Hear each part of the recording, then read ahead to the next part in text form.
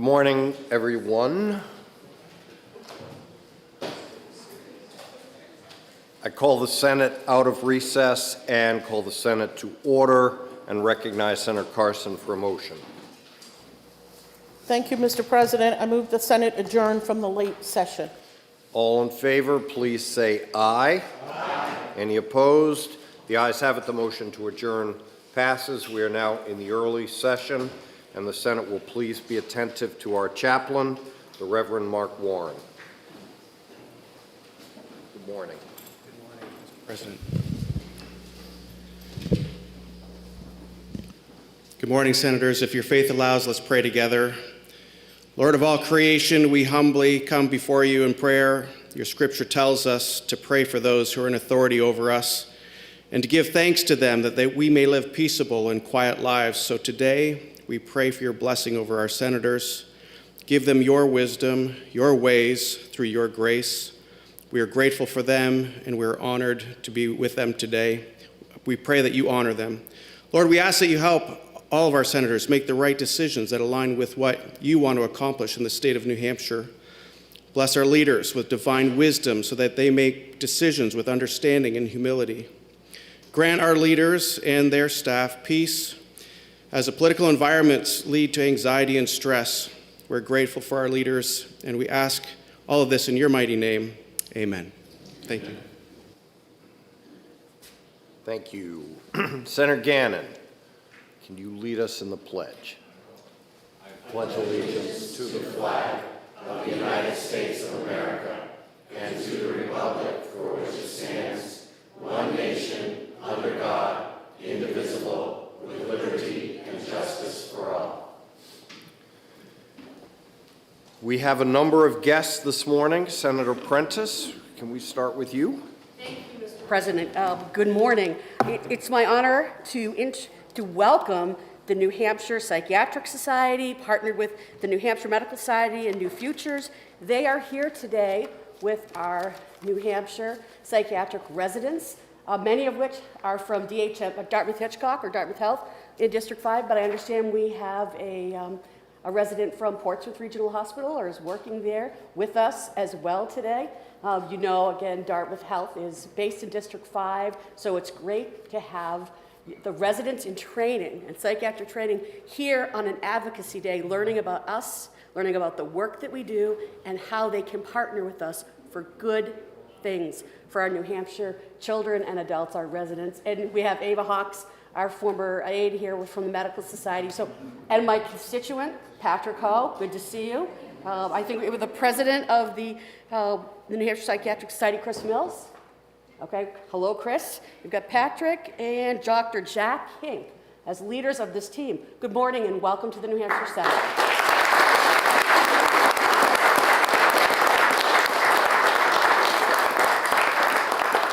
Thank you.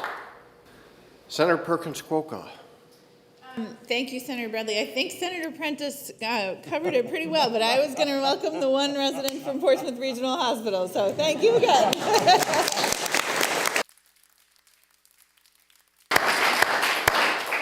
Senator Innes. Thank you, Mr. President. I'd like to welcome from the great city of Franklin, Lieutenant Hale and Lieutenant Poirier from our state's wonderful law enforcement community. Welcome, gentlemen.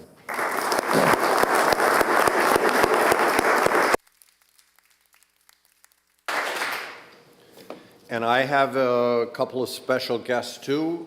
The select board member from the town of Conway, Carl Thibodeau, the Conway town manager, John Eastman, and I can't see if Steve Steiner is there, but my friend Steve Steiner. So thank you very much.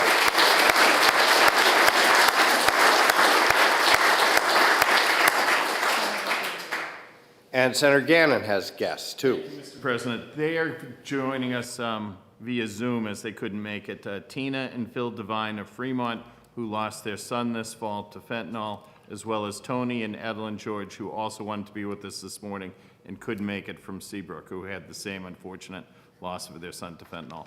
So if we could just remember them. Thank you. Gannon.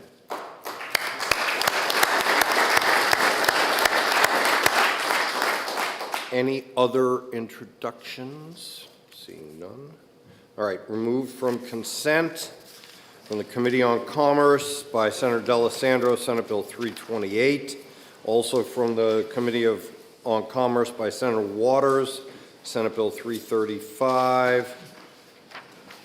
And from the Committee on Judiciary by Senator Birdsell, Senate Bill 509. Without objection, the following bills are special ordered to the beginning of the calendar.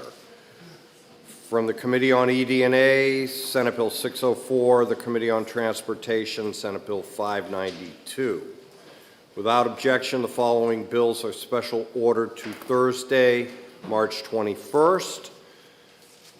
Committee on Commerce, Senate Bill 328, Committee on Education, Senate Bill 341 and 525, Committee on Finance, Senate Bill 219. Without objection, today's fiscal note is approved. Senator Carson moves that the consent calendar with the relevant amendments as printed in the day's calendar be adopted and that all such bills found ought to pass be ordered as follows. FN bills not waived under Senate Rule 45 to the Committee on Finance. Non-FN bills approved for referral to Finance by the day's FN report to the Committee on Finance, and all other bills to third reading. All in favor of the motion, please say aye. Aye. Any opposed? The ayes have it. The consent calendar is adopted.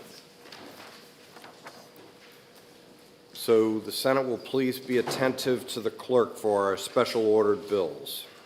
Thank you, Mr. President.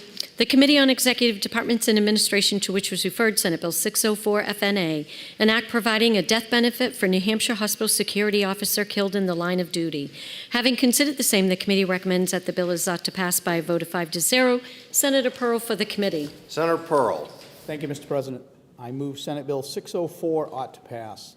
This bill would provide a death benefit for the family of New Hampshire security officer Bradley Haas, who was killed in the line of duty on November 17, 2023. The committee heard testimony that there is support for this bill throughout the public service community. The committee heard the desire of many in the public service community to study other areas where security personnel are not sworn in as police officers and thus ineligible for a death benefit under the current statute. The committee decided that should be explored in a different bill, and that this bill is about providing for the family of someone who honorably gave their life in service to the Granite State. The Executive Departments and Administration Committee ask for your support on this motion of ought to pass. Thank you, Mr. President. Thank you, Senator Pearl. The bill is now on second reading. Is there any discussion? Senator D'Alessandro. Thank you, Mr. President. First of all, I'd like to thank Senator Pearl for his hard work on this piece of legislation and getting it exactly right, which is what we try to do. Years ago, I sponsored the death benefit bill for an officer killed in the line of duty. Unfortunately, you have to be a sworn police officer in order to get this benefit. This particular situation gave us a person who wasn't a sworn police officer at the time, but who had been a sworn police officer, retired, and he was a security guard. His life was taken in a very difficult, terrible situation. But indeed, it seemed morally it was the right thing to do, to provide this individual with the same benefit that any police officer, sworn police officer would receive. And we did that. And it's a situation of doing the right thing was the right thing. And I applaud my colleagues for that, and again, thank Senator Pearl. This gentleman gave his life at New Hampshire Hospital. It's an amazing situation, and indeed deserved the treatment. His family deserved the benefit, and indeed we hope that these things don't happen again. We know that changes have been made at New Hampshire Hospital with regard to security, and I think all of those will benefit the patients and those there. But again, I want to thank my colleagues and my deepest sympathy to the family on this very, very, very unfortunate situation. Thank you, Mr. President. Thank you, Senator D'Alessandro. The question is on adoption of the committee recommendation of ought to pass. Are you ready for the question? All in favor, please say aye. Aye. Any opposed? The ayes have it. The motion of ought to pass is adopted. Senate Bill 604 is ordered to the Committee on Finance. Our second special order to the beginning of the calendar from the Committee on Transportation. The Senate will please be attentive to the clerk. Thank you, Mr. President. The Committee on Transportation, which was referred, Senate Bill 592 FN, an act renaming Route 127 from Central Street in Franklin to the town line of Sanborn as Officer Bradley Haas Memorial Highway. Having considered the same, the committee recommends that the bill is ought to pass by a vote of 4-0. Senator Ricciardi for the committee. Senator Ricciardi. Thank you, Mr. President. I move Senate Bill 592 FN ought to pass. This bill will name a portion of Route 127 from Central Street in Franklin to the town line of Sanborn as Officer Bradley Haas Memorial Highway. Officer Haas was working as a security officer at New Hampshire Hospital when he was tragically killed in the line of duty after a gunman opened fire. Officer Haas has both served in the Army and in the Franklin Police Department for 28 years before he retired as Chief of Police. He spent his life dedicated to protecting his community and made the ultimate sacrifice by bravely giving his life to protect the people of New Hampshire Hospital. We cannot bring back his life, but we can honor his memory for his bravery and give some little bit of peace to his family. He often traveled on this portion of roadway, so dedicating this portion of Route 127 is an appropriate and important way for us to remember Officer Haas as honor his service. The Transportation Committee is asking for your support in passing Senate Bill 592. Thank you, Mr. President. Thank you, Senator Ricciardi. The bill is now on second reading. It's open for further discussion. Senator Innes. Thank you, Mr. President. As the senator from District 9 noted, Bradley Haas was working as a security officer at the hospital in Concord when a gunman opened fire in the front lobby. And despite efforts to save him, he died of his injuries. I'd like to share a quote from New Hampshire Attorney General John Formella, who said, "Chief Haas was already a hero when he walked into work that day, given his service to our country, to our state, and to his community. He would now be remembered as a man who died protecting patients, staff, and visitors at the hospital." Brad grew up in Franklin, New Hampshire, and he attended Franklin High School. He went on to serve his country as a military officer in the U.S. Army before becoming a police officer in his hometown, protecting the people that he loved. Brad served that community for 26 years as a respected officer and leader, and eventually became the chief of police in the city of Franklin. Well, I was never fortunate enough to meet Mr. Haas. People that I've talked with said he was kind, loving, and he was committed to his family, friends, his community, his state, and indeed his nation. This is all illustrated in his career of service. He enjoyed time with his son, and they had much in common, as a father and son often do. And he was always there to help everyone. That is who he was. Mr. President, we can never understand senseless acts like what happened to Mr. Haas. It's hard to process. Nothing we can say, nothing we can do will ever bring him back. But we can remember Brad, and I'm pleased to have brought this bill forward to name a portion of New Hampshire 127 as the Bradley Haas Memorial Highway. Brad's heroic life, his love of his fellow citizens, his protective mission will always be remembered. And this honorific naming will, I hope, be a part of those fond memories. May God bless Mr. Bradley Haas, his family, his friends, and his colleagues. Thank you, Mr. President. Thank you, Senator Innes. The bill is still on second reading, open for further discussion. Senator Susi. Thank you, Mr. President. Mr. President, at this time, I would like to request a roll call and request that the clerk distribute that roll call sheet so that all senators may sign their names to it and have it ready for presentation to the family. Thank you. Thank you, Senator Susi. A roll call has been requested. Senator Avard seconds it.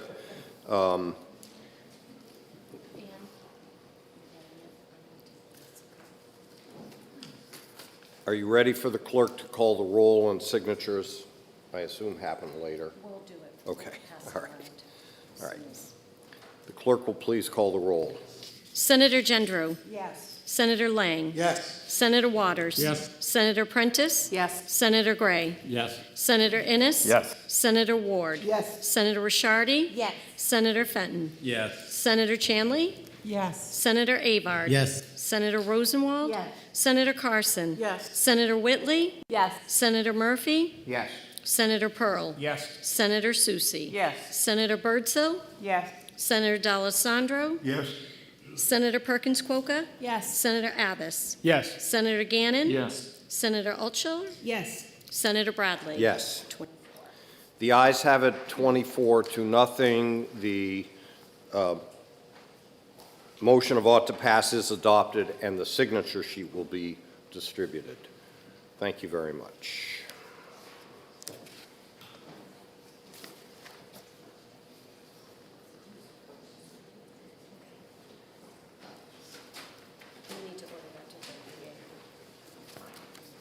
And Senate Bill 592 is ordered to third reading.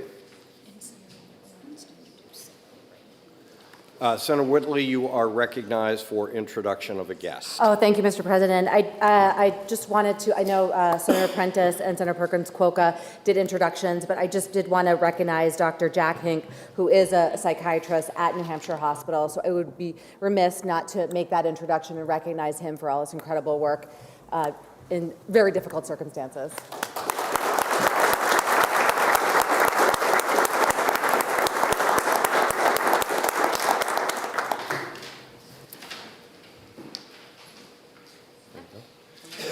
Okay, the Senate will please be attentive to the clerk. Thank you, Mr. President. The Committee on Energy and Natural Resources, to which was referred Senate Bill 595 FN, an act relative to the rates for pole attachments. Having considered the same, the committee recommends that the bill is ought to pass with an amendment by a vote of 4-0. Senator Avard for the committee. Senator Avard. Thank you, Mr. President. I move SB 595 FN for ought to pass with an amendment. This bill refines pole attachment rates, aligning with federal recommendations for transparency and predictability.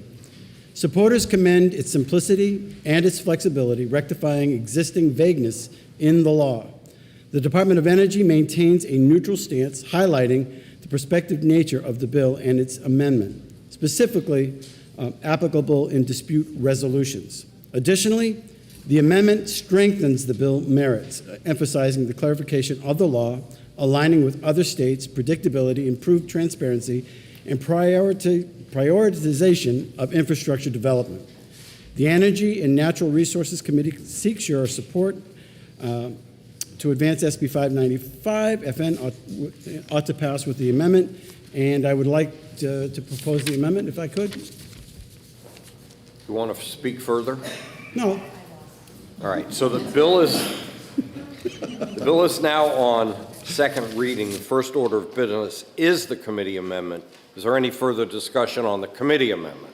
Yes. Thank you. The amendment basically will address the timing issues with the bill.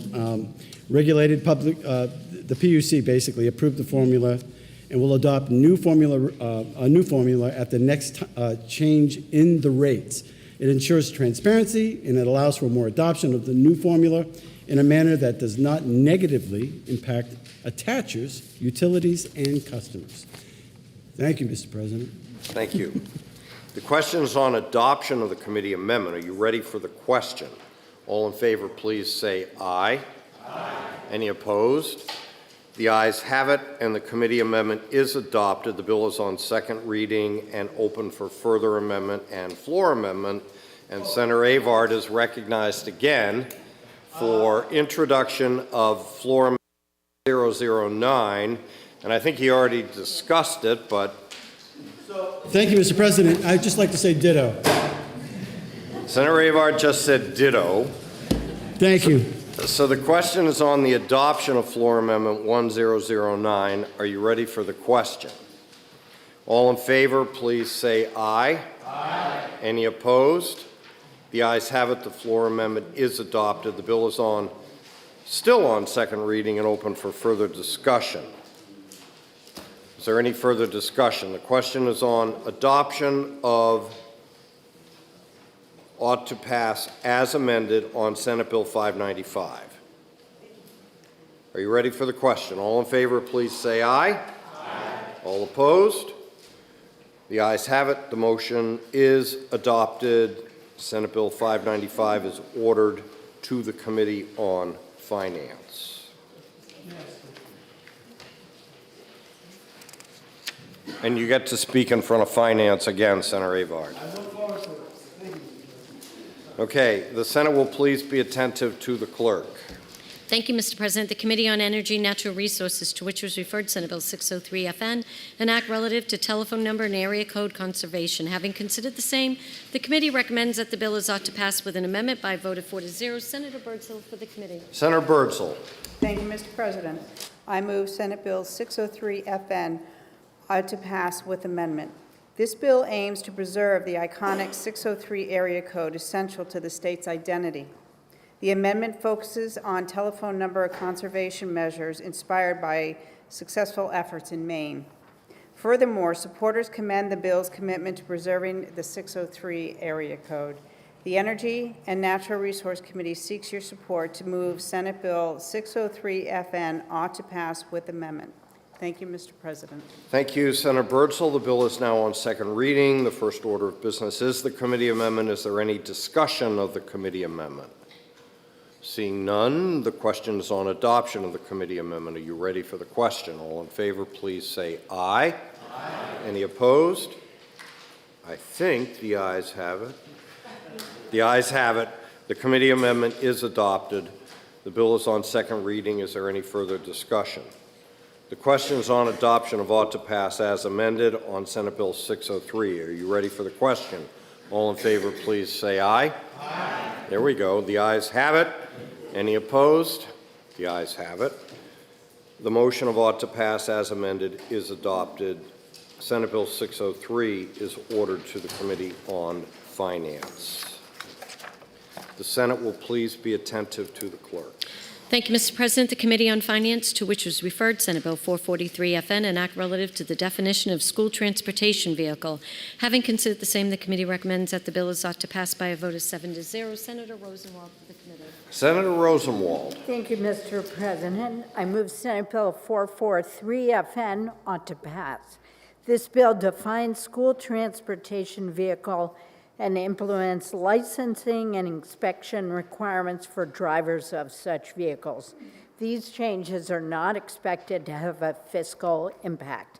The Senate Finance Committee recommends passage of Senate Bill 443 FN and asks for your support. Thank you, Mr. President. Thank you, Senator Rosenwald. The bill is now on second reading. Is there any discussion? Seeing none, the question is on adoption of the committee recommendation of ought to pass on Senate Bill 443. Are you ready for the question? All in favor, please say aye. Aye. Any opposed? The ayes have it. The motion of ought to pass is adopted. Senate Bill 443 is ordered to third reading. The Senate will please be attentive to the clerk. Thank you, Mr. President. The Committee on Finance, to which was referred Senate Bill 453 FNA, an act making an appropriation to the statewide voter registration system. Having considered the same, the committee recommends that the bill is ought to pass with an amendment by a vote of 7-0. Senator Gray for the committee. Senator Gray. Thank you, Mr. President. I move Senate Bill 453 FNA ought to pass with amendment. This bill sought to establish a $550,000 non-lapsing general fund appropriation for the fiscal year ending June 30th, 2025 to the Department of State for the purposes of incorporating additional capabilities into the statewide voter registration system, such as an election information portal and maintaining the system. Upon further discussion with the Secretary of State, he agreed to lower the appropriation to $450,000 and agreed to fund the remaining $100,000 via other sources. The Senate Finance Committee recommends passage of Senate Bill 453 as amended and asks for your support. Thank you, Mr. President. Thank you, Senator Gray. The bill is now on second reading. The first order of business is the committee amendment. Is there any discussion on the committee amendment? The question is on adoption of the committee amendment. Are you ready for the question? All in favor, please say aye. Aye. Any opposed? The ayes have it, and the committee amendment is adopted. The bill is on second reading. Is there any further discussion or amendment? Seeing none, the questions on adoption of ought to pass as amended on Senate Bill 453. Are you ready for the question? All in favor, please say aye. Aye. Any opposed? The ayes have it. The motion of ought to pass as amended is adopted, and Senate Bill 453 is ordered to third reading. The Senate will please be attentive to the clerk. Thank you, Mr. President. The Committee on Finance, to which was referred Senate Bill 521 FN, an act relative to educational credentials for master teaching. Having considered the same, the committee recommends that the bill is ought to pass with an amendment by a vote of 7-0. Senator Innes for the committee. Senator Innes. Thank you, Mr. President. I move Senate Bill 521 ought to pass with amendment. This bill changes the requirements for the granting of the educational credential of master teacher. The fee for master teacher is presently $800 for a 3-year license. Currently, there are no master teachers recognized in our state. As it would appear, the incremental cost of the Department of Education for this credentialing is close to zero, and committee members reduced the $800 fee to no more than $100 for an initial licensure and no more than $25 for annual renewal thereafter. The Senate Finance Committee recommends passage of Senate Bill 521 as amended and asks for your support so we can recognize the master teachers in our schools. Thank you, Mr. President. Thank you, Senator Innes. The bill is now on second reading. The first order of business is the committee amendment. Is there any discussion on the committee amendment? Seeing none, the question is on adoption of the committee amendment. Are you ready for the question? All in favor, please say aye. Aye. Any opposed? The ayes have it, and the committee amendment is adopted. The bill is on second reading. Is there any further discussion? Seeing none, the question is on adoption of ought to pass as amended on Senate Bill 521. Are you ready for the question? All in favor, please say aye. Aye. Any opposed? The ayes have it. The motion of ought to pass as amended is adopted. Senate Bill 521 is ordered to third reading. The Senate will please be attentive to the clerk. Thank you, Mr. President. The Committee on Health and Human Services, to which was referred Senate Bill 559 FN, an act relative to the definition of vaccine for purposes of New Hampshire Vaccine Association. Having considered the same, the committee recommends that the bill is ought to pass by a vote of 4-1. Senator Prentice for the committee. Senator Prentice. Thank you, Mr. President. I rise in support of Senate Bill 559. Again, it revises the definition of vaccine for the purposes of the New Hampshire Vaccine Association. This simple technical change is to ensure that the New Hampshire Vaccine Association is able to receive their assessments for innovative immunization products, especially monoclonal antibodies for RSV for children, babies, and toddlers. In no way does Senate Bill 559 mandate new vaccinations for anyone or give legislative approval for new vaccines, as they have. And at the committee hearing, those items were discussed and we got confirmation from the department. 559 is simply making a technical change so that payers, insurance companies, can make their assessments to the Vaccine for Children program. And this would allow for parents who have commercial insurance to make a choice whether they want to use the monoclonal antibody to protect their baby or up to 18-month-old toddler against RSV. For those reasons, the majority of the Senate Health and Human Services Committee asks for your support on the motion of ought to pass for 559.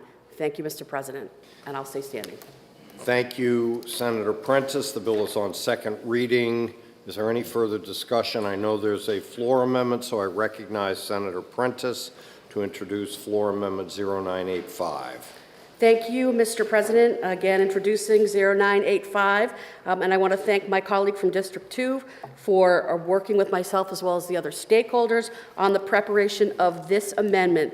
Simply what the amendment to 559 does is not change the definition of vaccine, but actually focuses on the technical part of this bill that we're trying to achieve, which is the assessments to our payers, so that they can make the contribution to the assessment to the program in order for families, if they so choose, to take advantage of this for, again, neonate up to 18 months old. And it is specific, it also focuses on the monoclonal antibody, which, again, this is what we're talking about for RSV. So thank you to Senator Lang. That's the technical change to a technical bill, and I ask my colleagues to vote in favor of this. Thank you very much, Mr. President. Thank you very much, Senator Prentice. The question is on adoption of Floor Amendment 0985. Are you ready for the question? All in favor, please say aye. Aye. Any opposed? The ayes have it. The floor amendment is adopted. The bill is on second reading and open for further discussion or amendment. Seeing none, the question is on adoption of ought to pass as amended on Senate Bill 559. Are you ready for the question? All in favor, please say aye. Aye. Any opposed? The ayes have it, and the motion is adopted. Senate Bill 559 is ordered to the Committee on Finance. Senator Gray, would you mind for 2 minutes?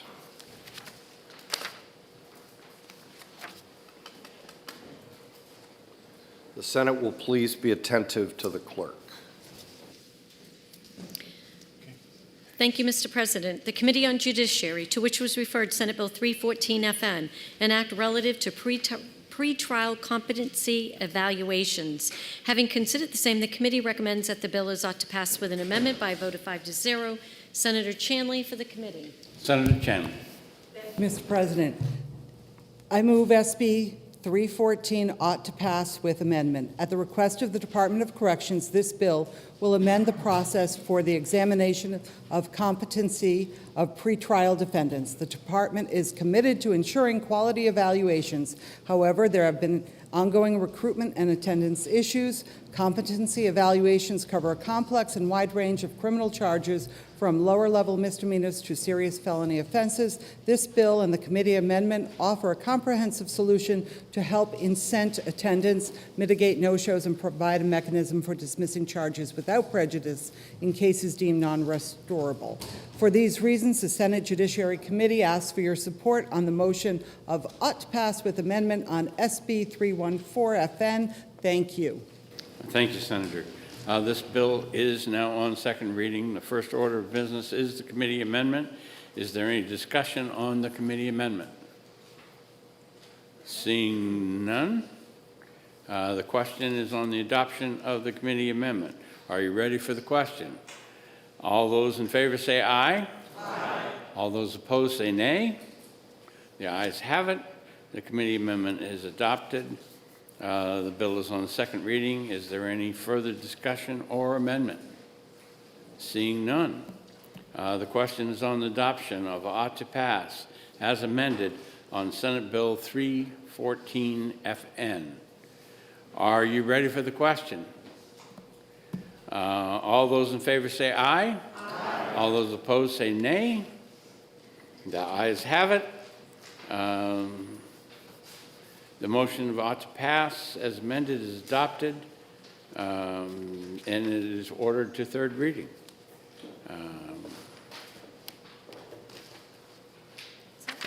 Okay. The Senate will be attentive to the clerk. Thank you, Mr. President. The Committee on Judiciary, to which was referred Senate Bill 316 FN, an act establishing a penalty for persons who transports fentanyl class drugs in New Hampshire with the intent to distribute. Having considered the same, the committee recommends that the bill is ought to pass by a vote of 3-2. Senator Abbas for the committee. Senator Abbas. Thank you, Mr. President. I move Senate Bill 316 FN ought to pass. This bill will establish a crime and mandatory minimum penalty for transporting into New Hampshire with the intent to distribute a fentanyl class.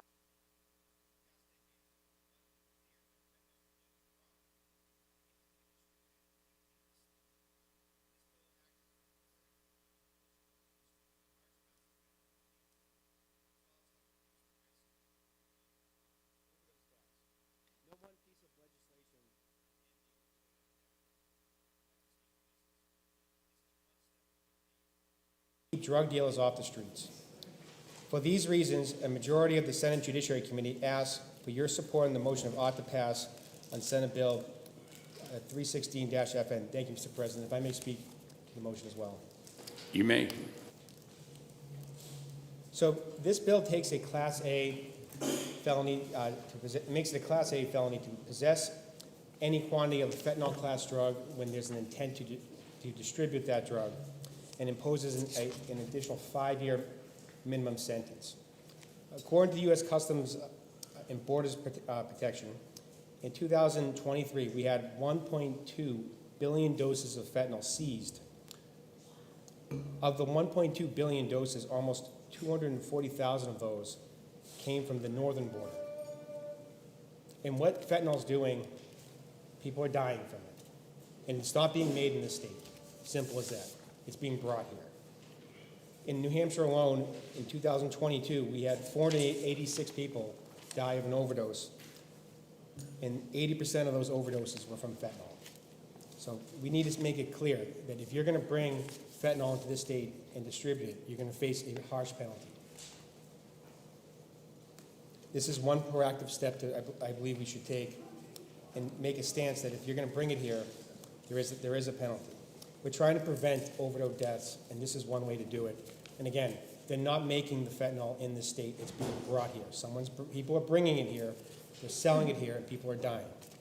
And they're going to have to face a harsh penalty. So please join me, support the ought to pass. Thank you, Mr. President.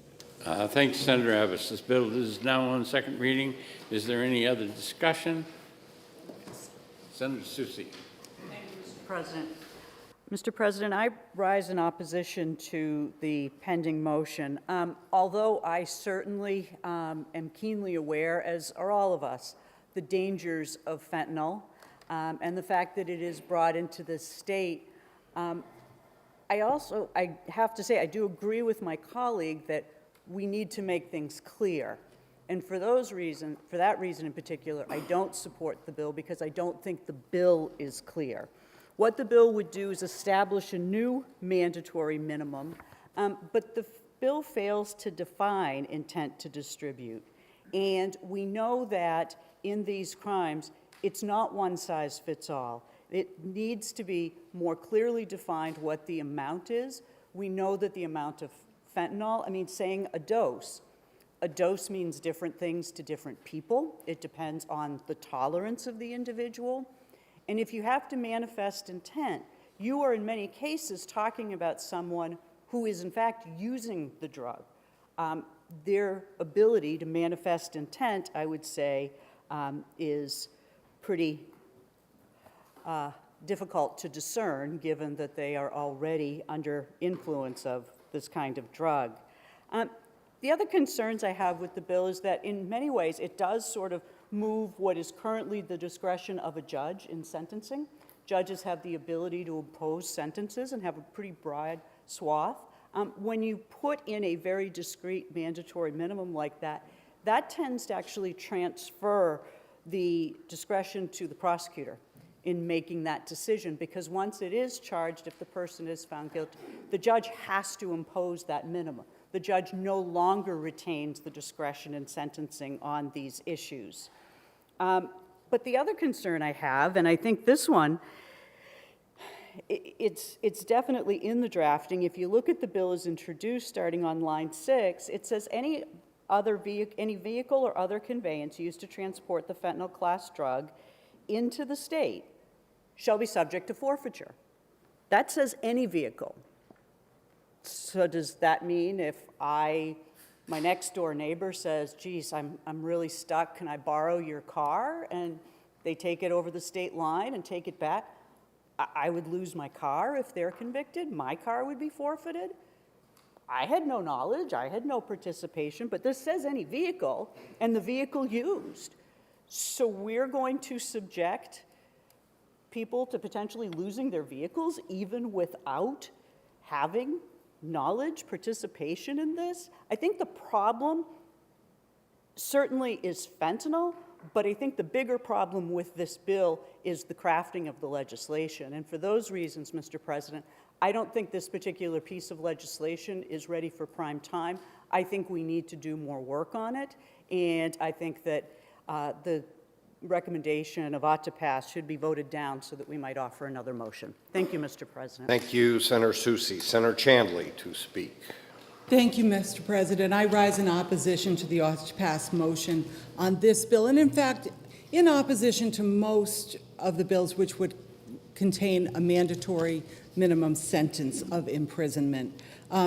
In college, I had a professor who often talked about commonsensical notions, and those are the ideas which at face value seem reasonable, commonsensical, but when tested, fail. Many of the bills before us today that have mandatory minimums are what I would call commonsensical notions. These bills attempt to solve the problem being the scourge of fentanyl in our communities, but they attempt to resolve those problems by means which do not work. Perhaps it seems reasonable that to curb the use of fentanyl, we should make strict and severe penalties for any crimes involving the drug. The problem is that those folks suffering from substance abuse disorders are not making rational and thoughtful decisions when they are in the throes of addiction. Do we really believe that the person desperately in need of a fix is going to consider tougher penalties a deterrent before using? You know, it has been argued that these measures act as a deterrent, but the reality is that if the likelihood of death does not deter a person with substance use disorder from engaging in drug use, why would we think that a tougher sentence of imprisonment would cause a person to reconsider in that moment of using? We have evidence that extreme forfeitures, mandatory minimum sentences, and other heavy-handed measures do have consequences, but unfortunately, not the consequences which are intended. SB 316 mandates, as my colleague said, that there be a minimum sentence of 5 years imprisonment for anyone guilty of possessing with the intent to distribute any amount of fentanyl. That alone raises a number of questions. Intent to distribute is not necessarily clear, and any amount may not be the right amount to act on this bill. It further mandates that any vehicle or conveyance used to transport the drug into the state be forfeited. And I'm automatically thinking about not just the example given by my colleague from District 18, but also about public transportation. This says any vehicle. Does that include the bus that the rider rode on? According to my reading, yes. Have we not learned from the failed mandatory minimum policies of the 1980s and 1990s that they do not reduce crime, they do not reduce drug use, that they do remove judicial discretion, and that they in fact can be coercive? Mandatory minimum sentences increase our rates of incarceration and, incidentally, cost to taxpayers. Most of us have seen the ravages of opioid use in our families and with our friends and in our communities. Our constituents are suffering from opioid use and substance misuse disorder. They are suffering because those drugs are being sold in our state. All of us want to protect our communities from fentanyl. We want to provide law enforcement with the tools they need to serve. SB 316 does not accomplish any of these goals. Please vote against the ought to pass motion so that an alternate motion can be brought forth. Thank you, Mr. President. Thank you, Senator Chanley. Senator Gannon, a question? Senator Chanley, if she'll take it. Thank you. You had just mentioned the tools in the toolbox. You didn't want to take them out of law enforcement. Do you remember Major Bill Bright when he was talking to our committee? It sort of blends into one because we had 3 hearings with him, and he was there at all of them. And he spoke and he testified that strengthening penalties does result in deterrence. He said he had 20 years on the force. He was doing undercover work, and that he's found that crimes of forethought, where you plan ahead, if you have a deterrence, The people want to stay home with their families. They don't want to serve. And he said in his experience that the people he's dealt with on the street were deterred if they knew there was going to be a significant penalty. I would agree with you on a crime of impulse. A deterrent isn't thought of, the criminal isn't thinking of it. But this is a crime of forethought, where they get to think and plan ahead. And if they know that there's going to be a strong punishment, Officer Bright thought that it was a deterrence. What do you say to him? So thank you for that question, Senator. And I do remember Officer Bright's testimony, and I certainly believe that that is Officer Bright's experience. What we do know is that on a broader scale, not just the individual experience, but on a broader scale, there is very strong evidence that these policies do not work and that they do not serve as a deterrent. Thank you, Senator. Senator Carson to speak. Thank you, Mr. President. I rise to ask the body to please agree with the committee and pass this much-needed piece of legislation. We've had a couple of points that have been brought up, and I'd like to speak to those points first. My good friend from District, oh God, let me look here. We have to look. 18 brought up the fact that there's no definition of fentanyl. Well, anytime you have a drug, we usually don't put a definition of what it is because the chemical composition of it is constantly changing. It depends on who's making it and where it's coming from. So if we were to put one standard definition in, they're going to come up with a different formula for the same drug. So we tend not to do that. We do in statute, Mr. President, have listed amounts. We have, and I had someone look it up for me, it's RSA 318B:26. If you are dealing, it is 5 grams or more of fentanyl, and possession is 1 gram. So hopefully we've answered those questions. We've heard some discussion about mandatory minimums, and my colleague from District 11 is correct. We've had the mandatory minimums, but we have moved away from the mandatory minimums. And I would ask all of you, what has changed? Have we seen drug possessions go down? No, we haven't. Do you all remember the opioid crisis, where we were losing so many people every week, young people? We lost so many people, the actuaries had to adjust the insurance tables. It didn't work, taking a very soft approach. This is a very reasonable approach of reinstating some sort of mandatory minimum sentencing, so people will know exactly what the penalties are going to be if they have this drug.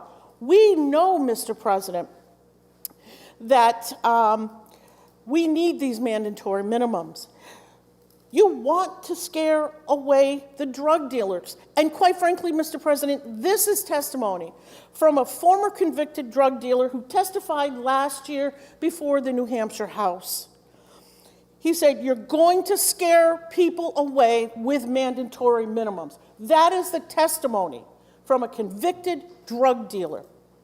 If they know they're going to come to New Hampshire and get put in jail for selling drugs, they are not going to come here. They're going to go someplace else. Mandatory minimum sentences, Mr. President, for drug trafficking will make drug dealers think twice about setting up shop here in New Hampshire. According to the U.S. Customs and Border Protection in 2023, we had almost 1.2 billion doses of fentanyl seized in this country. Of the 1.2 billion doses, almost 240,000 of them came from the northern border. Let me repeat that number for everyone. 240,000 doses of fentanyl came across the border in 2023. Those 249 doses of fentanyl would be enough to kill almost every single resident in our state's largest cities in New Hampshire, Manchester, Nashua, and Concord.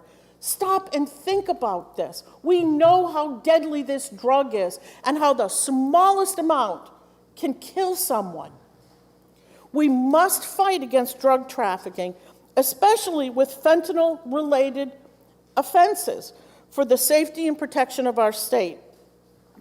We are now seeing fentanyl-laced drugs, other drugs, making an appearance in our state and killing our state's citizens.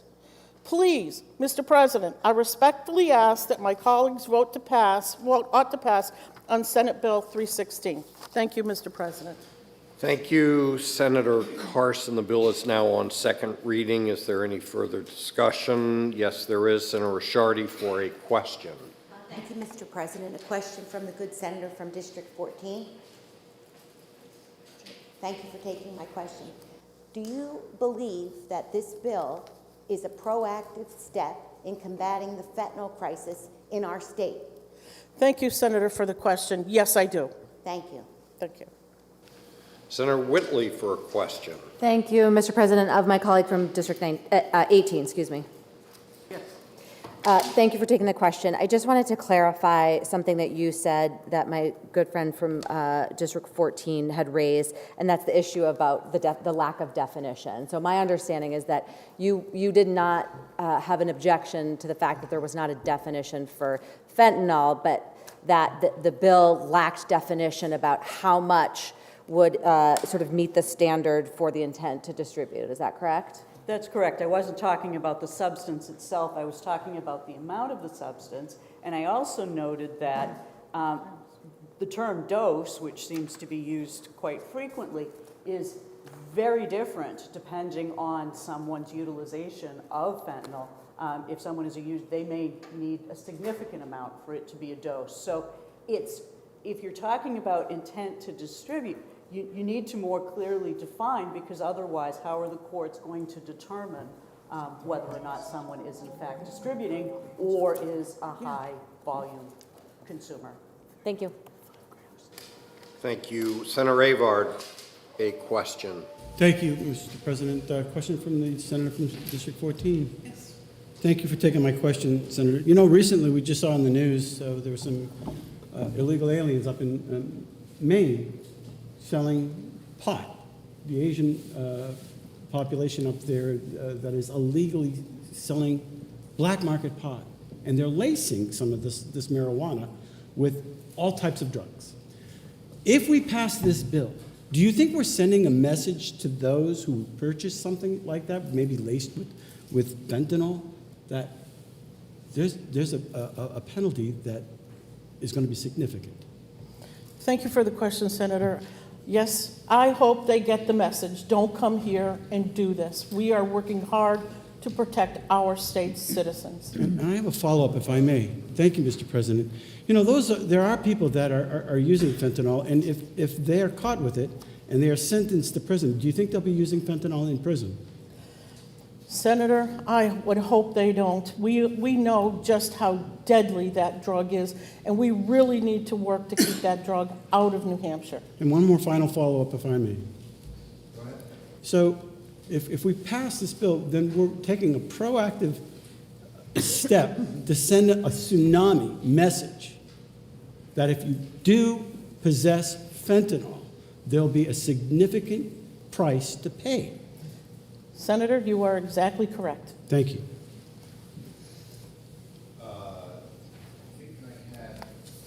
Senator Lang for a question first. The senator from District 22. Thank you for taking my question. And Mr. President, it might be a 2 or 3 part question depending on the answer he gives, so I can get there. So first off, do you believe that drug dealers who come to New Hampshire to sell fentanyl, which has led to the death of over 486 New Hampshire residents in 2022 alone, that after conviction should have a minimum sentence of 5 years? Yes. Follow-up question. So there's been discussion around intent to sell, and I'm going to lean back on some of my law enforcement career, and hopefully you can talk about some of your trial experience. Intent to sell or intent to distribute is an element of the crime for the offense that has to be proven beyond a reasonable doubt before you can even get the conviction. Is that not true? Well, that's absolutely true, and the reason why you don't have a specific definition of, intent to distribute, the quantity amount, is that the quantity is just one factor that the fact finder would take into consideration. Another thing they take into consideration, how is it packaged? You may have 30 or 40 doses individually packaged by dose. Usually a scale is a sign that a person's involved in drug trade. Also, if a person has large sums of cash on them and they don't have any proof of employment, that's also normally a giveaway. So they kind of factor in a lot of different considerations when trying to prove intent. So they simply just focusing on the amount they have. The amount is not always all-inclusive of whether they're selling it or not. Thank you. One follow-up question, Mr. President. Thank you very much. So again, you talk about the totality of the circumstances, and we've heard from the senator from District 14, there is an RSA that talks about some minimum possession limit of 5 grams of fentanyl being an intent to distribute and other items. So my question comes back to this bill. As I understand it, and I'm hoping you'll correct me if I'm wrong, but my understanding is we've proven all the elements of offense, that the person is in possession of 5 grams or totality of circumstances equals to the intent to distribute, and there's been a conviction before the 5-year would even kick in. We're talking about after conviction and proof of all the elements of the offense before they would be sentenced to a minimum of 5 years. So I think there's a little confusion on the mix and matching laws. Trafficking is one offense. In trafficking, they will often assign a particular amount to it because the amount is so high that you basically have a 2-year supply for individual use, which clearly someone's unlikely to be doing that when it comes to a synthetic drug that kills people and they can easily overdose on. So the 5 gram is really, that elevates the offense because of the large quantity. The intent to distribute, you can actually be below that amount, but you have, let's say, a scale on you, and it's that, let's say 2.5 grams, and it's broken up into, let's say, 200 individual small bags, and you have $5,000 in cash on you, but you've been unemployed for 3 years, and you have a scale. Like those type of things would put it all together. So I wouldn't focus in so much on the amount, not necessarily all inclusive. Plus, when someone's selling drugs, they may have 5 grams, 10 grams. Well, they're selling it, so they're going to be going lower and lower and lower, and hence the cash. That's the cash. If you look at it, that's kind of how they put it all together. So there's one more final follow-up, Mr. Speaker, again, based on the question. I don't think I asked my question clearly. Again, we're talking about a person for this 5-year sentence to apply who's already been proven by the prosecution, by proof beyond a reasonable doubt, that they were selling drugs, they have drugs with the intent to sell. Correct. Thank you. Thank you. Senator Whitley for a question. Yes, with my colleague from District 11. Thank you for taking my question. You're on the judiciary with me. You have sat through a lot of these. I do think that we share an openness to legislating based on facts and figures. I know that we talk about data a lot. So I'm wondering if you're aware of the 50-state study that found no significant relationship between drug sentencing and 3 key drug epidemic indicators: illicit drug use, drug arrests, and overdose rates. Are you aware of that? Yes, I am. Thank you. Follow-up? Thank you, Mr. President. Thank you for taking my additional question. And are you also aware that, I grew up in the 90s. I remember the tough on crime, and it didn't work, right? We continue to have a opioid crisis. And because of that, are you aware that over 30 states have reformed or repealed their mandatory minimum sentences in the past 2 decades while still maintaining public safety? And would you agree with me that they did so because they looked at the data and evidence and found that instead, what the most effective thing to do is focus on prevention and treatment? Are you aware of that? Yes, I am, and I agree with the points you have made. I absolutely think that all of us want to end, as I called it, the scourge of fentanyl. We do not object to jail time when that is appropriate. We do not object to incarceration and imprisonment and treatment when it's appropriate. I think that we should be legislating based on the evidence before us. Thank you for the question. Thank you. Senator Prentice for a question. Thank you, Mr. President. I have a question of my colleague from District 18. I'm sorry, yes. No, that's okay. Sorry, I'm already working on the next bill. I apologize, Senator. I was trying to choose which attorney I would ask this question of, and it's multi-part, Senator Bradley. I think I might be able to get there in 2, maybe 3. So I am not a lawyer. I have thankfully never appeared before a judge for any reason, but just making that clear. So if I were to, so with all due respect to the seriousness of this issue, the fentanyl situation, overdoses in New Hampshire, I mean, I take this, I think as you all know, very seriously. So I go to court, there's a trial, and first is a conviction. Okay, so once that conviction is made, then based on statute, a judge has the ability, whether the statute says there's a mandate for a minimum, a maximum, or discretion. So they have options, one of which could be discretion in sentencing. Correct? May I? Yes. So in discretion in sentencing, do they take into consideration different factors that have been talked about in this chamber today? Read the history of criminal history, history of addiction, the packaging, the amount of drugs, the factors that led up to the crime, the intent. Do they have discretion to make decisions as a judge to factor these in with their final sentencing? So let me answer that in 2 parts. So the underlying, the possession, the intent, yes. In instances like that regarding drugs, the judge does have extraordinary discretion, except if we pass this bill, the judge will lose discretion because this becomes a strict liability. So if the person is found guilty, the judge will lose the discretion to say, this person, for example, was in the throes of some tragedy. This person, for example, this is the first time they've committed the offense. This person maybe didn't know that some of what they were carrying was laced with fentanyl, and they didn't intend to distribute it. But what this would do is take away discretion from the judge and automatically say, at a minimum, regardless of any other circumstances, you can't look at them, you can't consider them. At a minimum, you have to sentence them to 5 years. And then, you know, depending on the severity, and we've talked about a lot of severe examples today, there are instances, we all agree, fentanyl is a scourge on our communities throughout this country, and we do want to penalize those.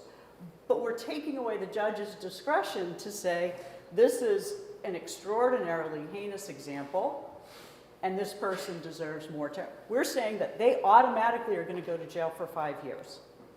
Thank you very much. Senator Carson for a question. Yes, the senator from District 22. Thank you, Mr. President, and thank you for taking my question, Senator. I've got a couple of questions that I would like to ask. As an attorney, you are very aware of what minimum and maximum sentencing is. When you were in the House, you were the chair of criminal justice, and I know that you dealt with, again, minimum and maximum sentences, and you've seen how over the years we have rolled them back. Have you seen any changes in the drug laws, the prosecutions, things like that, by rolling back those minimum, maximum laws? What I've noticed, when it comes to like the simple possession charges, sometimes some of those have been rolled back depending on the class of the drug. For the drugs that are causing people to die from overdoses, those, because of what we're dealing with, the problem is getting those cases prosecuted. I think a lot of the focus today has been on people talking about, they're talking about an addict. We're talking about the dealers who are going from one state, sometimes they just cut right through our state as a means of getting to their next, where they have their location, whether they're going to Maine or they're cutting from Haverhill, trying to get to Lowell. They're using our state to do that. Those is what this focuses on. But when it comes to rolling back trafficking charges, some of the bills that I've seen, they want to legalize everything. And but meanwhile, people are dying from this stuff. It's horrible. May I follow up, Mr. President? Thank you, Senator, for bringing up the issue of legalization. I'm sure you're aware of the state of Oregon, who legalized drugs in their state a few years ago. Senator, are you aware of the fact that just within the past week, the state of Oregon said, boy, did we make a big mistake, and they are in the process of repealing all of those laws because they didn't work? Yes, I am, and I've read the article, and I've seen some of what's happening with this. It's a really difficult situation. The last follow-up, Mr. President. Thank you.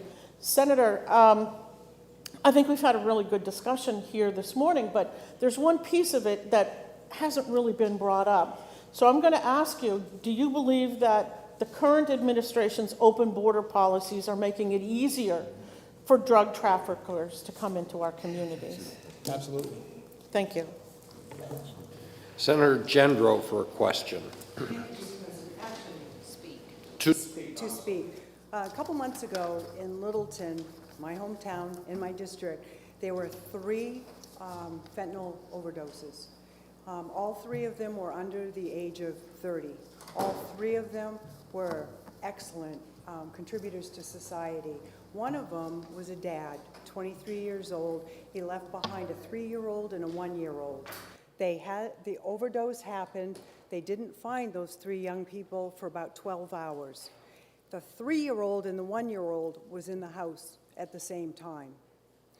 Thankfully, nothing ever happened to them. I think we would be delusional if we thought that a piece of legislation would completely cut off the flow of fentanyl. I don't think any of us are that delusional, any more than the prohibition stopped the flow of alcohol. So I think we know that it still will be trickling in, but I would love to be able to look in the eye of the moms and the dads that lost their young people and say, we are doing everything that we can at the State House, the legislation. It may not stop it, but we're doing everything that we can to slow it down, hopefully a great deal, and to be able to say, as my constituents, I want to be able to give back in that way. Can't bring these young people back, but let's stop as much as we can. Thank you, Mr. President. Thank you, Senator Gendro. I have Senator Susi for a question. Thank you, Mr. President. Question, my colleague from District 11. Senator Chambly. Yes. I just want to make sure that we're clear, because I keep hearing discussion about drug dealers and people that are bringing things in. And I know you sat through this hearing, you heard all of the testimony that was presented, and you also read the bill, which when I read it says any amount, any quantity of a fentanyl drug with intent to distribute. So isn't that encompassing the situation where somebody gives someone, they distribute it, they give someone the drugs, it's a group of people and they're sharing?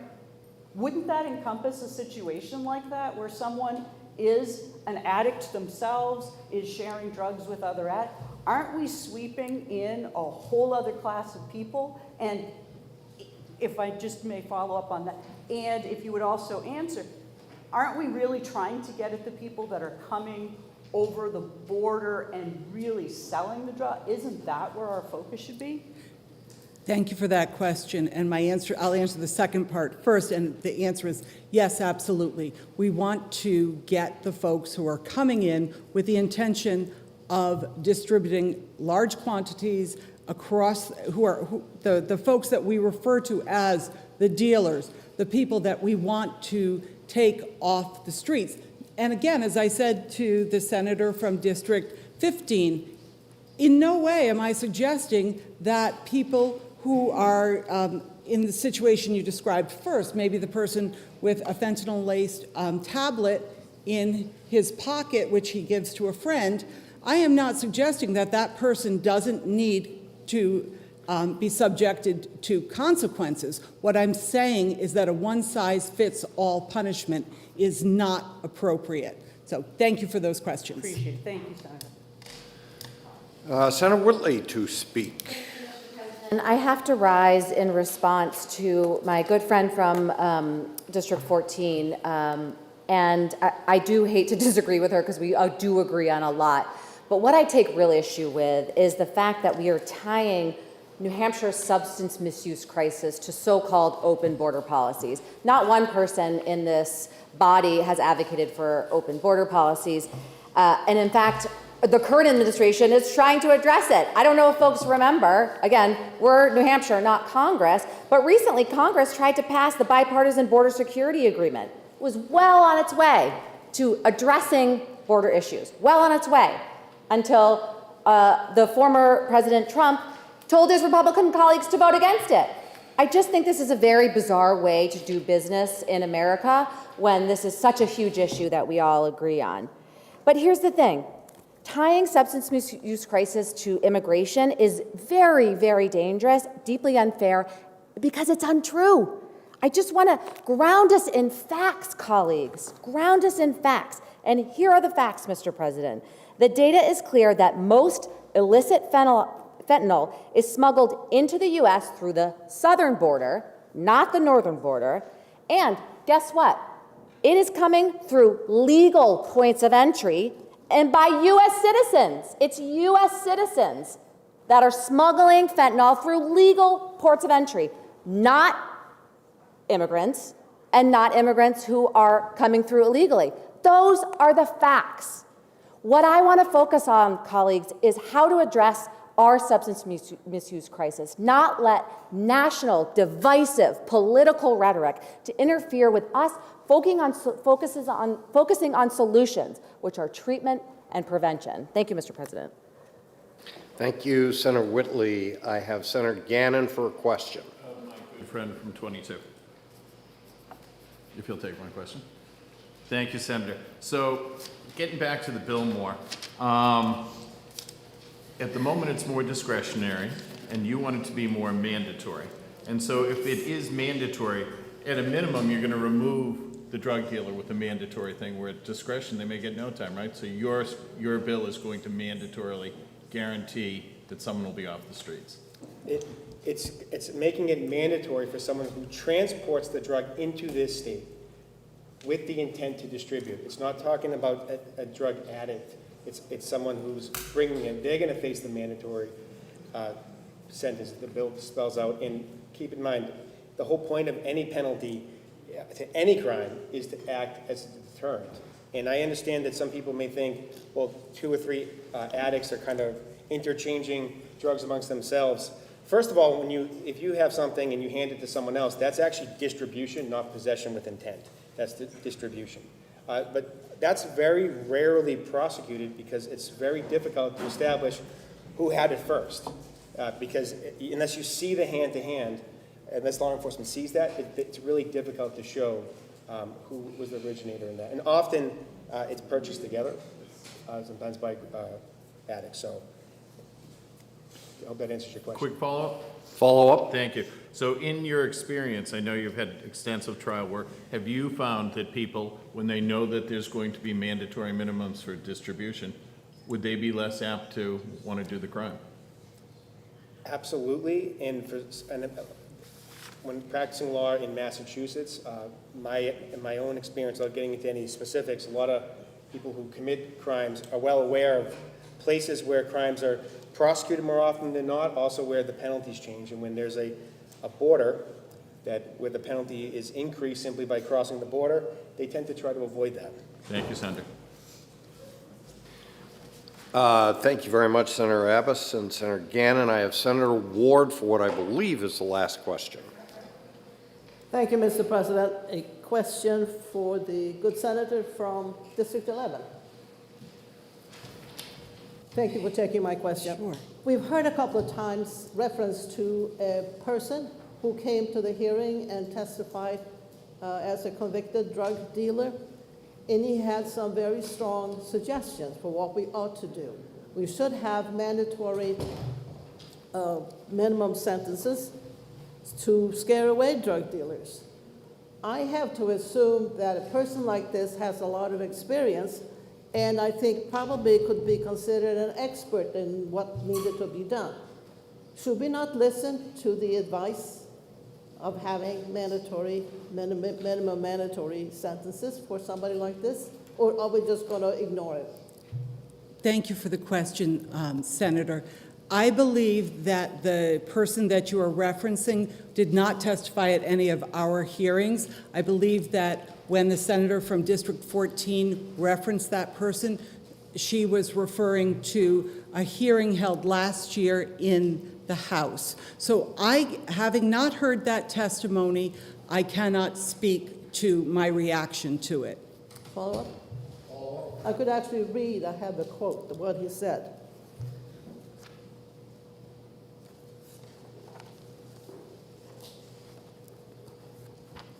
He said, if they know they are going to come to New Hampshire and get put in jail for selling drugs, they are not going to come there.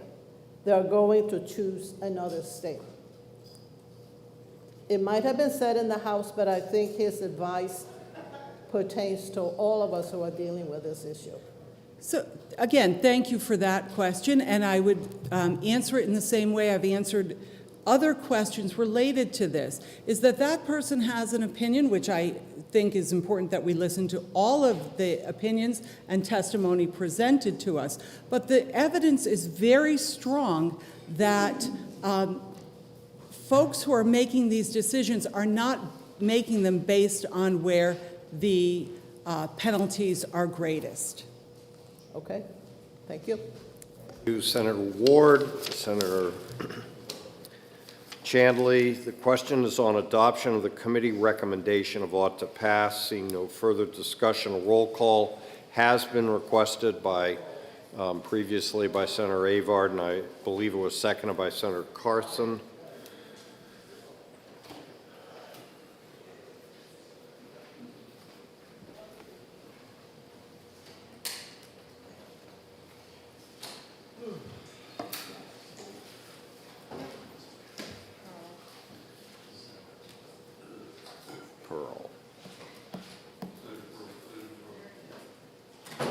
All right, you're the scofflaw.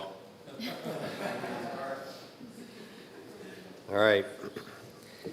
The clerk will please call the roll. Senator Gendreau. Yes. Senator Lang. Yes. Senator Waters. No. Senator Prentice. No. Senator Gray. Yes. Senator Innes. Yes. Senator Ward. Yes. Senator Rishardi. Yes. Senator Fenton. No. Senator Chandley. No. Senator Avard. Yes. Senator Rosenwald. No. Senator Carson. Yes. Senator Whitley. No. Senator Murphy. Yes. Senator Pearl. Yes. Senator Susie. No. Senator Birdsell. Yes. Senator D'Alessandro. No. Senator Perkins Quokka. No. Senator Abbas. Yes. Senator Gannon. Yes. Senator Altschiller. No. Senator Bradley. Yes. The ayes have it 14-10. The motion is adopted. Senate Bill 316 is ordered to third reading. The Senate will please be attentive to the clerk. Thank you, Mr. President. The Committee on Judiciary, to which was referred Senate Bill 321FN, an act relative to the release of a defendant pending trial. Having considered the same, the committee recommends that the bill is ought to pass with an amendment by a vote of 3-2. Senator Abbas for the committee. Senator Abbas. Thank you, Mr. President. I move SB 321-FN ought to pass with amendment. This bill revises the standard for release of a defendant pending trial following multiple failures to appear. The committee amendment establishes a rebuttable presumption that a person shall be detained if they fail to appear on a previous felony, Class A misdemeanor, or driving while impaired charges 3 or more times within the last 3 years or twice on the current case that they're being prosecuted. This bill aims to enhance judicial procedures regarding pretrial detention, particularly in cases where defendants have failed to appear in court multiple times within a specific time period. The committee amendment ensures a more stringent approach to pretrial release, prioritizing the assurance of a defendant's appearance as required by law. This legislation is not intended to penalize a single missed hearing, but addresses habitual offenders who refuse to show up and where the court resources have been wasted in the criminal justice system.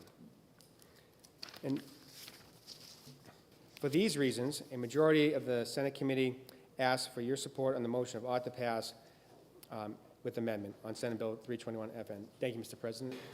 Thank you, Senator Abbas. The bill is on second reading. The first order of business is the committee amendment. Is there any discussion on the committee amendment?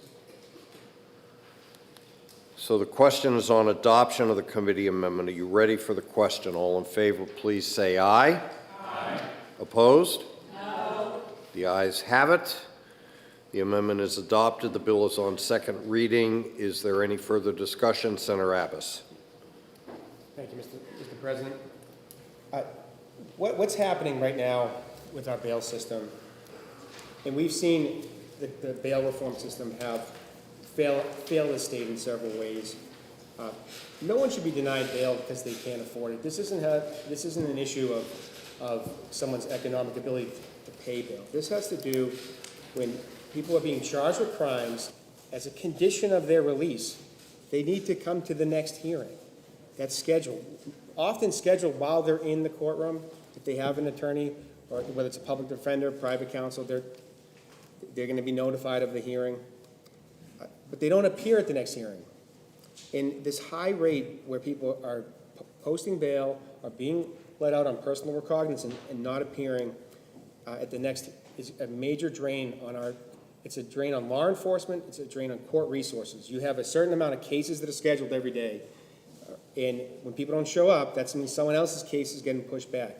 You have evidentiary hearings where you can have witnesses summoned into court. You can have police officers that are in the courtroom. You have the judge, obviously, you have to reserve, those can take an extensive amount of time.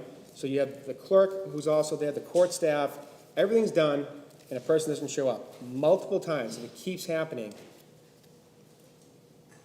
It's a problem. I keep saying this, I don't understand why you have conditions of release if you don't follow them, if there's no consequence for simply not showing up for court.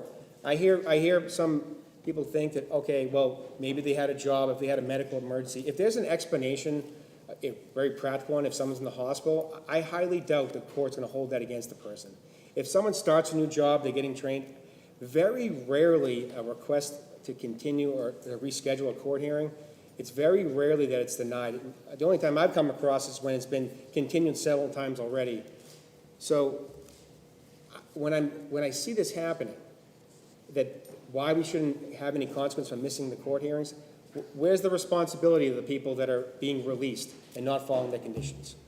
Simply, if it happens multiple times, what this does, it's saying that the presumption will be then put on the defendant, the person charged with the crime, to demonstrate why, if they're released, that the court should believe that they're going to show up at the next hearing because they've already skipped out on multiple hearings. That's what's happening. And if they can meet, if they're in the hospital, if they have a very good explanation, perhaps they can overcome that the burden that's now against them. But I think this is a policy that we need to start enforcing the conditions of our release. I think it's a very reasonable policy, but also look at the look-back period. Under the current law is 5 years. I did shorten that to 3 years. I understand that people can be dealing with some personal issues sometimes that may have contributed to multiple defaults at hearings. If they resolve those, it's unlikely that they would then perhaps miss the hearings in the future, but we shorten that look-back period. So I think that this is a good balance, but also it does deal with some of the, I would say, pitfalls to our current bail laws. So please support me on the motion of ought to pass as amended. Thank you, Mr. President. Thank you, Senator Abbas. Senator Soucy is recognized. Thank you, Mr. President. Mr. President, I rise in opposition to the current motion, and I think I need to provide a little bit of context here. So I was here when bail reform was originally passed. The intent of it was to ensure that someone who didn't have a dollar in their pocket didn't sit in jail solely for that reason. Now, fast forward, I, like many of you, my colleagues, I believe that that law that we passed back in 2009, there are some things we need to fix.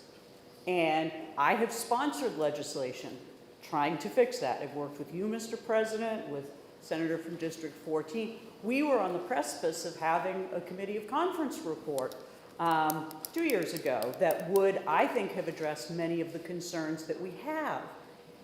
And one of the stumbling blocks became the very issue that this piece of legislation is trying to fix. And as a result, that resolution fell apart. I've sponsored legislation, I've supported legislation that focuses on the most dangerous offenders. What we don't want is someone who is alleged to have committed a violent crime to simply get PR bail and be relieved. We want there to be a thoughtful process. If there are severe allegations against this person of having committed a dangerous crime, and for that reason, I sponsored Senate Bill 248. The House spent an entire summer working on these issues, has sent us back what the House believes to be a decent package of bills.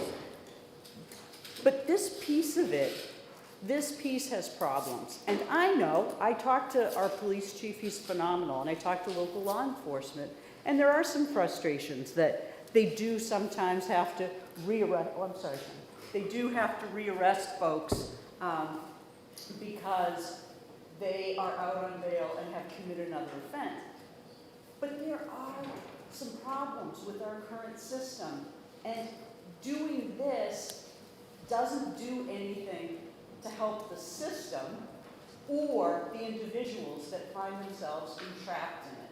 This piece of it isn't the right way to go. So one of the things that my colleague from District 22 mentioned, I just had to look over and count, I know my numbers. 22 mentioned is notice is given at a hearing of when somebody has to appear. Sometimes, in a lot of cases, that's not true. Now, the notice that's sent is in English. Not everyone speaks English well enough or reads English well enough to know they have to appear. Where is that notice sent? Is it sent to a homeless shelter if that's where the person happened to have laid their head the night before they were arrested? I mean, there are a number of people that fall through the cracks because they're suffering from mental health issues, they have substance use disorder. There are a number of reasons. Now, what this would do is say, never mind the reason, you're going to sit in jail until you can go to a hearing. That's not how this should work. This, as I said, I have supported measures to alter our bail laws so that on the front end, at the time of arrest, someone can be detained to go before a judge if they're accused of very, very serious crime. This is not that. This is someone who just didn't show up. And as I said, these people are people that are struggling. Instead of at the time of them not showing up, rearresting them and making them sit in jail for, several hours, possibly a day, we know the fact of the matter is most of these people are being rearrested for drug-related crimes, and the science says that immediate intervention, particularly within the first 24 hours, it's what's most effective. And delaying that intervention with incarceration, it's just going to be more harmful to that individual. It's not going to help the individual. It's going to, put more people into our jails. But what is it going to accomplish? Is that going to deter someone that has substance use issue or that has a mental health issue from failing to appear? Not at all, because their failure to appear in more instances has to do with the sad circumstances that they're in. So instead of saying we're going to incarcerate you and you now have an obligation to prove why you didn't show up, what we should be doing instead is intervening on their behalf. And we keep working on our mental health system. We are making advances.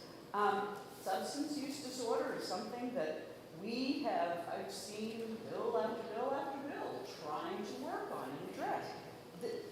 This is not the way that these people are going to change their behavior. If what we're trying to do is get them to change their behavior, we need to intervene and provide them with some of the assistance that they need.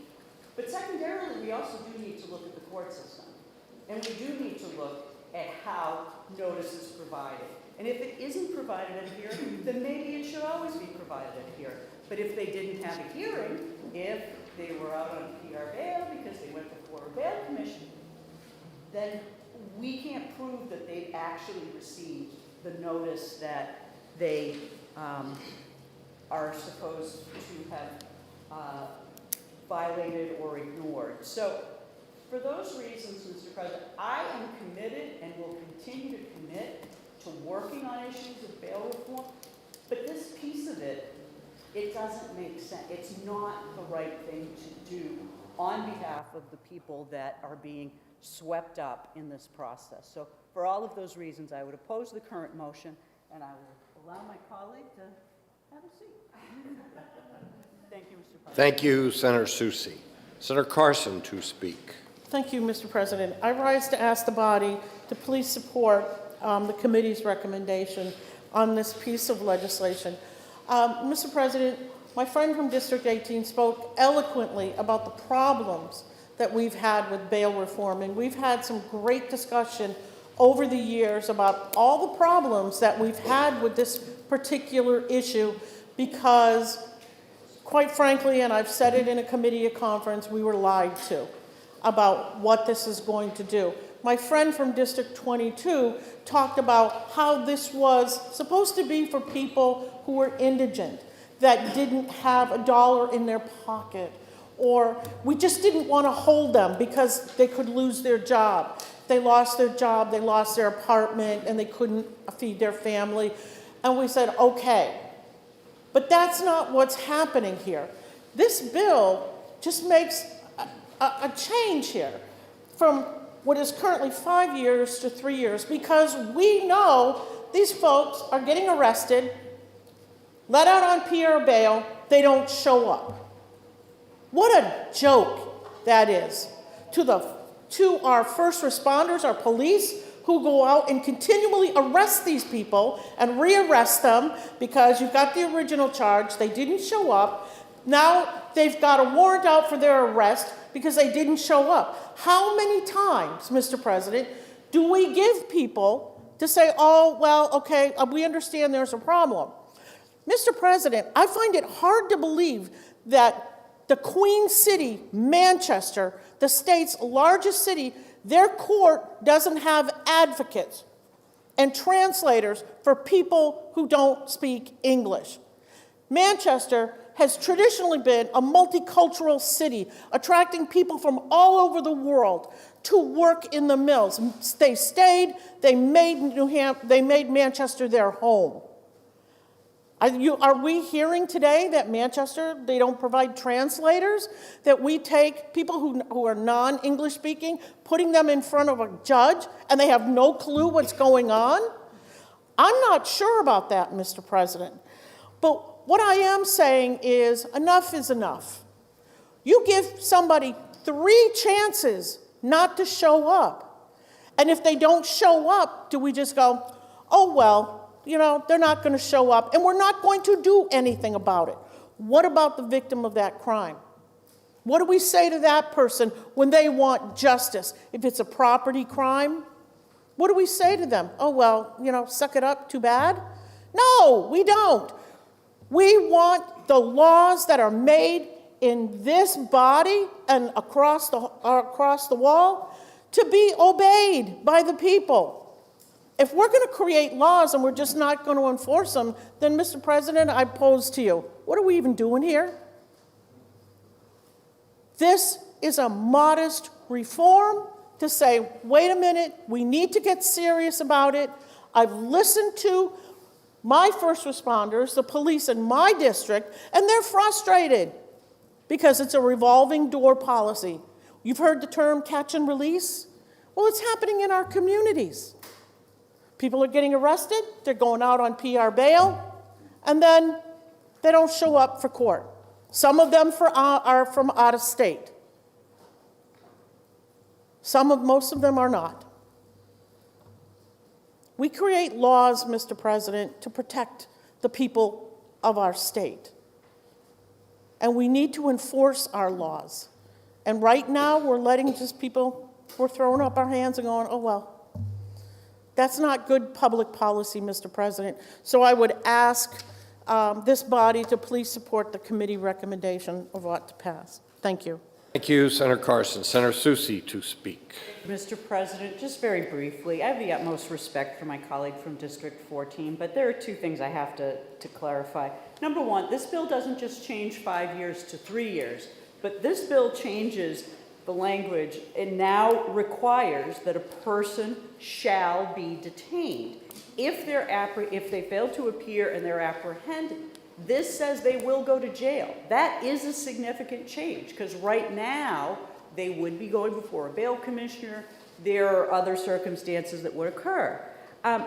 Regarding language barriers, I mean, without question, the court systems have translators. My concern isn't within the court system. What I said is that notice provided, if not at the hearing, is provided in writing and through the mail. And if it's provided in writing and the person doesn't have a home, how are they getting it? Where do they find the notice if it wasn't provided at the hearing? And I know for a fact, it is not always provided. So the issue of notice is a real concern. So if someone didn't have notice, somebody ends up getting apprehended, they weren't necessarily going to be stuck in jail. Now the presumption changes, they are going to go to jail, and they're going to have to prove why they didn't show up. And what are they going to say? I didn't get the note, I don't have a home. You know, I mean, they could end up in jail yet again.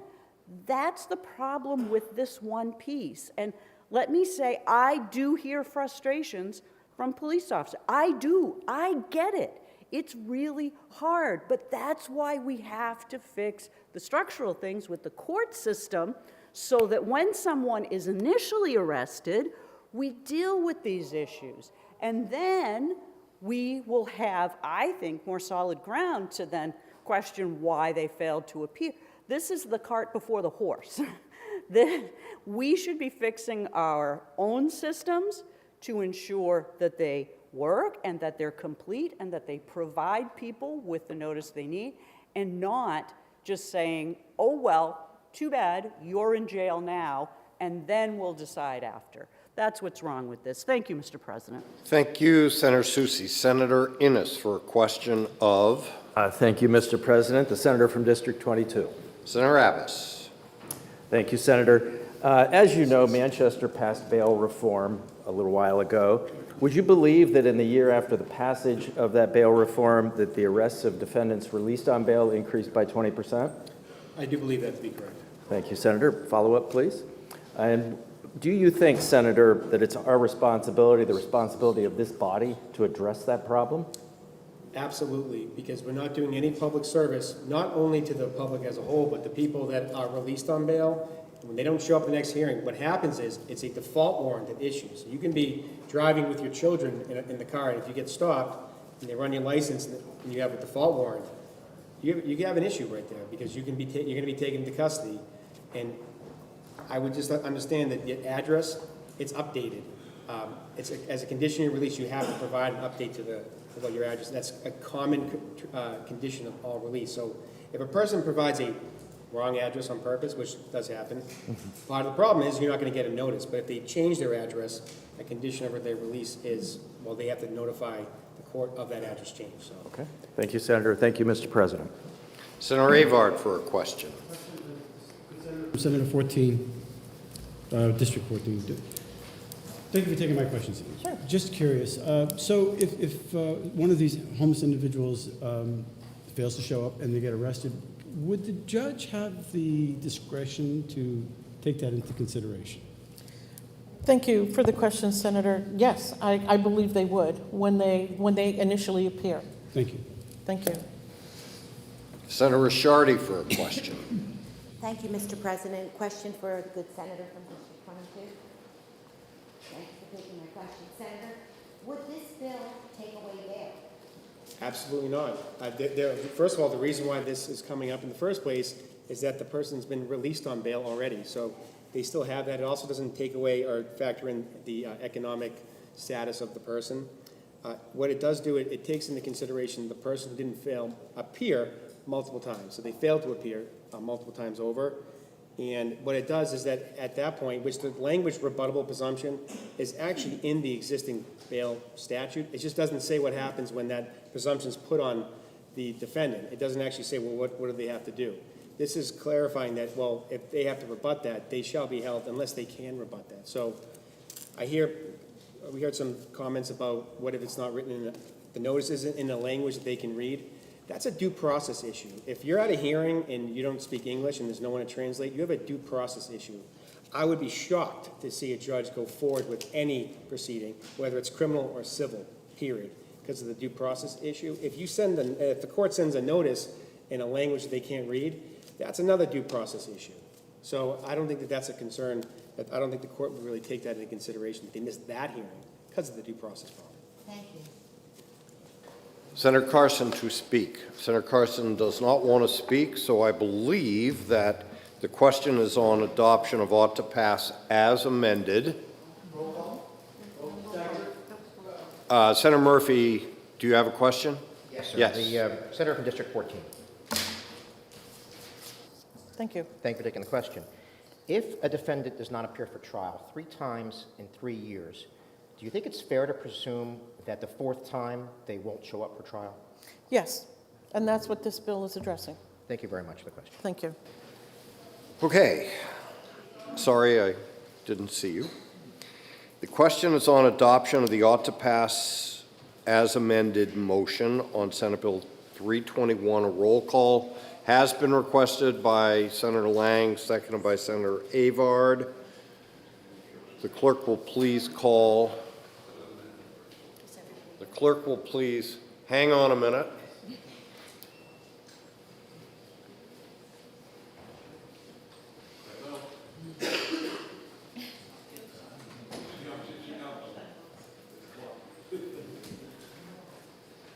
All right, now we're good to go. The clerk will please call the roll. Senator Gendreau? Yes. Senator Lang? Yes. Senator Waters? No. Senator Prentice? No. Senator Gray? Yes. Senator Innes? Yes. Senator Ward? Yes. Senator Rishardi? Yes. Senator Fenton? No. Senator Chanley? No. Senator Avard? Yes. Senator Rosenwald? No. Senator Carson? Yes. Senator Whitley? No. Senator Murphy? Yes. Senator Pearl? Yes. Senator Susie? No. Senator Birdsell? Yes. Senator D'Alessandro? No. Senator Perkins Cuoca? No. Senator Abbas? Yes. Senator Gannon? Yes. Senator Altschiller? Nope. And Senator Bradley? Yes. Quit. The ayes have it 14 to 10. The motion of ought to pass as amended is adopted. Senate Bill 321 is ordered to the Committee on Finance. The Senate will please be attentive to the clerk. Thank you, Mr. President. The Committee on Judiciary, to which was referred Senate Bill 361 FN, an act relative to legal services by paraprofessionals. Having considered the same, the committee recommends that the bill is ought to pass by a vote of 4 to 1. Senator Carson for the committee. Senator Carson. Thank you, Mr. President. I move Senate Bill 361 FN ought to pass. This bill extends the paraprofessional pilot program by 5 years and extends it to all courts. The existing pilot program has been a small but meaningful step towards better access to justice for low-income Granite Staters. New Hampshire has been at the forefront of the expansion of access to justice through the services of professionals other than attorneys. This model is very specific to New Hampshire by using an existing regulatory framework that gives our state Supreme Court rulemaking authority. At its core, this program is about someone getting a paralegal supervised by an attorney to help with their case, or someone, quite frankly, Mr. President, who is getting no help at all. For these reasons, the majority of the Senate Judiciary Committee asks for your support on the motion of ought to pass on Senate Bill 361 FN. Thank you, Mr. President. Thank you, Senator Carson. The bill is on second reading. Is there any further discussion or amendment? Senator Gannon for discussion. Very brief. Senator Gannon. This bill was the bill several years ago bothered me, and this one bothers me a little more because the scope is going to be further.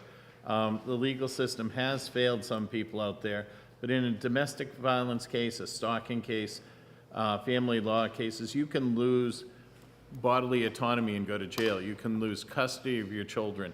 I think the legal system can do better than putting people with 2 years of college education. I know they're supervised by a legal attorney who could have 30 other people under them.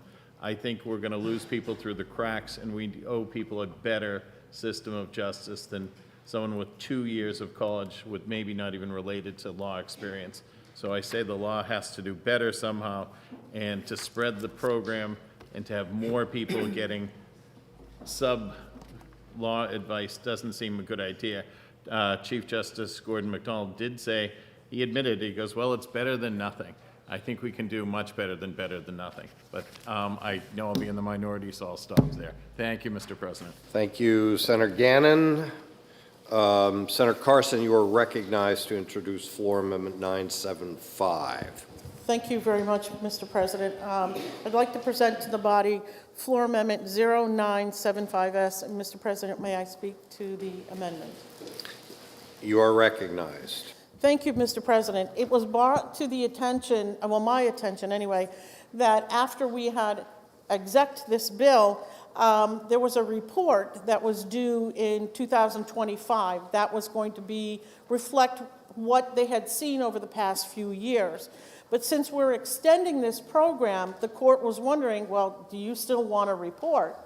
So what we did was, I should say, not we, but we kept the report due in 2025 and made it an interim report. And because we've extended it 5 years into all courts, we're asking for a final report that's due on January 1st, 2029.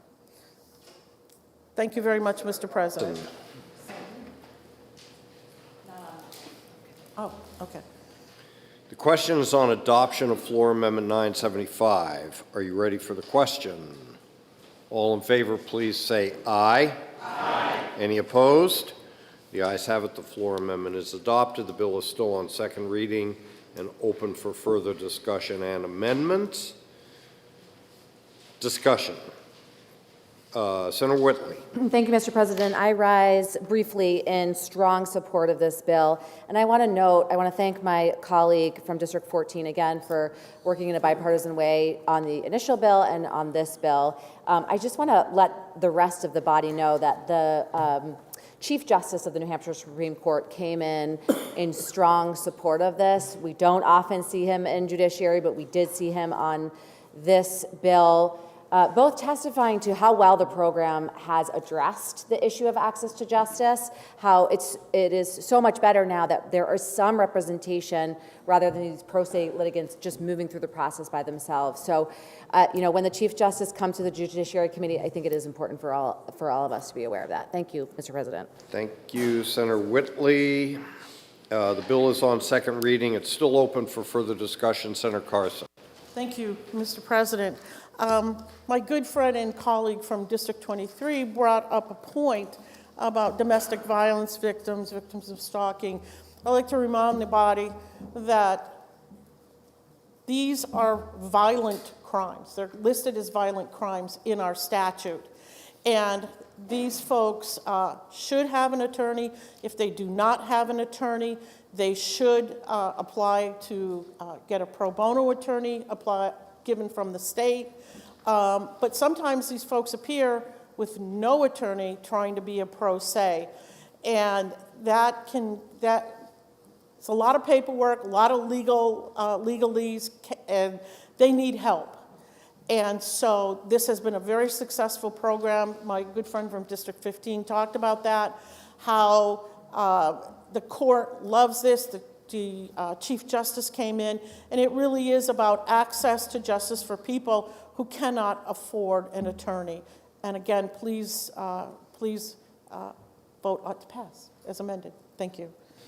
Thank you, Senator Carson. The question is on adoption of ought to pass as amended on Senate Bill 361. Are you ready for the question? All in favor, please say aye. Aye. Opposed? Nay. The ayes have it. The motion is adopted. Senate Bill 361 is ordered to the Committee on Finance.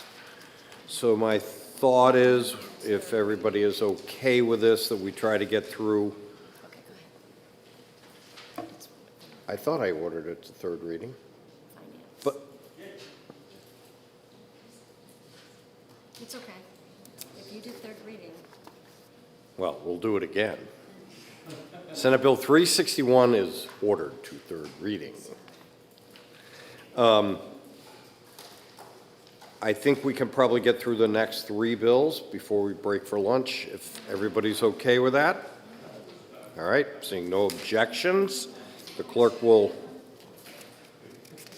Senate will please be attentive to the clerk.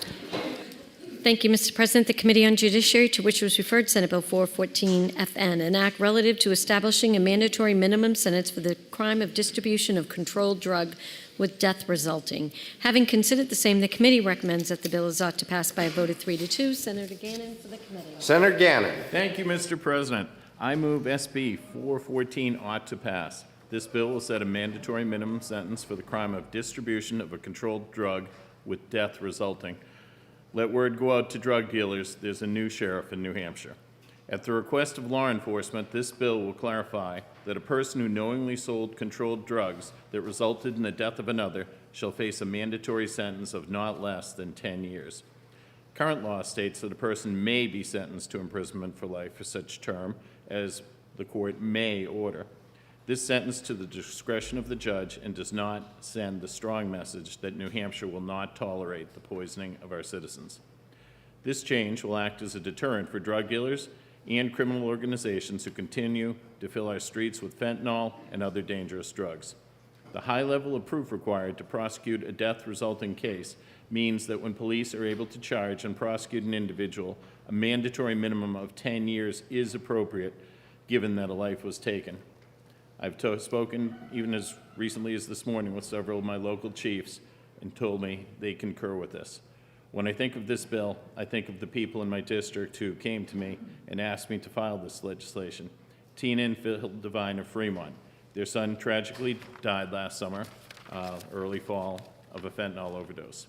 They do not at this time know if his murderer will spend even 1 day in prison or if they will see justice for the loss of their son.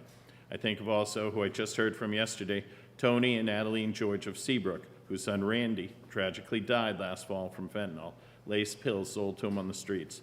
They are left to wonder if the murder of their son will face any consequences.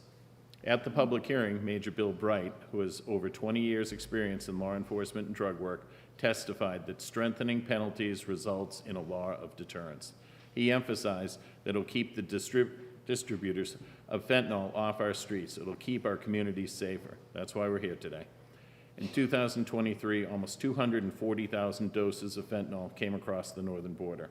That many doses is enough to kill almost every single resident of the 3 largest cities in New Hampshire: Manchester, Nashua, and Concord. It's time to listen to law enforcement and what they've told us, and keep the dealers off our streets and our most vulnerable citizens safe. For these reasons, a majority of the Senate Judiciary Committee asks for your support on the motion of ought to pass on SB 414 FN. Thank you, Mr. President. Thank you, Senator Gannon. The bill is now on second reading. Senator Whitley for discussion. Thank you, Mr. President. I rise in opposition to the ought to pass motion on this bill. Mr. President, overdose deaths are an unspeakable tragedy for so many in our state. I would venture to say that many in this body have a personal connection to substance misuse. My own family lost a beautiful and vibrant 25-year-old to an overdose. My husband's cousin was a talented musician and a beloved son and brother. His death has forever changed his family. But, Mr. President, this bill will not prevent those deaths. We know that from the experience of other states, and we know that from actual data. I would ask my colleagues, when we are legislating on such important and sensitive issues, isn't it best that we legislate based on actual data and evidence? Well, Here it is. Here's what we know. A mandatory minimum sentence of 10 years for death resulting is, of course, strict liability. That means that this bill would include charging the person passing the drugs without any idea that the drug has cocaine or a laced substance. Studies have shown time and time again that the majority of prosecutions in death-resulting cases like this bill are not dealers. Furthermore, neither death-resulting laws nor mandatory minimum laws have been proven to reduce deaths, drug use, or crimes. There's no data, my friends. And I deeply respect Officer Bright. When I asked him where the data was, he could not provide it to me. But we do have data saying that this is ineffective, meaning this bill will absolutely not address what it purports to do, what we all want to happen, to reduce overdose deaths. But here's what it will do. Mandatory minimum laws like this are based on the notion of deterrence. We have discussed this at length today. Okay? That means that just having this criminal code will deter bad actors. That just having this criminal code, this mandatory minimum, will deter bad behaviors. But deterrence assumes three things. One, that bad actors or the person addicted to drugs will research the criminal code, that they will find the relevant mandatory minimum penalty, and that they will, three, be discouraged from criminal activity because of the penalty. But that's not the reality, colleagues. People are not aware of mandatory penalties when they are in the throes of addiction. People who are facing addiction don't make decisions based on what their punishment may be. Their behavior, we know this, is ruled by their addiction. This bill, creating strict liability through mandatory minimums, as we had talked about with the previous bill, prevents courts, judges, from considering whether the offender themselves is addicted, whether the offender is nonviolent, not dangerous to the community, or played a truly minor role, meaning that this law would apply with equal force on people whose circumstances are dramatically different from one another, and will prevent our judges, our courts from calibrating punishment to suit the person or the unique circumstances, and will require our courts to send people to prison even if prison is unnecessary to keep the public safe. Colleagues, sentencing is supposed to be carried out by a neutral judge. But mandatory minimums like this bill upend that system. And they do that by positioning one particular adversary, in this case the prosecutor, as the ultimate decision maker, barring the judge from considering a person's history, culpability, family responsibilities. That's not how the justice system is supposed to work. Mandatory minimum sentences also deny courts the ability to use more cost-effective alternative to incarceration, things that we know actually work, like mental health court, mental health treatment, substance abuse treatment. Those are what actually work. But under this law, a court would not be able to use them. For that reason, mandatory minimum sentences make the public less safe by wasting expensive prison resources on the wrong people, money that could be spent on preventing crime. Mandatory minimums have also been shown to impose the most severe punishments on the least culpable people, while the most culpable, these dealers that we're all trying to figure out, they leverage their knowledge, their status, into more lenient plea deals. Colleagues, if we're looking to catch the big fish with this legislation, we need to fish elsewhere. It is worth noting again that a 50-state study found that there is no significant relationship between drug sentencing and the three key drug epidemic indicators: illicit drug use, drug arrests, and overdose rates. We all agree there is a problem, so why not focus on evidence-based solutions? Mr. President, if we truly want to address the opioid crisis in New Hampshire, the data is crystal clear that prevention and treatment are the most effective ways to deal with addiction, not outdated and ineffective mandatory minimum laws from the 90s. I urge my colleagues to vote against the OTP motion and instead work with me on interventions and policies that will actually save lives. Thank you, Mr. President. Thank you, Senator Whitley. Senator Risciardi for a question. Senator Risciardi to speak. Thank you, Mr. President.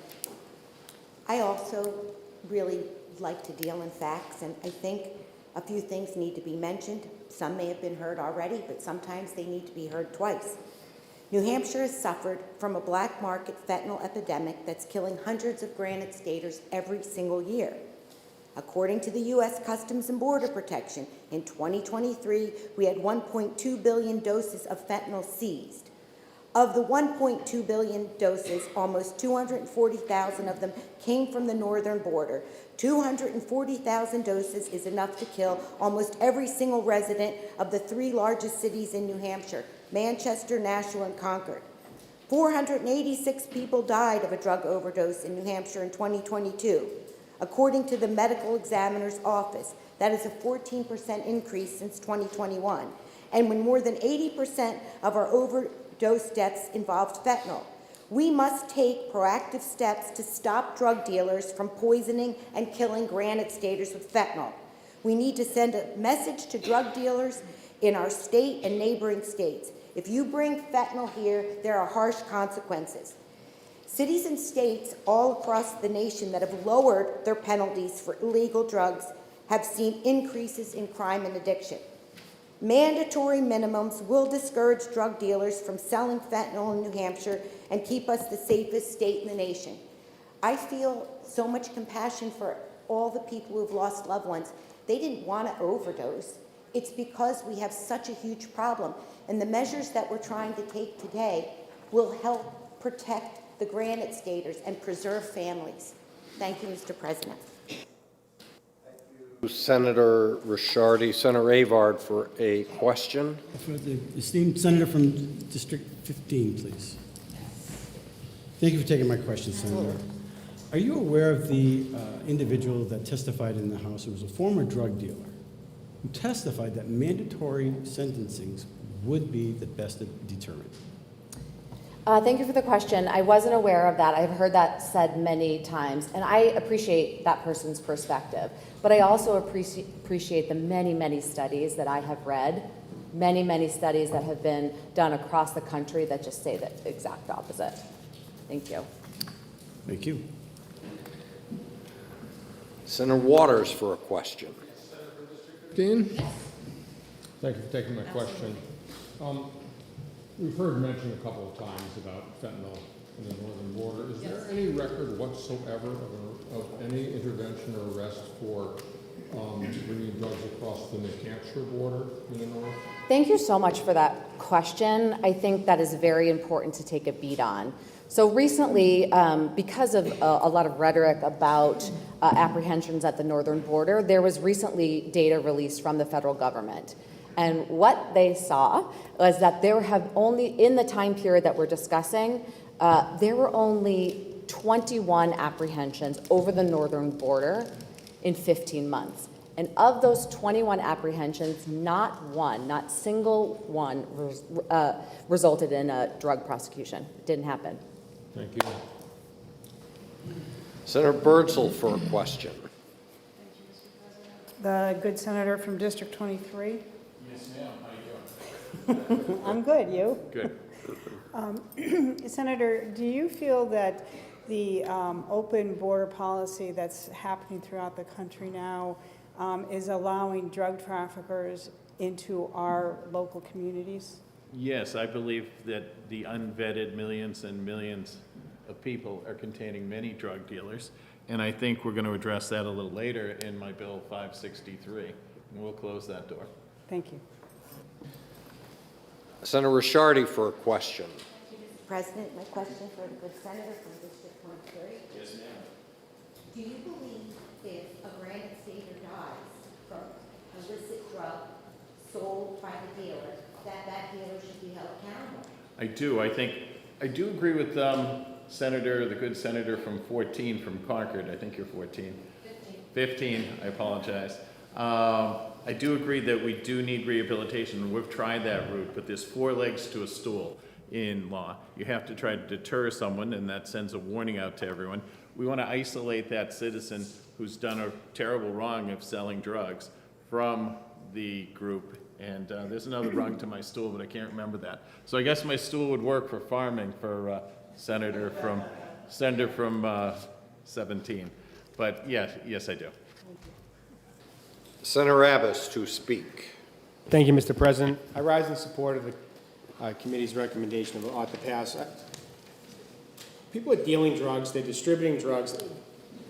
They know that fentanyl is killing people. They know there's a lot of accidental overdoses, and they're doing it anyway. Whether they're trying to support their own habit or they're a large trafficker. Either way, they're putting something out into the public that they know people are overdosing on, and what's happened? This creates a mandatory sentence because they caused the death of someone. They gave someone a drug that they know they could have overdosed on. That person overdoses, and now they're dead. That's what this deals with. All right? We have over 400, nearly 500 Granite Staters died of overdoses just last year. So we're going to keep our streets safe by putting a harsh penalty. And why do I believe this works? Because the person that's putting this poison out into our streets is now in jail. That's how you know. So does it work to stop them from selling drugs? Maybe the penalty won't deter them, but it keeps them off the street. And that's important to me. Thank you, Mr. President. Thank you, Senator Abbas. Senator Carson to speak. Thank you, Mr. President. I rise to ask the body to please support the committee recommendation of ought to pass. We've already said a lot this morning about fentanyl and other drugs, but there was a couple of points I want to point out, and I believe my colleague from District 22 just pointed out. This bill is dealing with any person who manufactures, sells, or dispenses. So we're not talking about somebody as their personal use. We're not talking about those folks. We're talking about people who are creating and selling these drugs in our state. That's who we're targeting. And we heard discussions about our drug court, how successful our drug court is.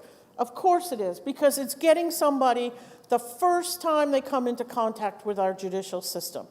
And it's for personal use, and they're working with them, offering them intense rehabilitation, counseling, everything for 1 year where they are very, very strictly monitored to really talk to these folks about changing their lives. Mr. President, people that are dealing these types of drugs, they know what they're doing. We can't fool ourselves into thinking, oh, well, I didn't know. No, I'm sorry. You knew. And Mr. President, why would I think that way? Well, in this body last year, we passed legislation allowing for fentanyl strips to be legal so people can test their drugs to see if they contain fentanyl. So we try, Mr. President. We keep trying. This state has spent millions upon millions of dollars in drug rehabilitation, drug treatment, mental health, to help people that are suffering from drug addiction. Sometimes it helps, but you gotta have somebody who's motivated, who wants to change. And that's the unknown, because you can't predict that. Only the person there who's going through this is gonna determine whether or not they're ready. And if they're ready, we have the resources to help them if they ask for help. But what do you do with somebody who doesn't want help, who doesn't ask for help? That's the hardest group of individuals to reach. But again, to come back to this, what this bill does, it talks specifically about people who manufacture and sell fentanyl. And we want to send a strong, strong message. concerning this horrible drug. We heard this morning 486 people have died of a drug overdose in New Hampshire in 2022, according to our state medical examiner's office, a 14% increase from 2021. More than 80% of those overdose deaths in 2022 involved fentanyl. Again, I will repeat what I said earlier. According to U.S. Customs and Border Protection, in 2023, we had 1.2 billion doses of fentanyl seized. Of those 1.2 billion doses, almost 240,000 of them came into our country from the northern border. This is a very real problem.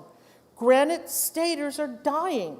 If someone in our state dies because of an illicit drug, the person that gave them that illicit drug or sold it to them must be held accountable.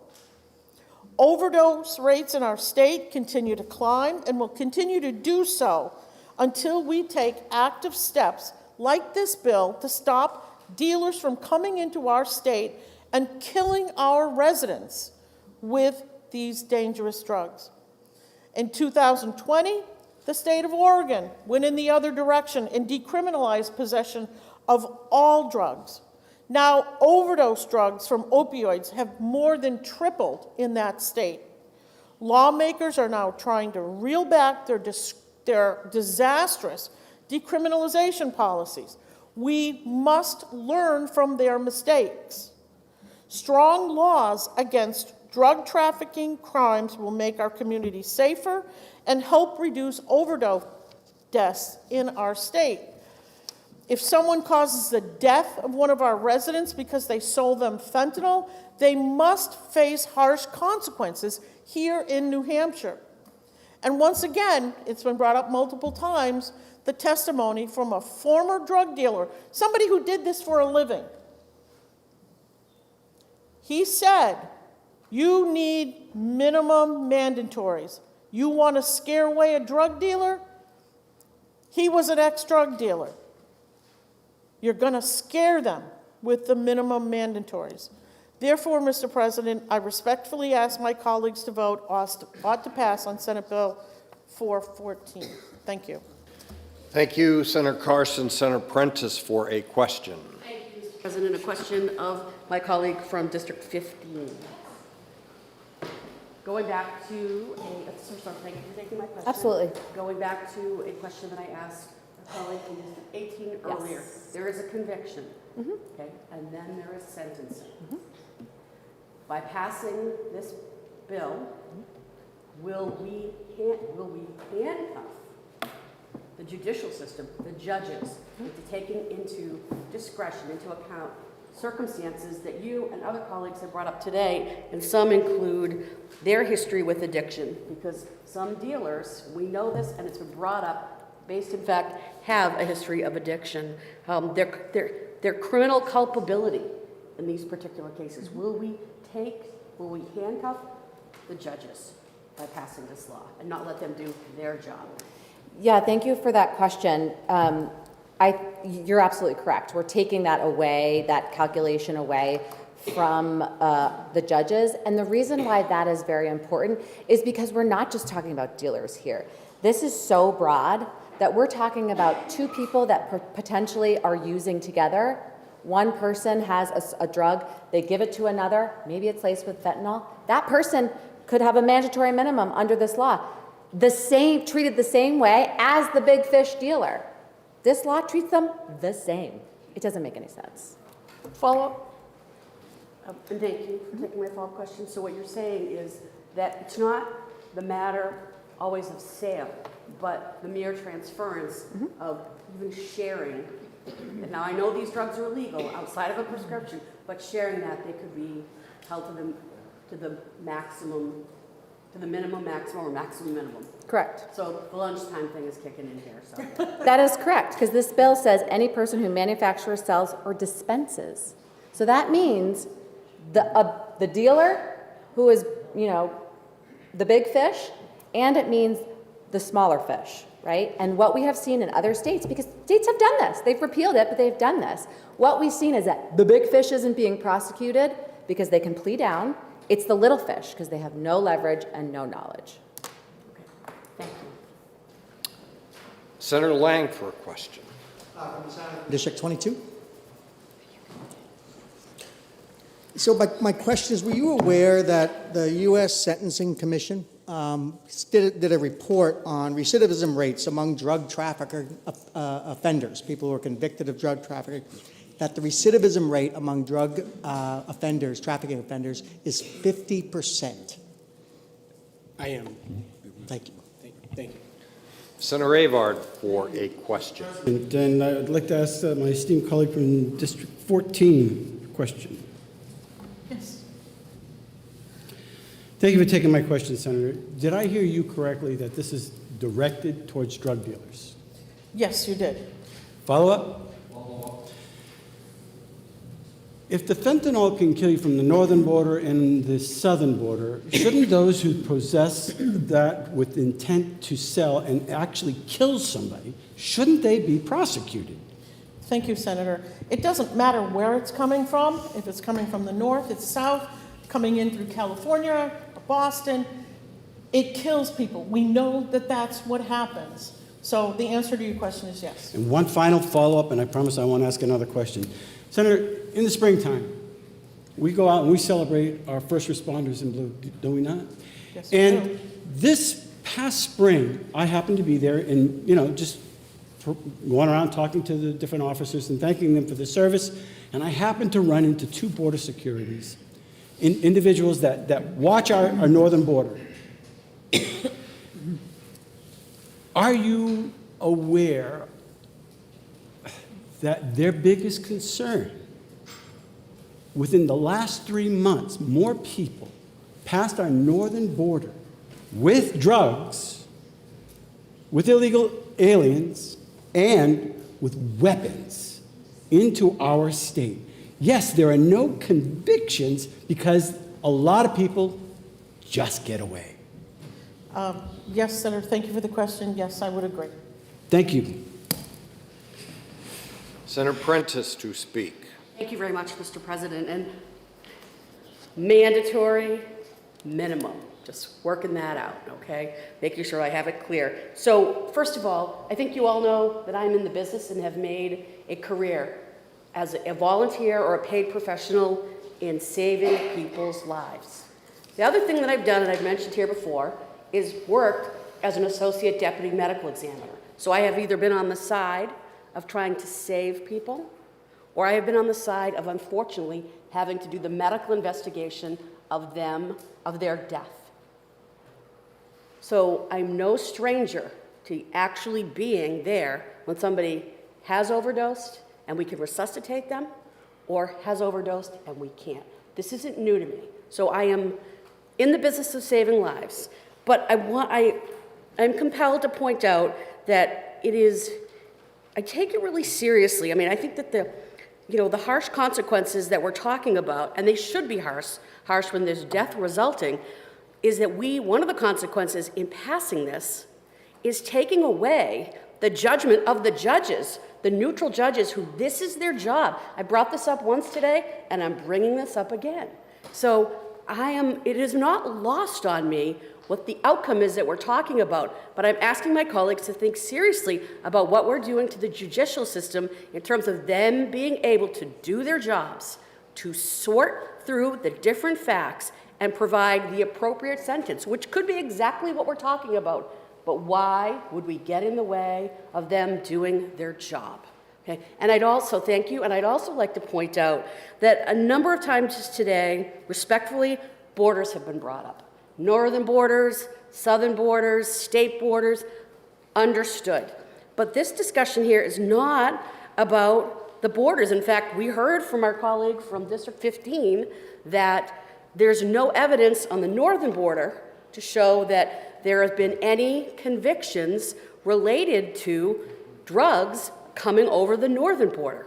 Okay, so, I mean, I just wanted to clear that up, but for the record, or for my own purposes, but at the end of the day, we are talking about whether there should be a mandatory minimum sentence. And again, business is saving lives, understand what happens, but I want to keep the judges in the front seat in managing these situations. Thank you very much, Mr. President. Thank you, Senator Prentice. Senator Pearl for a question. Thank you, Mr. President. For my colleague from District 15. So I listened to your arguments and the points that you made, and you talked a lot about statistics. Yeah.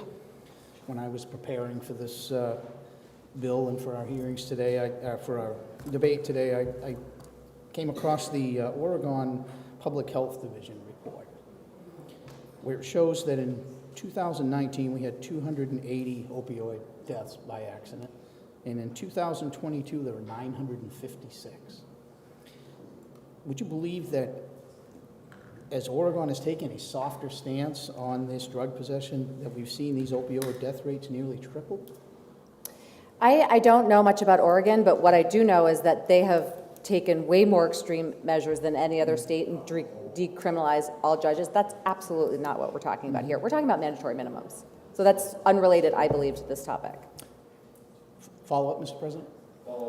So I guess what my follow-up would be is we need to learn a lesson from Oregon. Would you agree that we've seen that they're taking a softer stance on drug use, drug possession, and drug distribution? Would you agree that New Hampshire doesn't want to follow that same course, and we want to learn from that and maybe put back in place some of these harder things so that harder provisions so we're stopping that? What I think, Senator, is that you're comparing apples to oranges, and I'm not going to go there, right? Okay. We are talking about mandatory minimums, which states have tried, repealed because they don't work. Mm-hmm. And what you're talking about is Oregon decriminalizing all drugs. That is not what we're talking about, apples to oranges, so I can't agree with you. Okay, fair enough.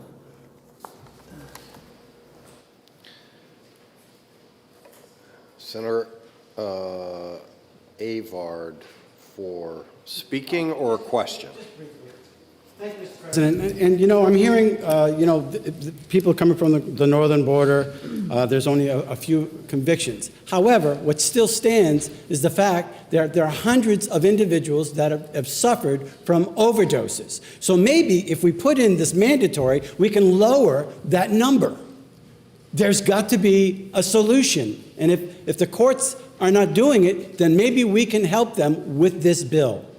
This is a bill that sends a strong message. Our citizens are at risk, and by us doing nothing, allows this to continue. It has to stop. This is a good bill. Yes, it's a strong message. There might be lower convictions. Maybe this will give a greater amount of convictions and send a strong signal to shut this crap down. Thank you, Senator Avard. I think we're at our last question. Oh, Senator Abbas, we're not quite at our last question. Afterwards, Senator Ward. I was going to ask my friend from District 5. Return to my post.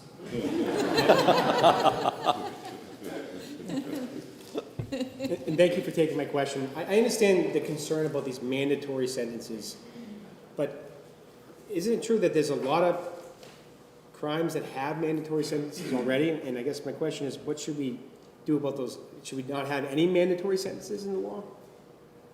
Thank you for the question. It's not that we shouldn't have any, and I haven't been in the position to evaluate legislation up until now. At least I believe in my 3 years here, doesn't stick in my mind that put these mandatory conditions in place. So I can't speak to anything in the past, but I can speak to that. I think it's important. I mean, you know firsthand from being in the judicial system to trust the judges in doing their jobs. So thank you for the question. Just a follow-up? But are there any crimes particularly that you think that should have a mandatory sentence? Thank you for the question. I'd have to have the opportunity to evaluate that. Thank you. Thank you. Senator Ward for a question. The good Senator, District 14. Thank you very much. Thank you. Do you believe that the passage of this bill would save lives?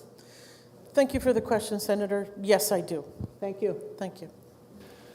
Okay. The question is on a, roll calls have been requested by Senator Birdsell and Avard. The question is on adoption of the committee recommendation of ought to pass on Senate Bill 414. Seeing no further discussion, the clerk will please call the roll. Senator Gendreau? Yes. Senator Lang? Yes. Senator Waters? Yes. Senator Prentice? No. Senator Gray? Yes. Senator Innes? Yes. Senator Ward? Yes. Senator Rishardi? Yes. Senator Fenton? No. Senator Chanley? No. Senator Avard? Yes. Senator Rosenwald? No. Senator Carson? Yes. Senator Whitley? No. Senator Murphy? Yes. Senator Pearl? Yes. Senator Susie? Yes. Senator Birdsell? Yes. Senator D'Alessandro? No. Senator Perkins Quokka? No. Senator Abbas? Yes. Senator Gannon? Yes. Senator Altschiller? No. And Senator Bradley? Yes. The ayes have it, 16 to 8. Senate Bill 414 is ordered to third reading. I think at this point, that last debate took longer than I thought, so I think a break would be in order now. What I would suggest to colleagues on my side of the aisle is we'll convene on the third floor in 15 minutes, and let's come back at 1:15 sharp. The Senate will be in recess.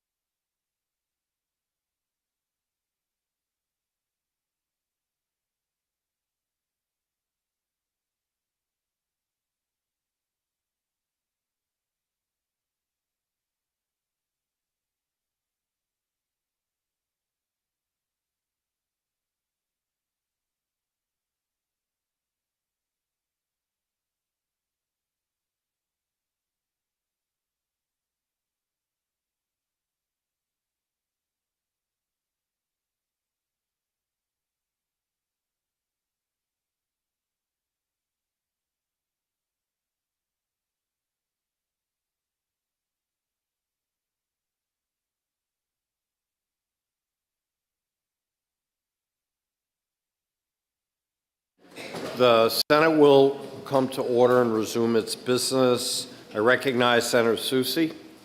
Thank you, Mr. President. Having voted on the prevailing side, at this time I move to reconsider the vote taken by this body on Senate Bill 414. Thank you, Senator Susi. You would rescind the order for third reading so that there could be a reconsideration of the roll call vote on ought to pass. Is everybody ready for the question on reconsideration? All in favor, please say aye. Aye. Opposed, no. The ayes have it. The bill is on second reading. I don't think there's any further discussion. We are in the voting mode. A roll call had been requested. The clerk will please call the roll. If you're in favor of Senate Bill 414, you would vote yes. If you're opposed to that, you would vote no. Senator Gendreau. Yes. Senator Lang. Yes. Senator Waters. Yes. Senator Prentice. No. Senator Gray. Yes. Senator Innes. Yes.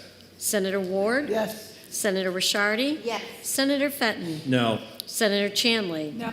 Senator Avar. Yes. Senator Rosenwald. No. Senator Carson. Yes. Senator Whitley. No. Senator Murphy. Yes. Senator Pearl. Yes. Senator Susi. Yes. Senator Birdsell. Yes. Senator D'Alessandro. Yes.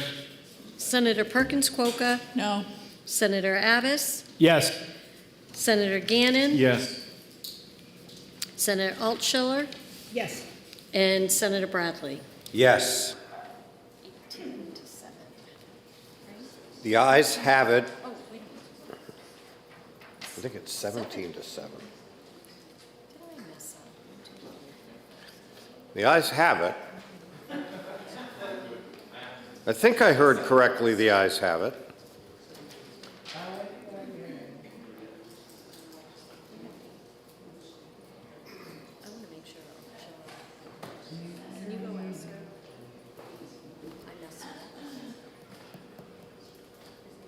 Okay, it's 18 to 6. The ayes have it 18 to 6. Sorry about that.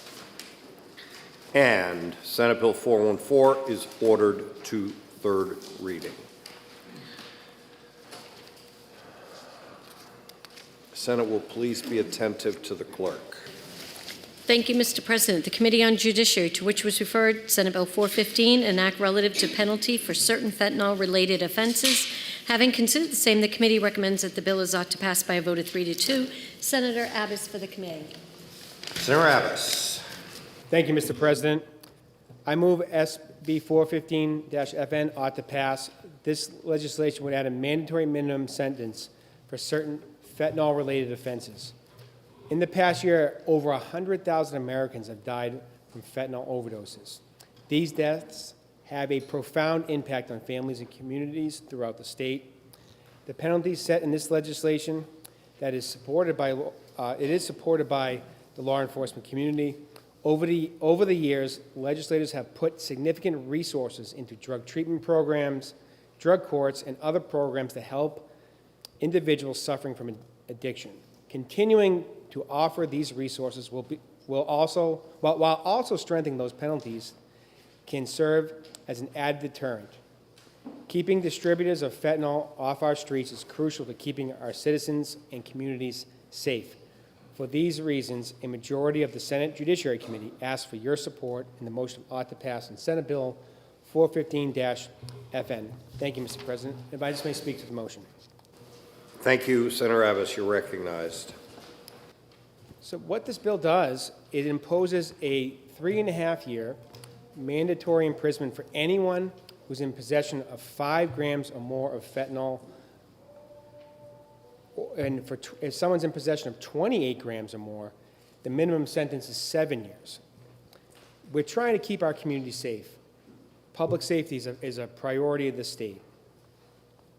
And keeping criminals off the street.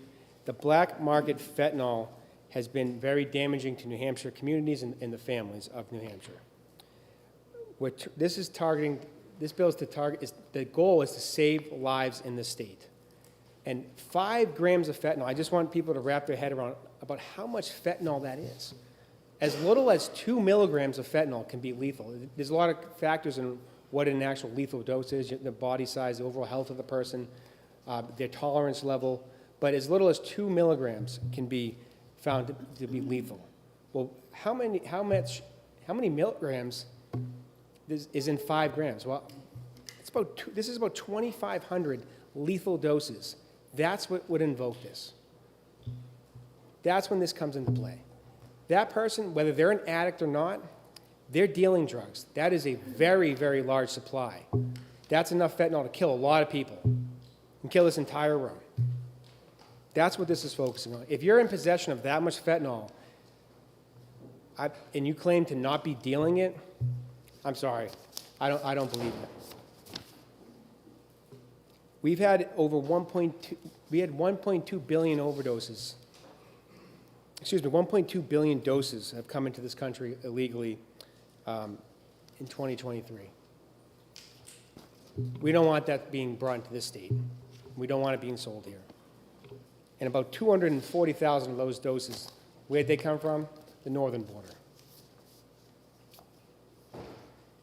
Without these penalties, what do you think?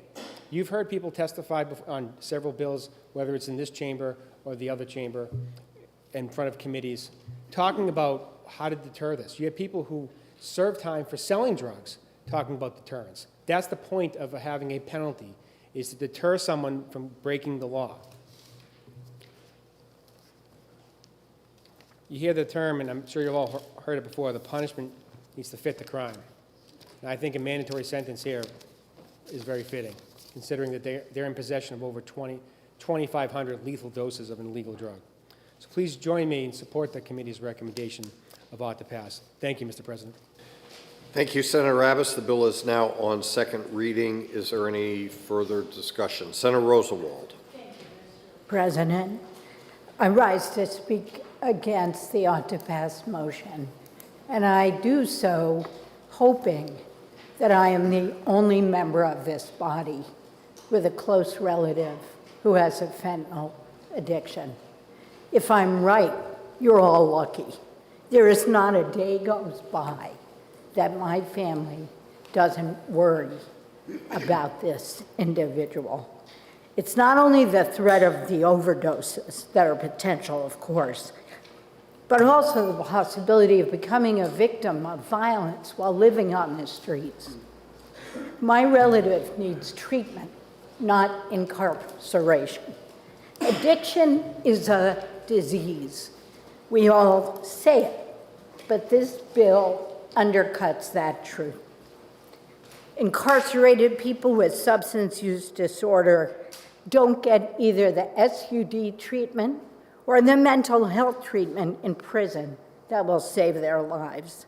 And yes, our prisons are required to provide medications for substance use disorder, but they are not equipped or funded to provide comprehensive and sustained behavioral health treatment and recovery services. And when people get out of prison, which they generally do, we lack enough supported housing and affordable treatment and recovery services to help them stay away from drugs. I was looking into this bill and the background from Department of Corrections, and I realized that the marginal cost of adding another inmate to our prisons is $8,000 a year. So over the 3.5 years that this bill starts with, we will spend $30,000 on each one of the individuals with an addiction illness without taking a single useful step to help them recover from what we all agree is an illness. So what should we spend our resources on instead? Our taxpayer precious dollars. Well, more affordable and accessible substance use disorder and mental health treatment and recovery programs. We could start by improving the Doorways programs. These are designed to provide quick referral, and access to care for people who recognize they have a problem with substance. The doorways, however, are only open Monday to Friday, 8 a.m. to 5 p.m. Bankers may keep these hours, but addicts don't. Mr. President, I hope my colleagues will state here today with me that addiction is a disease. It needs treatment, not incarceration. Thank you. Thank you, Senator Rosenwald. The question is on adoption of the committee recommendation of ought to pass on Senate Bill 415. A roll call has been requested by Senator Avard, seconded by Senator Lang. Senator Waters for a question. Mr. President, if I might, for the senator from District 22.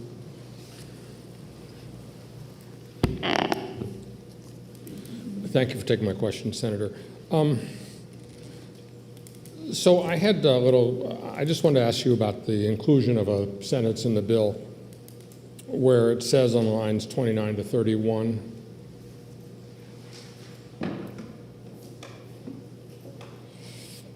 where it says, however, a voluntarily induced intoxicated or drug condition may not be considered an impairment for the purpose of the subparagraph. And, you know, we do consider intoxication in a variety of other places in statute. And, you know, for those who do believe that, you know, addiction to these substances, you know, in and of themselves may induce mental incompetence, I wondered why it's necessary to single this out as excluded from that consideration by a judge. Thank you for the question. I think it's important for them to distinguish the distinction between someone who's voluntarily intoxicated and involuntary. And if they're involuntarily intoxicated, you don't want that person to be included in this if they're committing this offense. But this is this offense would ordinarily apply to someone. Again, the amount of doses that this person has in their possession is extremely high. When I say high, we're talking about over thousands of doses of a drug that can kill people. So I think when they have the distinction here, it's important that if they're involuntarily intoxicated, you're not going to factor that in. However, if the person is impaired, it could be taken into consideration.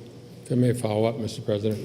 So I guess the core of my question is that with addictive substances like this, how would you draw the line between voluntary and involuntarily?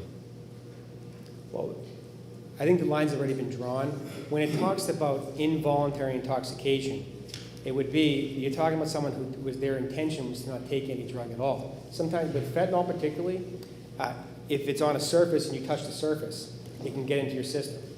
So if that's the case and you can demonstrate that, then should that person be considered to be committing the crime if they're impaired for that reason? So generally speaking, involuntary intoxication is someone you didn't mean to take any drugs at all. Now, if you're trying to take something, if you voluntarily take a drug and it happens to be laced with something, you're still voluntarily taking an intoxicating substance. Maybe it didn't have what you thought was in there, but that's how the distinction's generally been made. If I may, just one more. So I guess you see what I'm trying to get at, is that for folks who are addicted, whether voluntary has the same kind of meaning because the incapacity not to respond to the addiction in terms of taking the substance and once intoxicated, perhaps not having the same mental competence to consider the results of one's actions. And thank you for the question. I think if you're talking about simple possession charges, you and I might be a little more of an agreement on this subject. When you're talking about someone that has 2,500 lethal doses on them, whether they're addicted to the substance or not, I think that's unacceptable. That person is selling drugs, and they're not high all the time. That is a large amount of drugs that person now has in their possession that they are purchasing. And to be honest, it's hard to believe that would be for individual use as well. So I think in this case, the crime that we're concerned about really is a person possessing such a large amount that they're engaging in drug trafficking. And you can assume that it's based on the overwhelming large quantity. So to say that, well, they're a drug addict and they're addicted to drugs, so they don't have the capacity, I don't think that that's fair, because I think the problem is every drug dealer would say, oh, I'm a drug addict, so, I can't help it. I think that they can help it, and I think I work with people on a professional level who have substance issues, and I've worked with people who commit crimes. They know what they're doing. These are all my clients I've ever dealt with, people I've talked, they know exactly what they're doing. So just one more. Thank you, Mr. President, for indulging this. So I guess also in that is that it seems to me that doesn't it seem that we would want a judge at least to have in this case an opportunity to consider that? Are you talking about?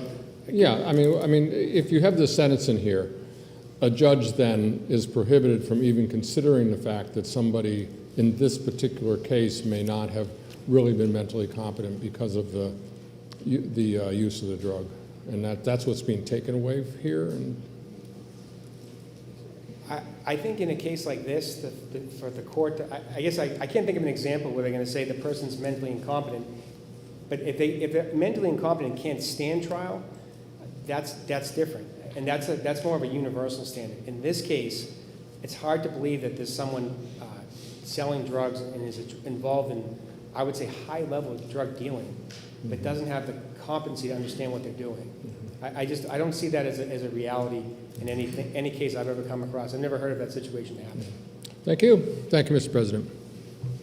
Thank you, Senator Waters, Senator Abbas. Seeing no further discussion, a roll call has been requested. Are you ready for the question? The clerk will please call the roll. Senator Gendreau.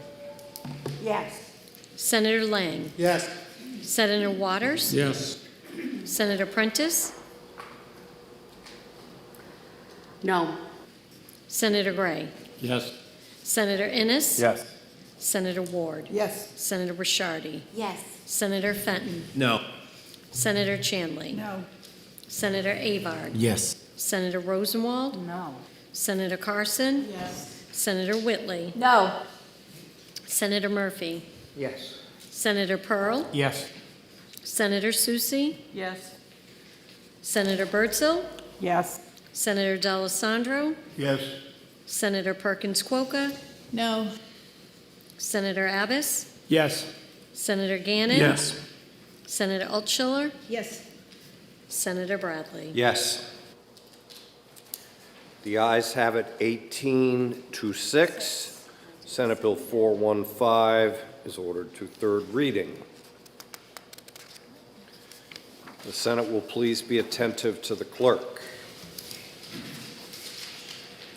Thank you, Mr. President. The Committee on Judiciary, to which was referred Senate Bill 418FN, an act relative to THC concentrations for driver offenses. Having considered the same, the committee recommends that the bill ought to pass with an amendment by a vote of 3-2. Senator Gannon for the committee. Thank you, Mr. President. I move that Senate Bill 418FN ought to pass with amendment. This bill, as amended, increases the length of license suspension for refusing chemical tests that determine intoxication when arrested for a violation of a New Hampshire driving law. Additionally, 418 allows at the judge's discretion suspension of the mandatory 17-day incarceration period in favor of a substance abuse evaluation in compliance with the treatment plan. According to an attorney from the Department of Safety, 7 out of 10 people arrested for DUI in New Hampshire refused to take a chemical test.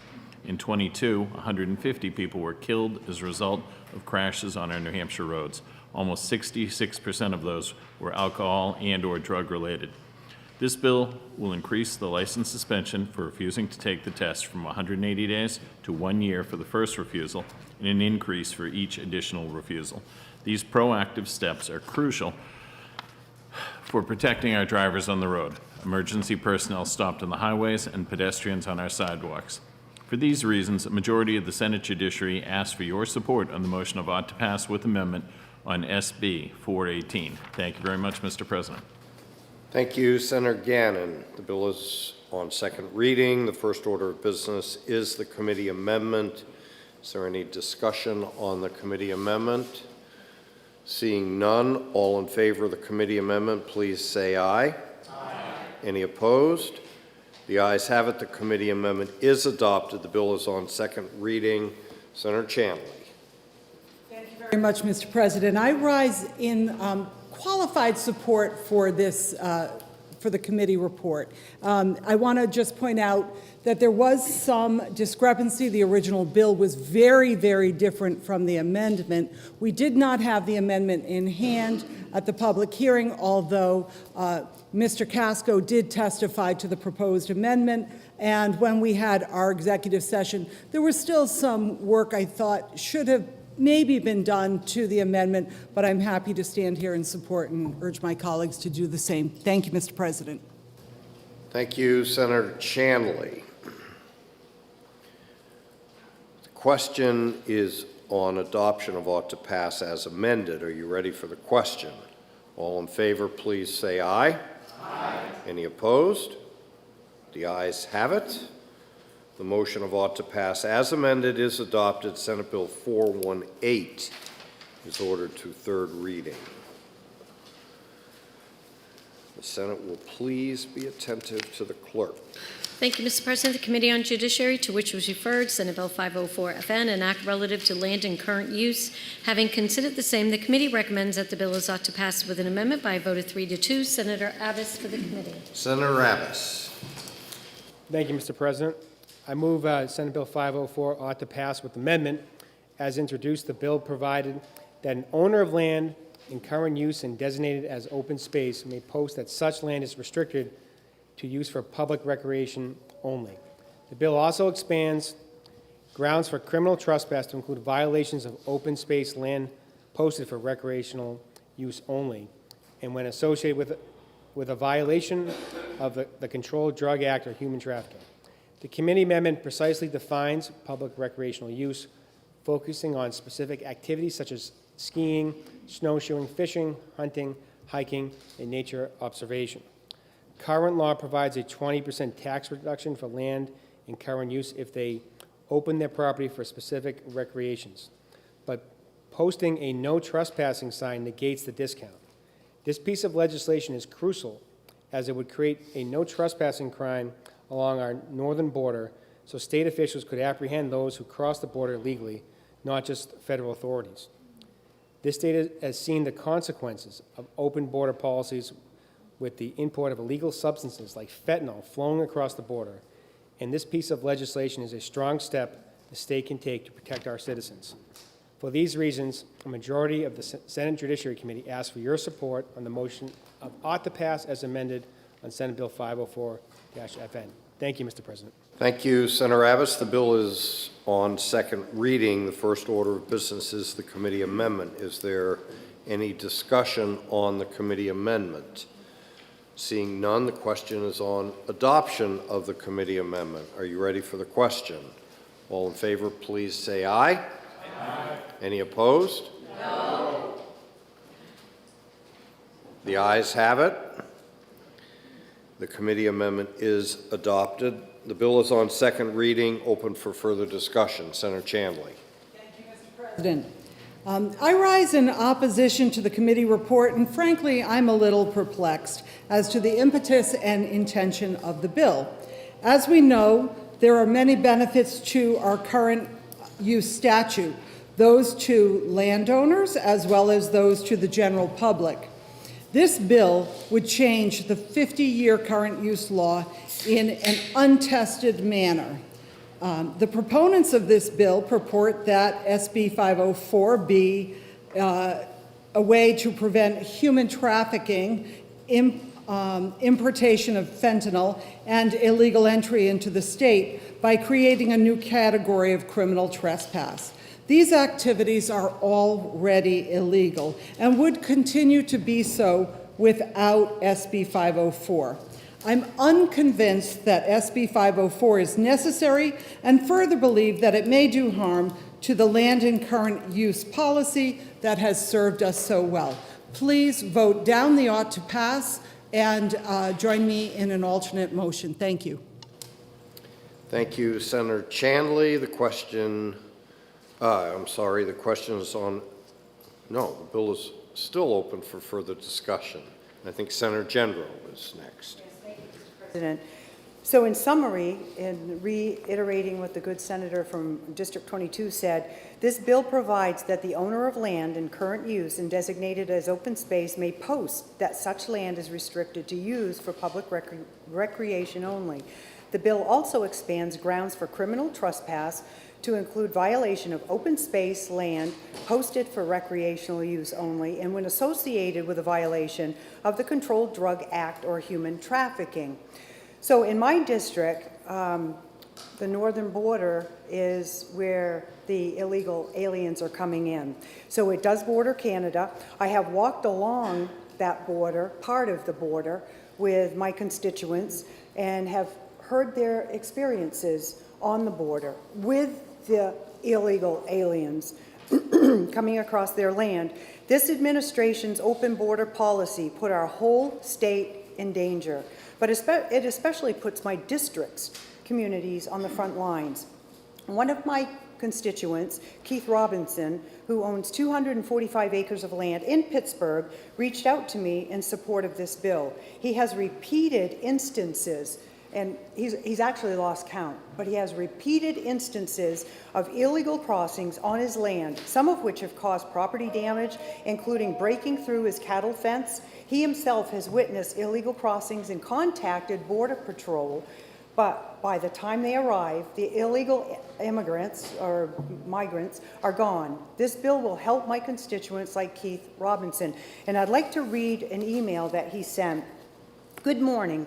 I live in Pittsburgh, New Hampshire on Hall Stream. And any of you who are familiar with Hall Stream, it's really not all that deep. It's about knee deep, and it only separates New Hampshire, Canada from New Hampshire. So very, very easy to cross. He has 245 acres of land, which is in current use. I am in favor of this bill, SB 504.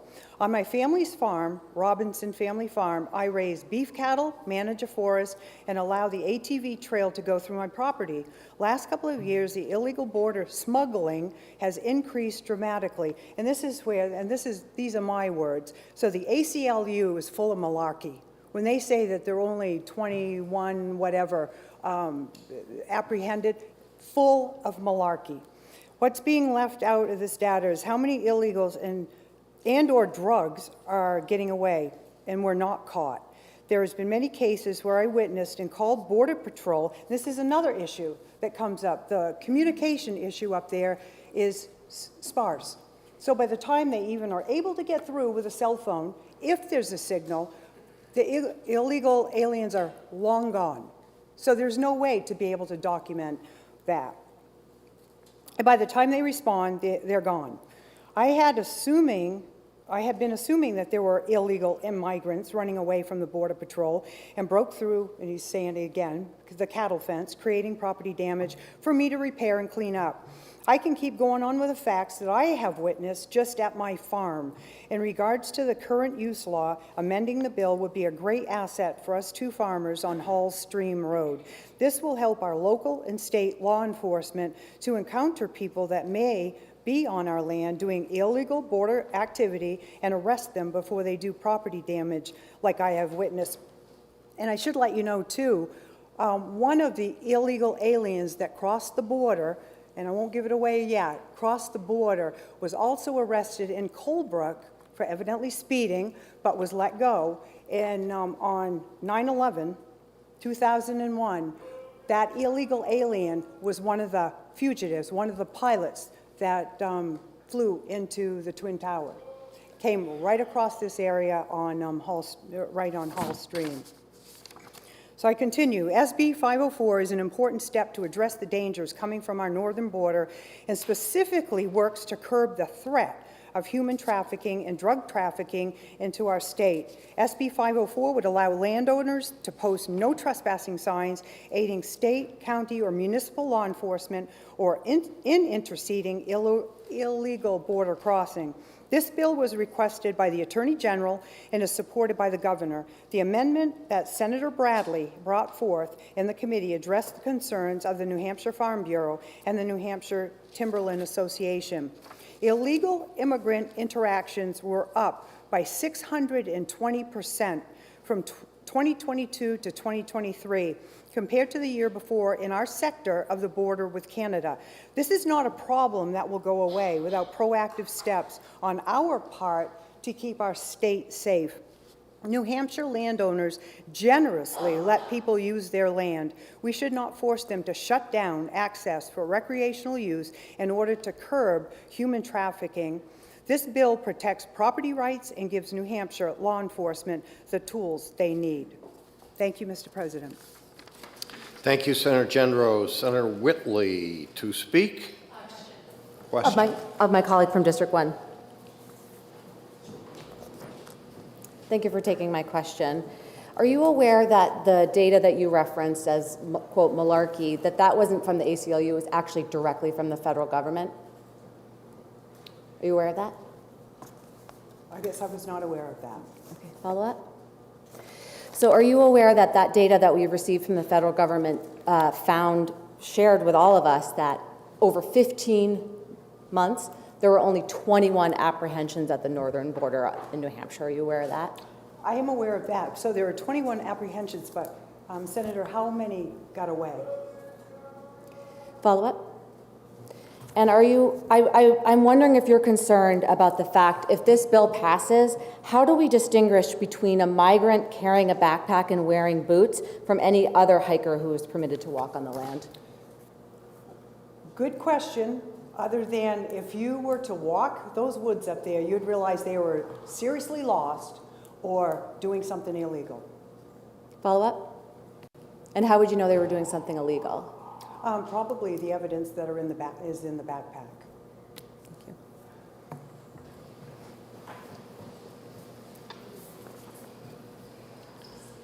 Senator Abbas for a question. Thank you. To my friend from District 1. And thank you for taking my question. Do you believe we need to take proactive steps to give law enforcement another tool to protect not only our northern border, but the property owners, especially in the North Country? Absolutely. Mr. President, may I ask a follow-up?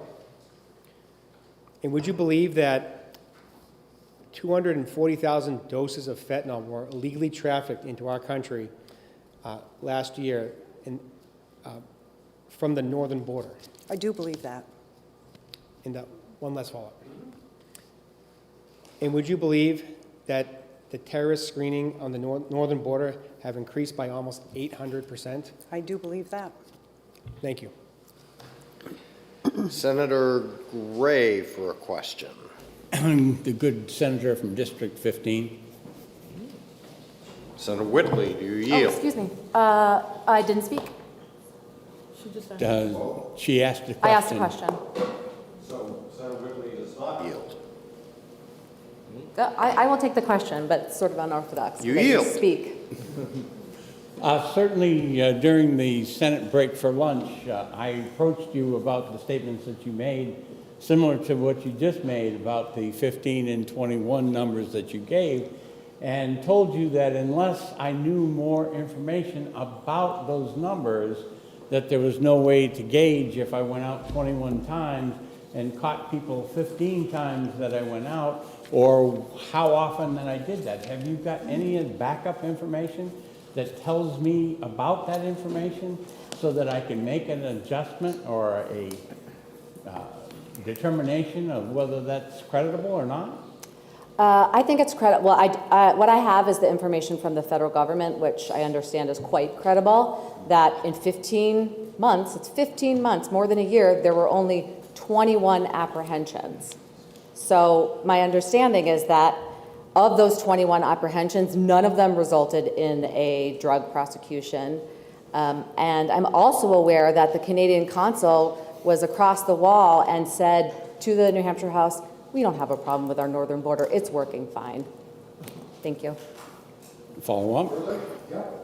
Again, you know, if I've only gone out 21 times to look, and I found people 15 times and arrested them, you know, do you have any data to back up how many times they were out there looking, you know, for those people, and then your data says they found them 15 times? Have you got any data that tells me how many times you looked? The data was over 15 months, there were 21 apprehensions, right? That's actual apprehensions that happened. I have no idea how many times they went out, but to me, when we were being told that there were 7,000 apprehensions, that is very different than 21 apprehensions. Again, thank you very much for trying to Thank answer you. my question, but I would appreciate the data next time. Senator Carson. A good senator from District 22. Thank you, Senator. Are you aware that our governor, Governor Sununu, made a request to the federal government for additional financial resources to help patrol the North Country based just upon what our good friend from District 1 described here this afternoon? I am aware of that, and unfortunately, that relief was not granted to the state. Okay, may I follow up, Mr. President? Are you aware of the fact that that request was denied? Yeah, yes, it was. I am aware of that, and it was very unfortunate that we requested help from the federal government, and they denied it. Yeah, it's unfortunate. Well, last follow-up, Mr. President. Senator, would you agree with me that because we asked for additional resources and were denied by the federal government, that the numbers that are coming out of the federal government, including the numbers provided to the ACLU, are virtually meaningless? I agree, and just to clarify that, it's also difficult for police to make some of these apprehensions with the lack of resources and some of the laws that are in place. And this bill, I believe, actually will address that. So some of the apprehensions are, as you heard from the great senator from District 1, said that they can't always make the apprehensions because of failure to respond in a timely manner. Thank you. Mr. President, could I request a 2-minute recess, please? Sure. Okay, thank you. For 2 minutes.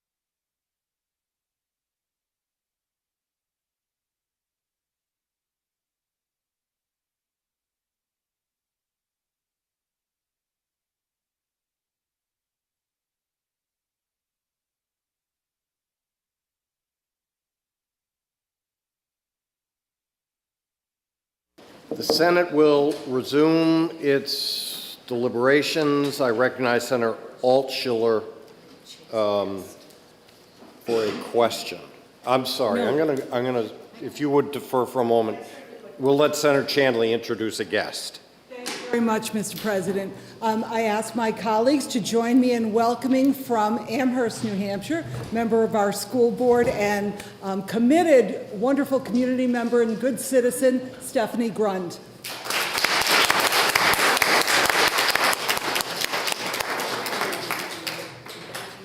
Thank you, Senator Altschiller. Now you're recognized for a question. Thank you, Mr. President. You know, the first 3-4 times before lunch, we started to get really, really hyped about the northern border pseudo-crisis. I started making little tally marks about how many times we're going to get hyped up about that. We're up to about 16. And, you know, reminded me of when Gretchen, character in Mean Girls, was trying to make fetch happen, and Regina George rightfully said, "Stop trying to make fetch happen." And if we're going to get all whipped up about this pseudo-northern border crisis with the 21 apprehensions, clutched our pearls about how we couldn't get resources from the federal government, maybe we ought to rethink the fact that we're going to spend $850,000 to send to the southern border if we're really, our pearls are going to choke us with all the clutching. We ought to think about maybe keeping that money here. Senator Avard for a question. The esteemed colleague from Senate District 24? No, thank you. How about 11? Yes. All right. Pardon me? Pick any number. Well, 11 was good. This, wonderful. Thank you for taking my question. And basically what Senator Hassan basically said something on February 2nd. We know that the northern border needs more technology, more personnel to make sure that we're prepared to keep it secure, just as we want to keep the southern border secure. Senator, do you agree with her? I don't disagree that we need to keep our borders secure. What I will say is that this bill, SB 504, does not serve that purpose and in fact calls into question the land and current use statute, and I worry about the negative impact of this bill on our current system and policy. Thank you for taking my question. You are welcome. Senator Birdsell for a question. Thank you, Mr. President. The good senator from District 1. Thank you for taking my question. You had said in your remarks that the Robinsons had suffered damage on their property. Who had to pay for that damage? The Robinsons. Thank you. We're also talking about 21 apprehensions up there. Do we know how many gotaways happened up there? There's so many. There are so many. And one of the things that we've got to remind ourselves of, that one that got away flew into the Twin Towers. Do we really want that to happen again? And many lives, 3,000 lives were killed. There are many lives in New Hampshire that were decimated. And I think just one life gone is too many. Thank you. Senator Avard to speak. Mr. President, and what was brought to my attention not too long ago from a representative from the House who was on he came back from a conference from Arizona. He and his wife, they both got on the plane. The plane taxis away from the gate, then taxis over to a warehouse. The doors open again. 75 people walk onto that plane with suitcases and cell phones and $2,500 in their pocket. Greg, oops. How do you know they had $2,500 in their pockets? Well, after they got home in Boston, a flight attendant happened to see that he was a state representative. Those are state plates. The flight attendant said, are you a legislator? He said, I am. He said, I just got to tell you something. She said, I'm a flight attendant, and I just have to get this off my chest. Over and over and over again, we're seeing people come from the southern border on our planes being brought to Logan Airport. Lo and behold, we see in the news a lot of people that are illegal immigrants coming to Boston and utilizing all their resources. Roxbury's filled now, instead of Martha's Vineyard. This is the same government that is telling us our northern border is secure. I'm not sure I trust that information.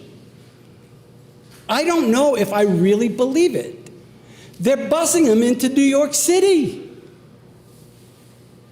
We need to do something to protect our borders. This is a small attempt.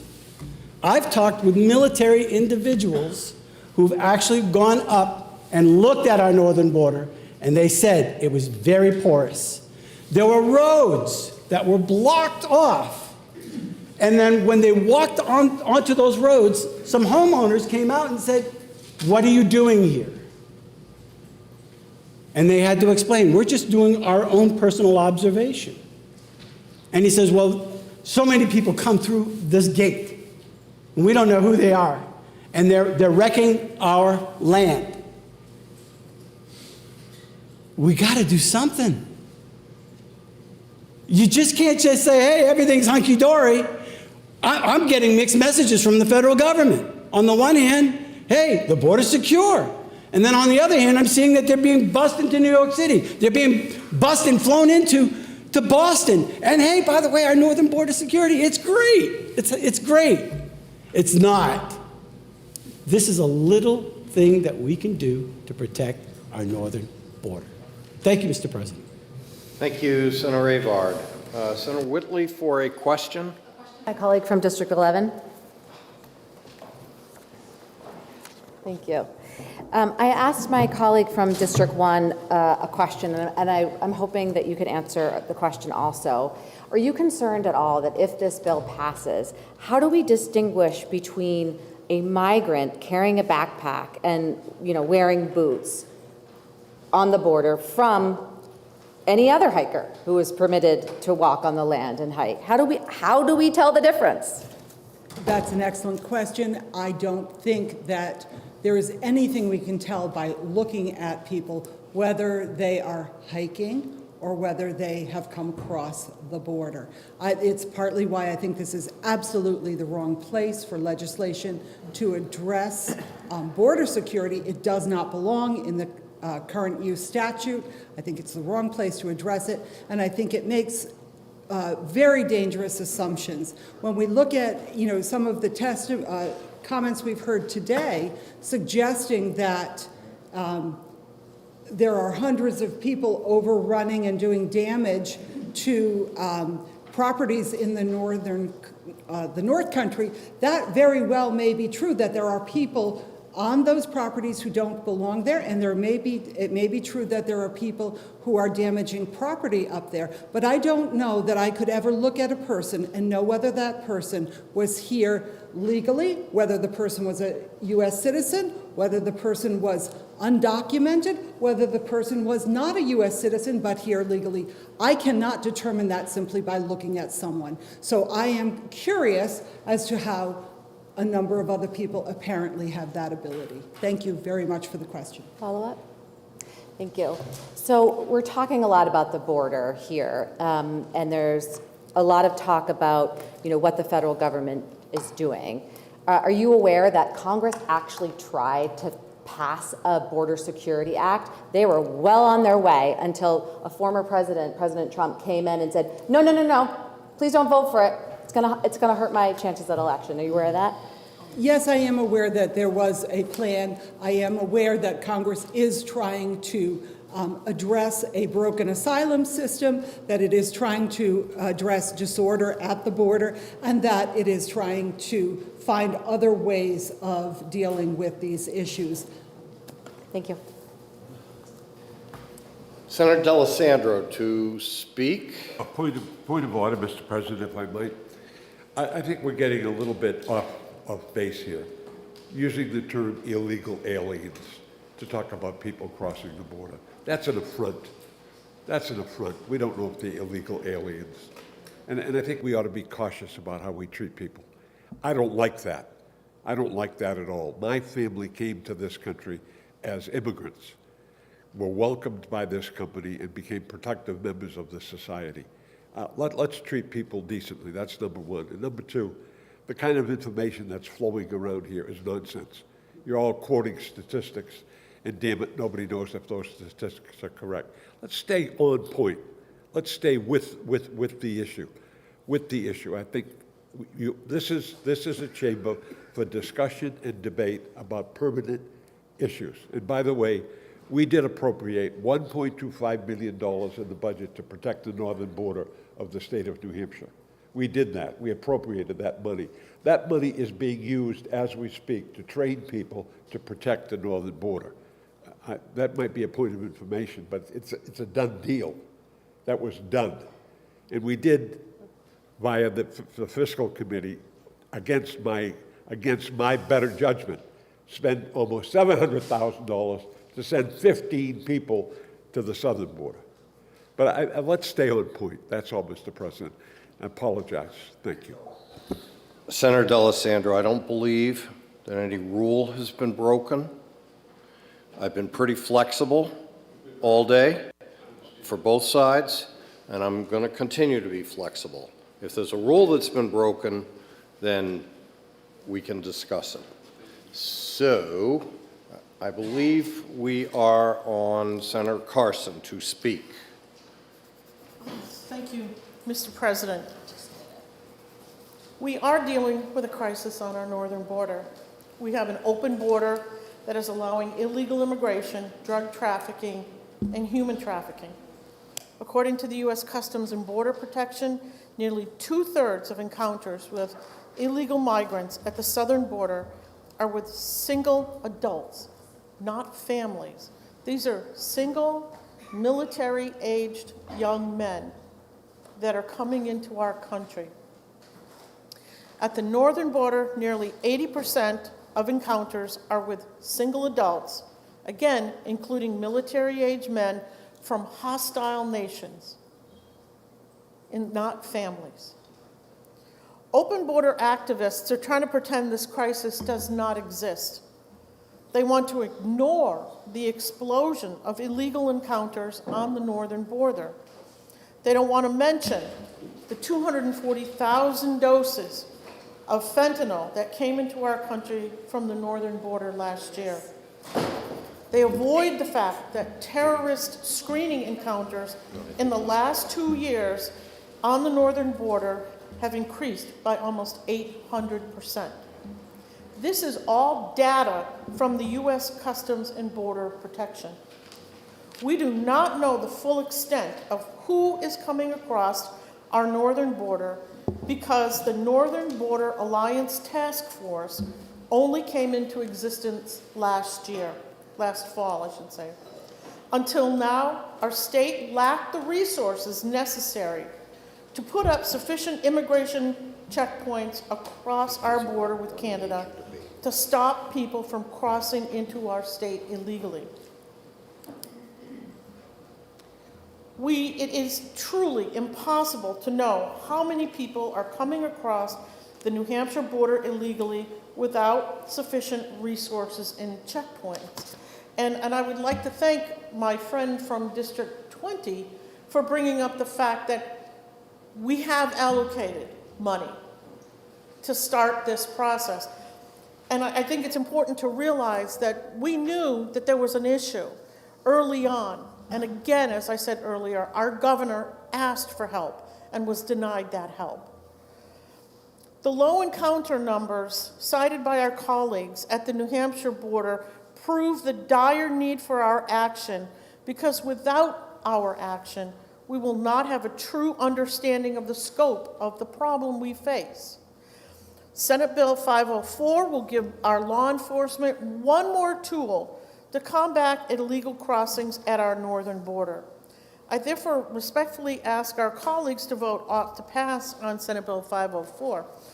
Mr. President, my very good friend from District 14 brought up the bill that was introduced and rejected, one of them, I should say, because we know that early on from the House, they had passed H.R. 2, which dealt specifically with the border, with border issues, that passed the House but was held and then eventually died in the Senate. So we've heard that there's a lot of political things going on, but I want to point out a couple of things that were very important and reasons why it was rejected. If passed, it would have allowed over 5,000 illegal migrants per day into our country indefinitely. That amounts to 1.8 million people per year. It did not end the catch and release, which I'm hoping people can see that that's a big problem, because we have no idea who these people are. We have no idea. The program, Remain in Mexico program, was not reinstated. And finally, it made asylum much easier to get. We here in America, we want people to come here. We've got the greatest place in the world to live. But we want to know who you are. Why are you coming here? What can you offer to help make this place a better place to live? I think those are important questions, Mr. President, and that's not happening. Those questions are not happening.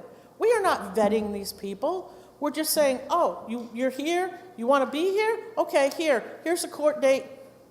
Much like my friend from District 12 talked about, you get a plane ticket, a suitcase, a cell phone, and $2,500, and we're going to take you someplace. And then it's going to be up to you and the state you're going to. Mr. President, when we talk about another bill, I will talk about Massachusetts' experience with programs like that. So at that point, again, I would ask my colleagues to please support this bill. Thank you very much. Thank you, Senator Carson. Senator Avard to speak. I'm going to hold my peace for now. Okay. I think we're on our last speaker, I hope, Senator Abbas. Mr. President, I just want to clarify this, to kind of reel this in for what the bill actually does. This bill simply, lets people prevent trespassing on their land in current use while keeping it open for recreational purposes. What it does, it doesn't allows them to basically enforce trespassing when people are misusing why that land was open in the first place. Opposing this bill is telling the landowners that they must allow illegal activity, including illegal border crossings and illegal drug smuggling that's occurring on their land. It's allowing that to continue. This will force people to post their land, completely shutting down.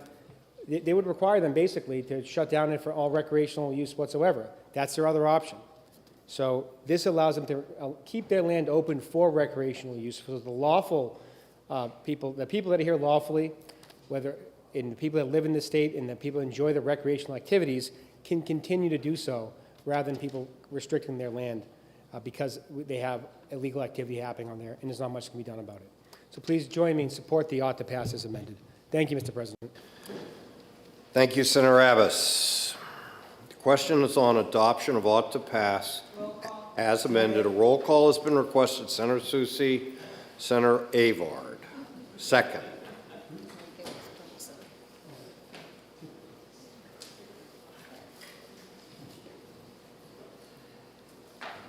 The clerk will please call the roll. Senator Gendrew. Yes. Senator Lang. Yes. Senator Waters. No. Senator Prentice. No. Senator Gray. Yes. Senator Innes. Yes. Senator Ward. Yes. Senator Rishardi, Yes. Senator Fenton, No. Senator Chanley, No. Senator Avar, Yes. Senator Rosenwald, No. Senator Carson, Yes. Senator Whitley, No. Senator Murphy, Yes. Senator Pearl, Yes. Senator Susie, No.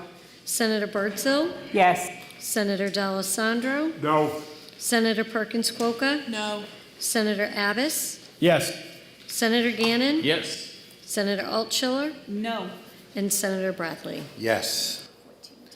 The ayes have it 14 to 10. Senate Bill 504 is ordered to third reading. The Senate will be attentive to the clerk. Oops. Thank you, Mr. President. The Committee on Judiciary, to which was referred Senate Bill 508FN, an act relative to the duties of the Superintendent of the County Department of Corrections concerning mental health and substance use disorder screening of inmates and coordination for services upon reentry into the community. Having considered the same, the committee recommends that the bill is ought to pass by a vote of 5 to 0. Senator Gannon for the committee. Thank you, Mr. President. Senator Gannon. Thank you, Mr. President. This will be quick and easy. I move SB 508 ought to pass. This bill would address critical issues, specifically a lack of care, coordinating, and validating screenings for those with behavioral health needs in county jails. A majority of the individuals who are held in our county jails face mental health, substance misuse, and co-occurring disorders. This bill requires the superintendent of the County Department of Corrections to require his or her contracted behavioral health treatment providers to use validated screening tools for mental health and substance use disorder, and to, where such providers exist, permit licensed community-based treatment providers who meet the security criteria for access to the facility to have contact with people in custody for the purpose of coordinating services upon reentry into the community. Providing resources and connections sooner to individuals will promote successful reentry, increase the likelihood of engagement with treatment, decrease recidivism, and many other things. For these reasons, a majority of the Senate Judiciary Committee asks for your support on the motion of ought to pass on SB 508FN. Thank you, Mr. President. Thank you, Senator Gannon. The bill is now on second reading. Is there any further discussion? Seeing none, are you ready? The question is on adoption of the committee recommendation of ought to pass. Are you ready for the question? All in favor, please say aye. Aye. Any opposed? The ayes have it. The motion of ought to pass is adopted. Senate Bill 508 is ordered to the Committee on Judiciary. On finance? It came from the Committee on Judiciary. It's now on its way to the Committee on Finance. Is there a song for that, Senator Avard? The Senate will please be attentive to the clerk. Thank you, Mr. President. The Committee on Judiciary, to which was referred Senate Bill 533, an act relative to physical quorums at public meetings. Having considered the same, the committee recommends that the bill is inexpedient to legislate by a vote of 3 to 2. Senator Abbas for the committee. Senator Abbas. Thank you, Mr. President. I move Senate Bill 533 inexpedient to legislate. This bill would have enabled public bodies to allow one or more members of the body to participate in a meeting by electronic means. Senate Bill 533 would have only required 2 members of any board or commission to be present at the in-person location. In New Hampshire, our citizens have a right to face their elected officials, not have these officials hide behind the screen. In fact, nowhere in this legislation does it specify how many times a member of a public body can be absent from the physical location. Under this scenario, we would have some members never show up and hear the concerns from the members of the public in person. For these reasons, a majority of the Senate Judiciary Committee asks for your support on the motion of inexpedient to legislate on Senate Bill 533. Thank you, Mr. President. Thank you, Senator Abbas. The motion is inexpedient to legislate. Is there any further discussion? Senator Altschiller. Thank you, Mr. President. I rise to ask this body to overturn the inexpedient to legislate. Senate Bill 533 is enabling legislation that will allow public bodies to have the option of allowing one or more members of the body to participate in a meeting by electronic means. And I would like to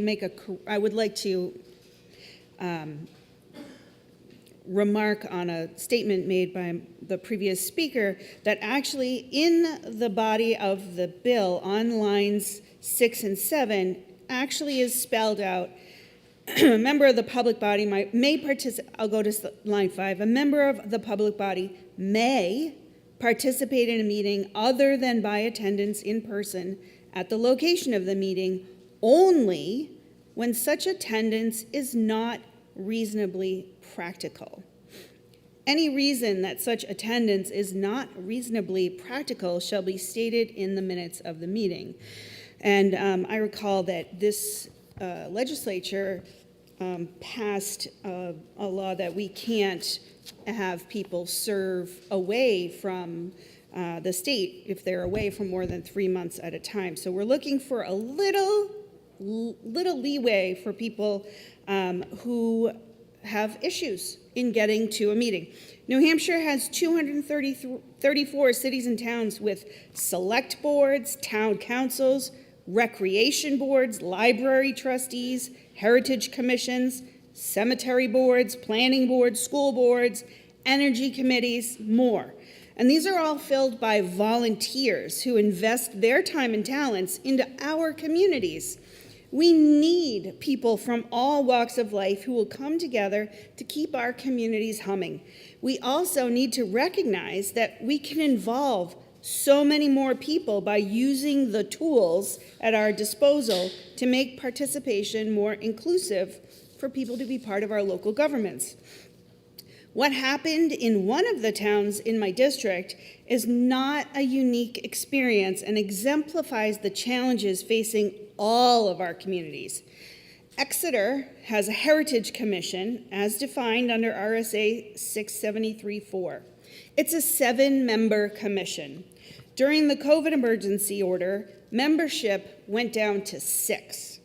After the emergency order expired, it dropped down to 5, which still constitutes a quorum, but now Exeter Heritage Commission had literally no wiggle room at all to accommodate any absences. Full attendance of the 5 was absolutely necessary for the commission to conduct its business. One particular night, a member was laid up at home with a broken leg. Another had an emergency child care issue that came up that afternoon. And one also couldn't make it to the meeting. And the meeting had to be canceled. And the applicant that was at that meeting that needed approval from the Heritage Commission was forced to wait another month because the commission couldn't get a quorum to do their job.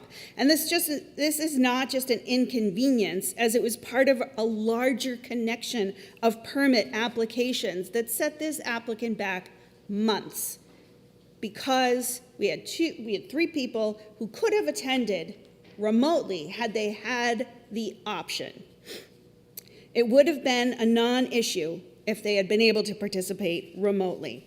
In Exeter, remote participation turned our select board participation for 1 or 2 members coming, 1 or 2 attendees at the meeting, to more than 20 people showing up on a regular basis because they could come to the meeting virtually.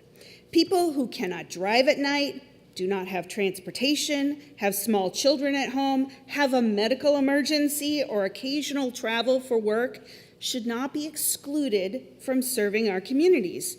We have the technology available to increase participation with transparency, and we should embrace that opportunity to include more people in the functions of our governing bodies. Why shouldn't our volunteer municipal boards have the kind of remote participation options that we have here in the Senate? We have conducted important business of sessions with remote participation set up right there so we can all see it and so can the people at home. We have conducted important business of sessions. Why are we afforded the accommodation that is denied to our hometowns? The Sandown Heritage Commission is a 6-member board that only meets once a month. Why should a medical emergency or a transportation issue prevent service to the town of Sandown? Londonderry's Leach Library is a 7-member board, 8 with the town council liaison. They only meet once a month. Again, why shouldn't those members be able to allow for a member's occasional remote participation? The town of Sandwich has had quite a time keeping their 3-person sewer commission functioning. Imagine if the occasional option of remote participation were in play for this tiny but very important 3-person commission. That could be a real game changer and a benefit to the town of Sandwich. But here's the thing, Senate Bill 533 is just enabling legislation. It's not a mandate. It's not a blanket statewide policy change. It's a completely locally controlled option. No town has to use it. If Salem says they don't want to do it at all, they can choose not to. And if Laconia says we need this in our back pocket, they can. So the 3-member cemetery board of Bradford may decide that no, they don't want to incorporate the option available to them from Senate Bill 533. But maybe the 5-member planning board of Greenville thinks this is exactly what they need to recruit and retain volunteers. The 5-member select board in Raymond may really need this option. They do have 4 of their current members' terms expiring this year, and 7 o'clock on a snowy Monday night might be able to change quorum for them with this option. The Hampstead Zoning Board of Adjustment is still looking for an alternate member, and they have to make sure they have a full table for their 7 p.m. Wednesday night meetings. They might have an easier time recruiting a volunteer if they had a little bit of flexibility in how they achieved a quorum. Really, this is a way we can help our cities and towns meet their obligations and commitments to our communities by giving them the same functional option that we have, the occasional remote participation. It's a tool our communities may or may not use. It's each of our communities' choice if we give it to them. So please, can we reconsider this ITL? Senate Bill 533 is something positive, helpful, and useful that we can bring back to our communities, and we can all take a potential win for everyone on this. Thank you, Mr. President. Thank you, Senator Altschiller. Senator Carson to speak. Thank you, Mr. President. I rise to ask the body to please support the committee recommendation of inexpedient to legislate. Mr. President, we've had this issue before a number of times, and there's a couple points I want to make. What we went through here was done under emergency orders because of COVID. In the spring of 2019, in March, everything stopped. We still had bills in committee, bills that needed to be voted on. It just stopped. So all that legislation died. We did end up coming together, I think it was in May, sometime in May, under very extreme and precautionary circumstances because of the pandemic. We were trying to keep ourselves safe. And Mr. President, I want to just laud and can't speak enough about the senator from District 19 who was the Senate president at that time. And she had a lot of very difficult decisions to make. But in my opinion, Mr. President, her goal was to keep everybody safe. And I want to thank you for that. But after that, when we started coming back, we kept those precautions in place. But now we were meeting by Zoom because, again, we were still in the pandemic. And of course, we saw more people participating because many of them were under stay-at-home orders. A lot of restaurants were closed. We're still feeling the ramifications from that. because they went under because they had no customers. I know my good friend from District 11, we served on the reopening task force together, as my good friend from District 2. We had to be very, very cautious and careful about how we reopened because we did not want to see a spike in cases of people getting sick. My good friend from District 11, she was in charge of venues, arts, and the theater. These things were all closed, and how can we open them up safely? We had a lot of participation. And after the pandemic was over and we were here, we still heard from people who wanted to keep this in place. But I'd like to remind everybody, this was an extreme circumstance. We have the duty and the obligation to address the concerns of our constituents.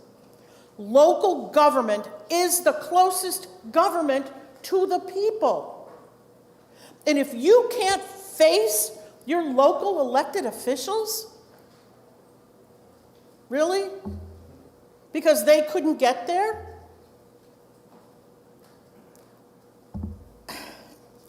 I understand. Things happen. Life gets in the way sometimes. And you do the very best that you can.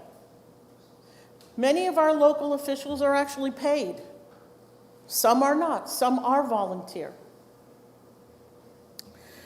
But to allow only 2 people to sit there and face the people, my constituents say no. They want their elected officials in that chamber. They want to be able to talk to them. They want the dialogue with their local elected officials. And just for the record, our library board of trustees in Londonderry, they're elected by the people. They are not volunteers. And they're a pretty active board. And they have to face the people just like everyone else. If you don't have the courage to face the people that elect you, and I've said it more than once, Mr. President, then maybe you need to find something else to do. Thank you very much, Mr. President. Thank you, Senator Carson. Senator Altschiller. Thank you, Mr. President. I want to clarify that every example that I used in my floor speech were elected boards here in New Hampshire, in our hometowns.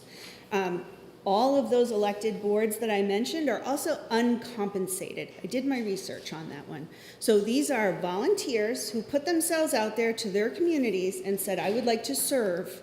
And I put myself forward to serve on the library board, the cemetery trustees, the sewer commission, and a lot of the ones that I used as examples are struggling. And I don't know many towns who don't have issues filling the ballot sometimes on some of these smaller boards. It's difficult to get people to volunteer. And if Londonderry chooses not to allow for any of the members of their elected boards to use a remote option, that's fine. That's the whole point, is this is enabling legislation. But if Amherst would like to allow for this, then Amherst can make that decision for themselves. And it is really, really hard for us to tell our municipal boards that the lessons we learned during COVID, that this body decided to incorporate into our policies and practices, should not be allowed to happen at our municipal level.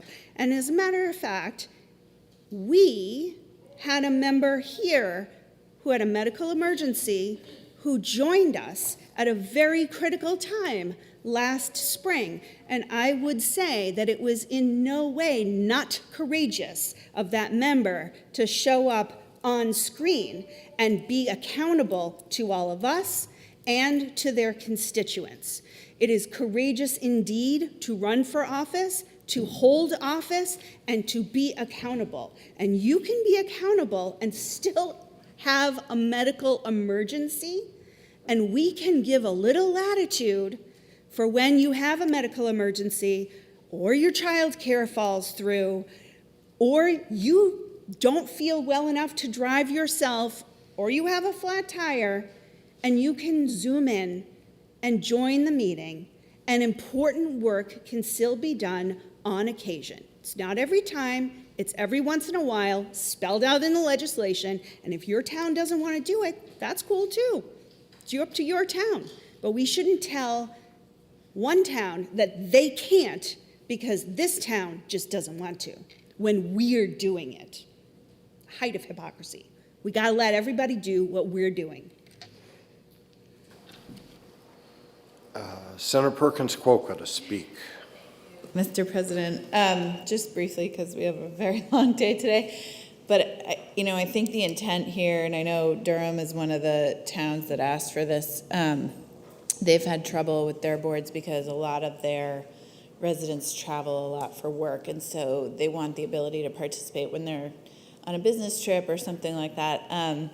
I can just tell you, as a former member of local government, whether you're at the meeting or not, you are accountable because you still live there, you're still in the grocery store, you're still at the coffee shop, you're still walking down the street. You will meet your voters and your concerned constituents. They will find you, as they should.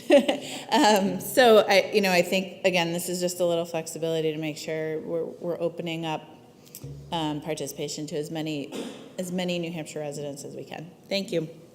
Thank you, Senator Perkins Quokka. Senator Birdsell for a question. The good senator from District 22. Senator, do you believe a public meeting means meeting the public? Absolutely. I think that's the best way to do it. That's the best form of governance. I know when I appear before a committee or any public body, and I'm speaking, and I see a board, and there's, let's say 11 members, 10 members, it's nice to actually, when you look them in the eye, you can really get a good read on whether they're buying into what you're saying, or maybe not, but at least you have an idea, or maybe I have to go another direction. I think it's really important for them to be there present. I think that's the best form of governance. And to limit it to only 2 people would have to be present, I think that is a bad policy. I think some of the best things that I've worked on has been working with my colleagues, but a lot of that comes from us being here in person. Thank you.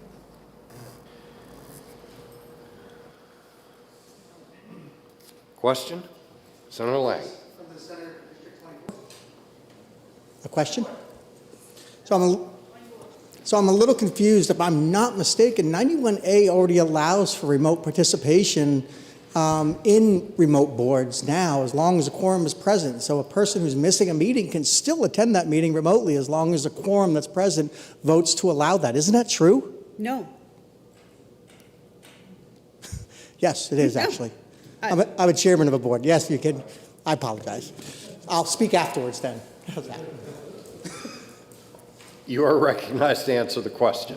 Thank you. Thank you. My towns in my district are not able to make decisions without a quorum present in the room. So when a 7-member board has 3 members that can't be in the room, we can't get a quorum present. Why can't we allow those 3 members who had legitimate reasons in the 11th hour and then set all kinds of things in motion because we couldn't get a quorum? So all of these towns, all of these boards are elected, and all of them have had issues getting people in the room at all times. It's just an opportunity for someone to be able to participate when their child care falls through and their babysitter can't show up and they got a 7 o'clock meeting. And we don't know, like maybe that's the reason we can't get a quorum. So that's why we wrote this. That's it. So no, quorum is not always present.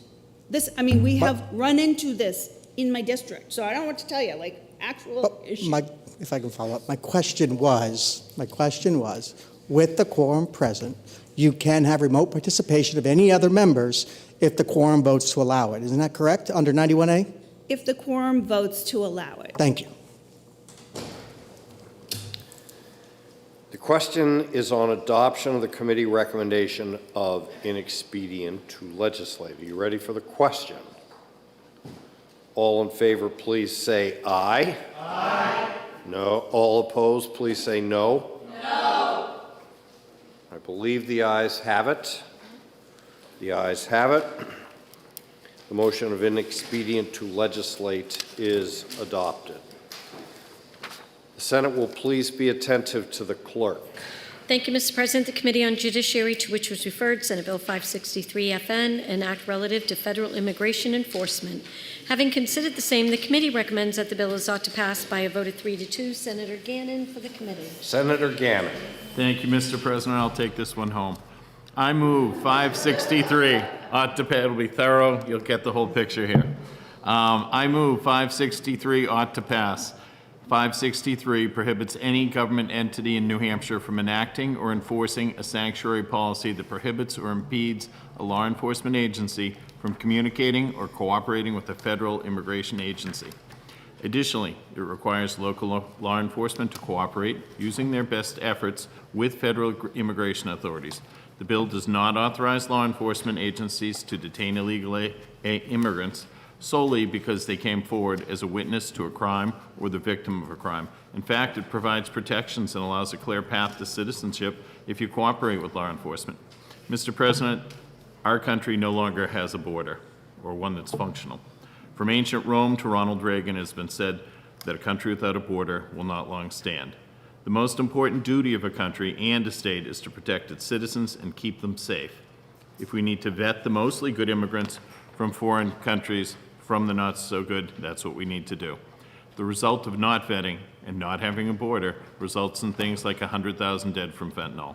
Schools in New York are sending their kids home currently and placing aliens in their place. In Massachusetts, residents are being asked to take, I'll use the word migrants to please the room, into their homes because the hotels cannot take anymore. They've emptied out the rec centers in Roxbury, near where my daughters live, and filled them with non-vetted illegal aliens.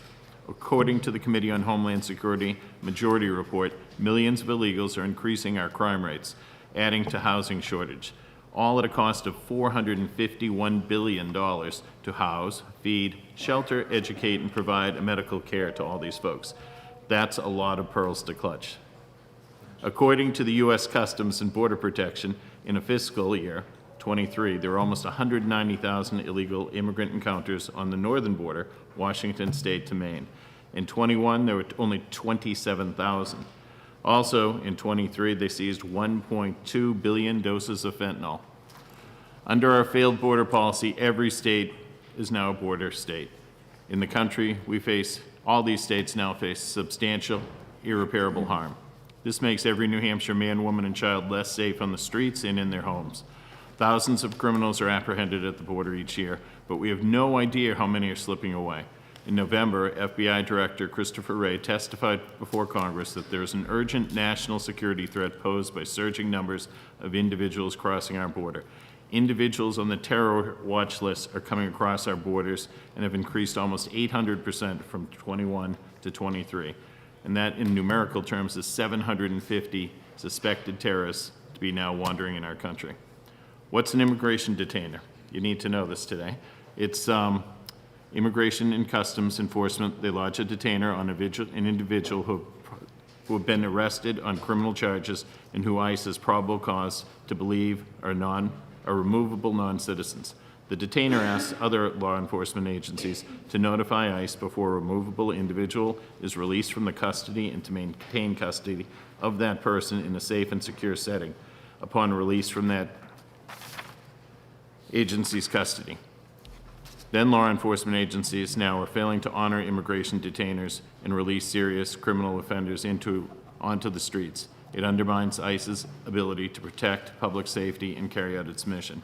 For decades, immigration officers have used detainers as a collaborative law enforcement tool to request critical law enforcement cooperation, notifying ICE of the upcoming release of a non-citizen who has been arrested for a criminal state violation unrelated to their immigration status underscores the importance of information sharing between partners who ultimately share the same goal, to serve and protect our community. I spoke with my chief, had a little coffee early this morning, And I asked him, have you encountered any detainers? He said in his 25, 30 years as a police officer, 4 times he has, twice in my stand downtown. 2 times they decided there wasn't a person worth picking up. Another time they did come, same day, picked up the person. There's been concern by some of our senators that this is an unfunded mandate. I was speaking with troopers here in the State House who had had other duties before being at the State House.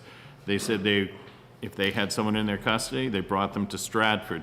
The Stratford, it's in Dover, Senator Waters, you'd know where this is. The Stratford Federal Detention Center. I'm not really familiar with it personally, but that's what the trooper told me. So there would be no real cost here if you can drop them off at a federal facility the same day. Examples of towns in New Hampshire practicing sanctuary policies currently are Hanover, Lebanon, and Harrisville. I have 2 of they're calling them welcoming. They were getting in trouble federally by saying sanctuary cities. So to get around it, they've been very creative and come up with welcoming ordinances. The City of Lebanon's welcoming ordinance states, no agent or agency of the City of Lebanon shall, except requests by the federal immigration authorities to support or assist in the operations that are for civil immigration enforcement. You're not allowed to permit the federal immigration authority access to the person being detained in custody. You're not allowed to call the federal immigration authorities from these facilities. You're not allowed to let them on your premises. You're not allowed to let the federal immigration authorities even share any information about when the person's getting out, if they have hearings or anything. They're not allowed. In fact, they go so far as to threaten the employment of the police officers who cooperate with federal agencies. So policies like these have proven disastrous around the country by giving safe haven to criminals. There are many examples I could give, but I'll just give a couple here today. Most recently, Lake and Riley. You all know her in Georgia.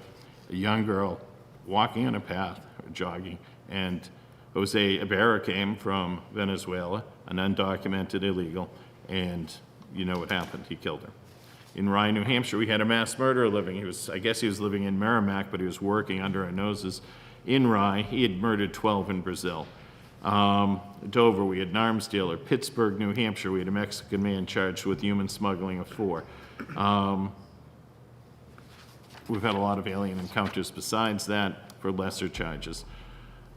For these reasons and others, a majority of the Senate judiciary asks for your support on the motion of ought to pass on 563. Thank you, Mr. President.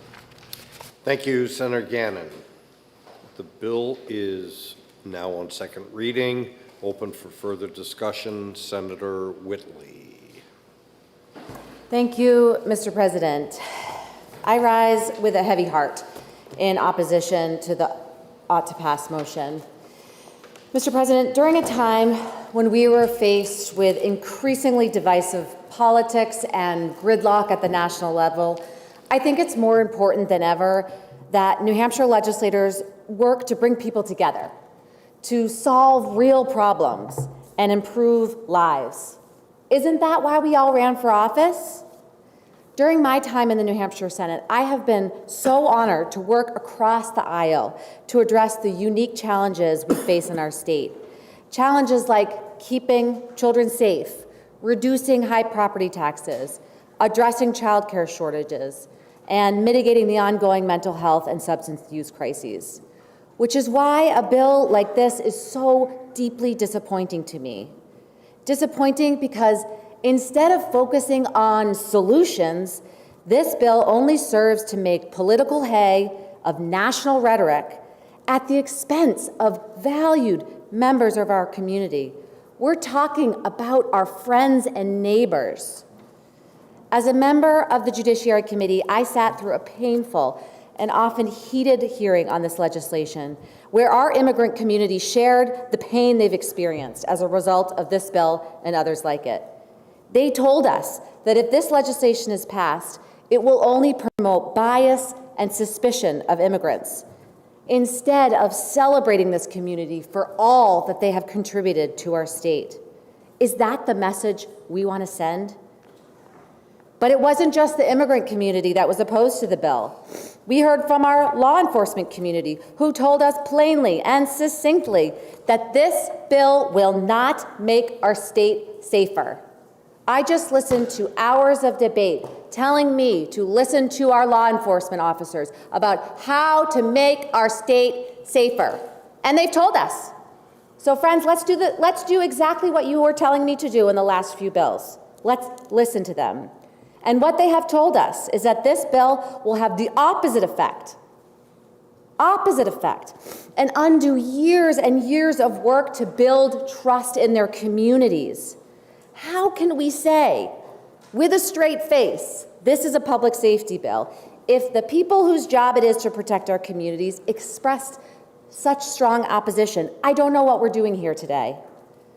Unlike prior versions of this policy, this bill requires that, I quote, a law enforcement agency shall use best efforts to support the enforcement of federal immigration law, end quote. This can only be read as a mandate for local police to do what federal immigration officials say. I would ask my colleagues to consider how local police departments are supposed to know what best efforts are when they have other competing obligations in our communities, other obligations that we look to them to keep our communities safe. This standard, my friends, is so vague and will only lead to unnecessary acrimony in litigation in our communities, which is only one of the reasons that our local elected officials, in addition to our immigrant community, in addition to our police officers, our local elected officials and our municipalities, all united in opposition to this bill. All of them. The communities that you're purporting to say we're trying to keep safe, they don't want this. They don't want it. They told us that this legislation would undermine the proactive steps they have taken to strengthen the safety of our communities and improve community relationship. That's what this is all about. Haven't we learned already that community relationships, community relations between our law enforcement and our community members, that's the whole game. That's the whole game. They have told us that this bill, we didn't come up with this. Our local elected officials and our law enforcement told us that this bill is an unfunded mandate, requiring local police to do the work of the federal government, that it imposes this obligation without any money for training, compliance, and with certainly no money to defend against the inevitable and very costly lawsuits that communities will face for violations of this legislation's very broad and ambiguous terms. This is not how we legislate. Finally, they told us that it will be the taxpayers who will lose out as a result of this political bill with its unfunded mandate. Will we listen to them?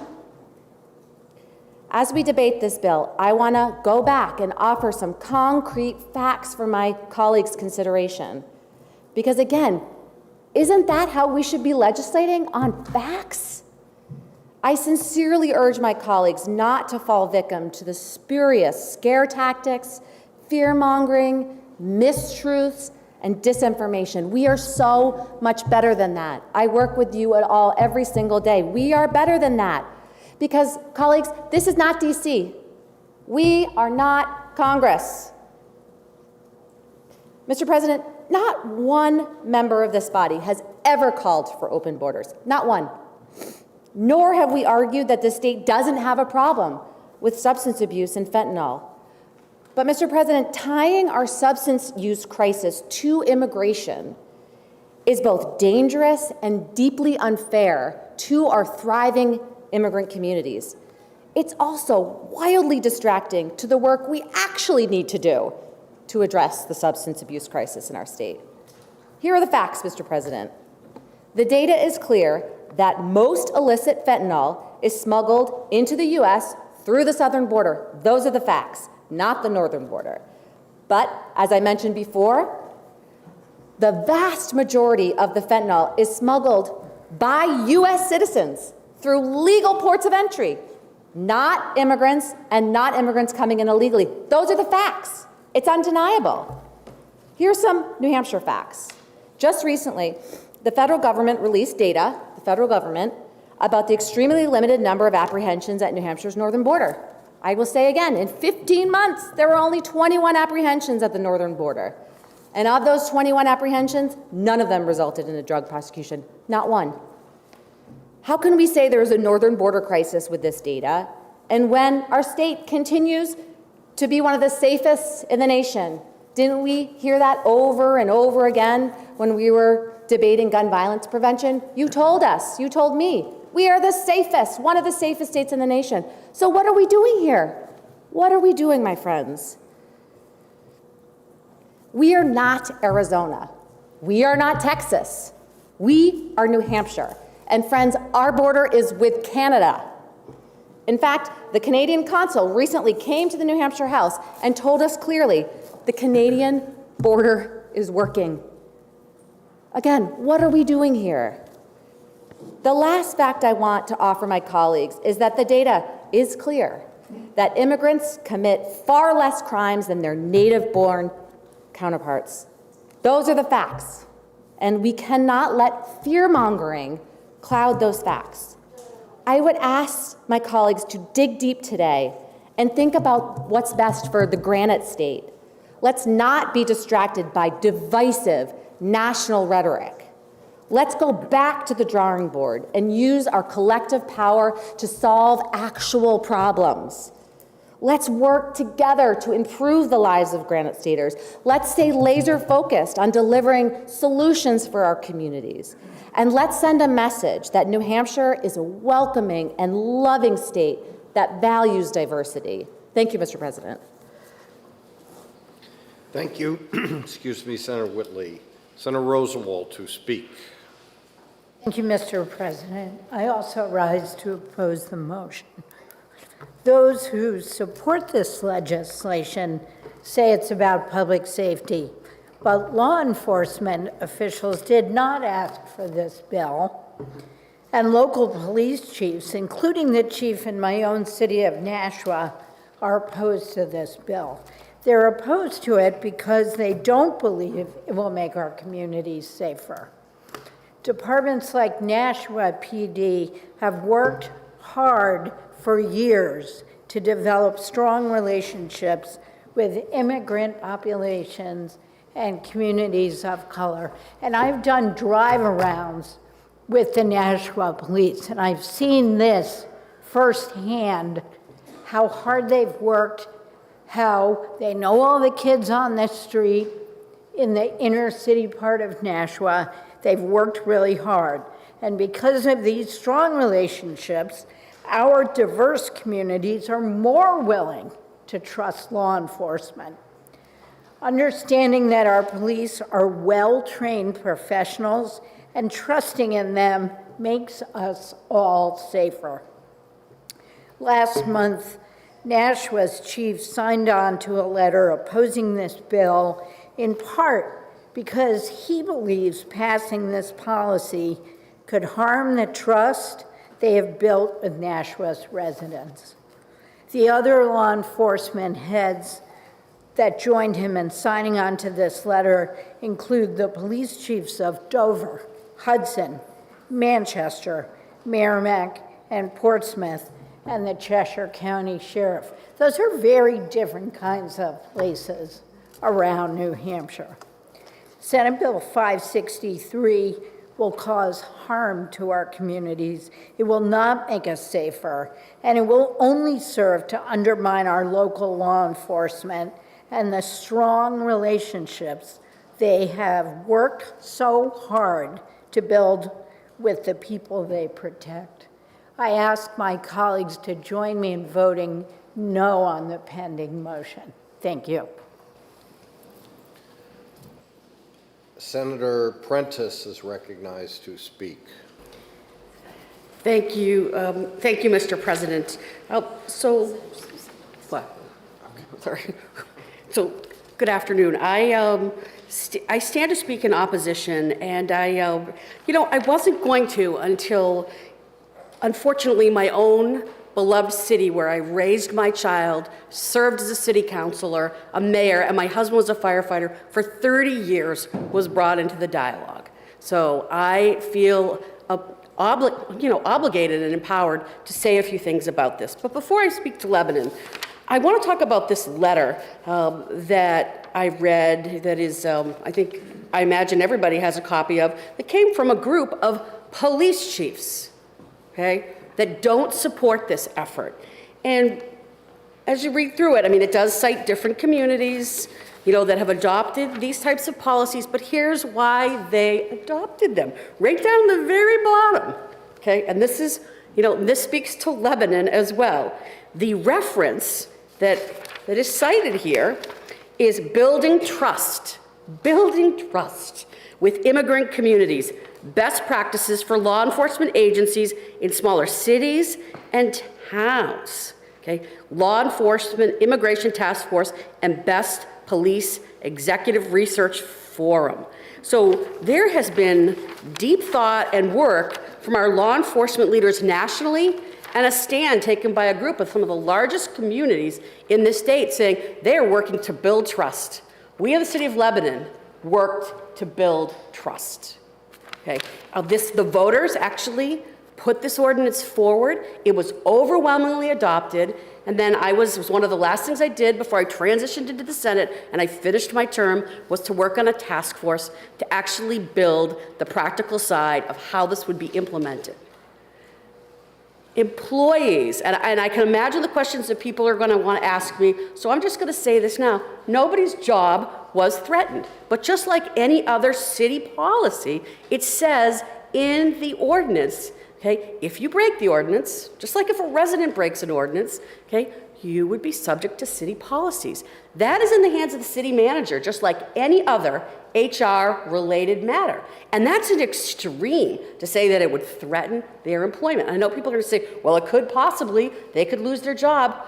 It's up to the city manager to do what they want to do. But I have to say that when we adopted this, we took great time in talking to our city employees, including, imagine my husband, a firefighter that I had to come home to every night and talk about this with him, till we got to a place where everybody could find some comfort. They may not have agreed, but they understood.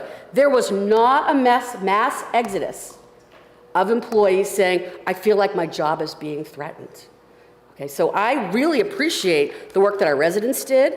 I love the city I live in, so excuse me for being very passionate about this, but I feel like it's important to stand up for Lebanon at this one particular moment and say thank you to the thank you to the residents for putting a policy together. Thank you for being such a welcoming community. Thank you for such a good city manager and wonderful city employees who work hard with this every day to strike the right balance as we are on a border, in Lebanon, for the Granite State. Thank you very much, Mr. President. Thank you, Senator Prentice. Senator Susi.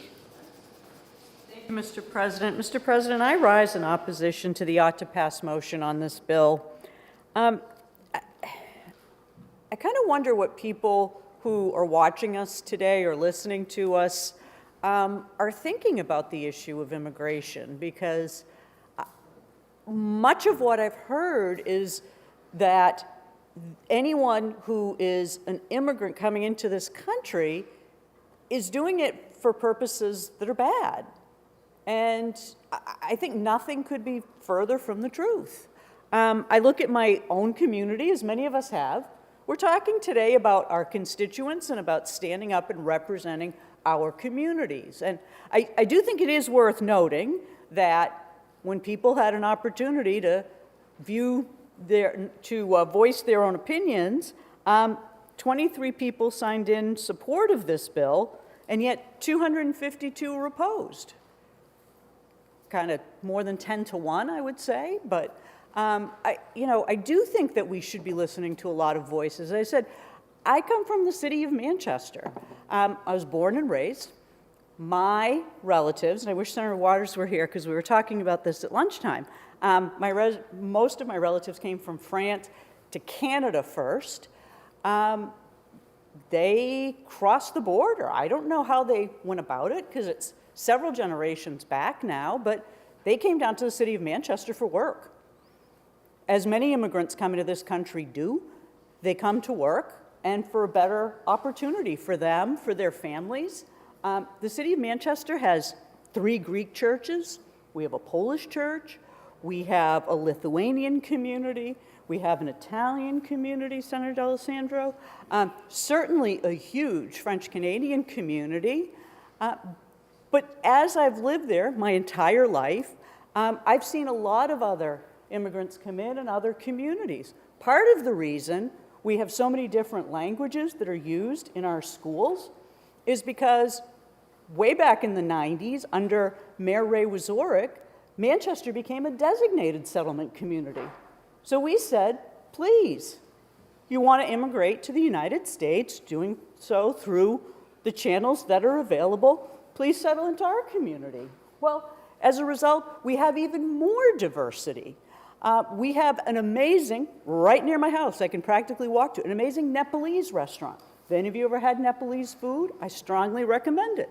Extraordinary community. And we continue to grow and continue to be more diverse. Now, in conjunction with that, I would say, I regularly speak to law enforcement, in particular, my chief of police. He is one of the folks who authored this letter that's been referenced many times, who specifically wrote in opposition to this legislation. Did so for a number of reasons, which are articulated. Many have been mentioned. But I do think that one of the biggest reasons that the chief and other law enforcement officials are opposed to this legislation is because it would undo what they've spent decades trying to do, which is to work with immigrant communities. As I said, Manchester, designated settlement community. We have people from Afghanistan. We have people from Africa. They come to this country with a view of policing that is very different than what all of us grew up and understanding. They're afraid. They're not afraid because they didn't come through legal channels or what have you. They're afraid of police because of what police do in other countries. So it's taken a lot of work for the Manchester Police Department to meet with these individual communities, to build a relationship of trust. A relationship that in some of these communities is so strong, they have set up neighborhood watches where new Americans are participating in Neighborhood Watch. And they are reporting things to the police, and they are helping the Manchester police enforce the laws, and they are helping them with investigations. Why would we want to send a message that that isn't a good thing? Why would we not want to continue to allow those relationships to be fostered? And I also should mention that the chief of police in Manchester is not just our chief of police. He's a member of the National Guard. And not this last trip the governor took, but the trip before, Chief Oldenburg was doing his 2 weeks of service. Where was he? He was on the southern border. I think he's intimately familiar, certainly more familiar than all of us here, of what those issues are. And yet he, as both a person who's been on the border and a chief in our largest city, a city filled with immigrants, is saying to us, this bill is a problem. Please don't support it. It has mandates in it. It would undo the work that we've done to foster relationships. It says this bill is a mandate that local police do the work of the federal government concerning federal civil immigration enforcement, all without any funds, all without any training, and with potential exposure that will force communities to spend money for lawyers for violations of the very broad terms that this bill contains. Why aren't we listening to this? I mean, seems pretty thoughtful to me, and a lot of work went into describing what these issues are. What local police are in the smallest of our towns, what they are in our largest city, is informed, professional, public safety officers who we should be listening to. Now, the folks that signed this letter, I think, are some of the most credible informants of what we should do. And as I said, City of Manchester is richer because of the people that live in it. Do we have issues with public safety, with crime? We talked about fentanyl before. Sure we do. But we don't have it because people immigrate. That's, you know, as I said from the beginning, it just, listening to this really, really it's hard. I mean, so many people who want to find a better life, who are being persecuted where they are, who don't trust the police in the country they're in, want to come to this country. Legal immigration occurs every day. Not everyone coming to this country is illegal. And to suggest so, or to leave people with the impression that they should be fearful of people of different colors, of different backgrounds, I think is a real travesty, and I think it misses the point of what the rich culture of our state really is. For those reasons, Mr. President, I would encourage my colleagues to listen to some extremely informed and thoughtful police chiefs and a sheriff, and also listen to the actual immigrant communities that are within your districts, because they're the people that can tell you what needs to happen and what is and really isn't happening in our state. Thank you, Mr. President. Thank you, Senator Susi. Senator Carson? Mr. President, I'd like to request a 2-minute recess. Okay. Thank you. We'll be in recess for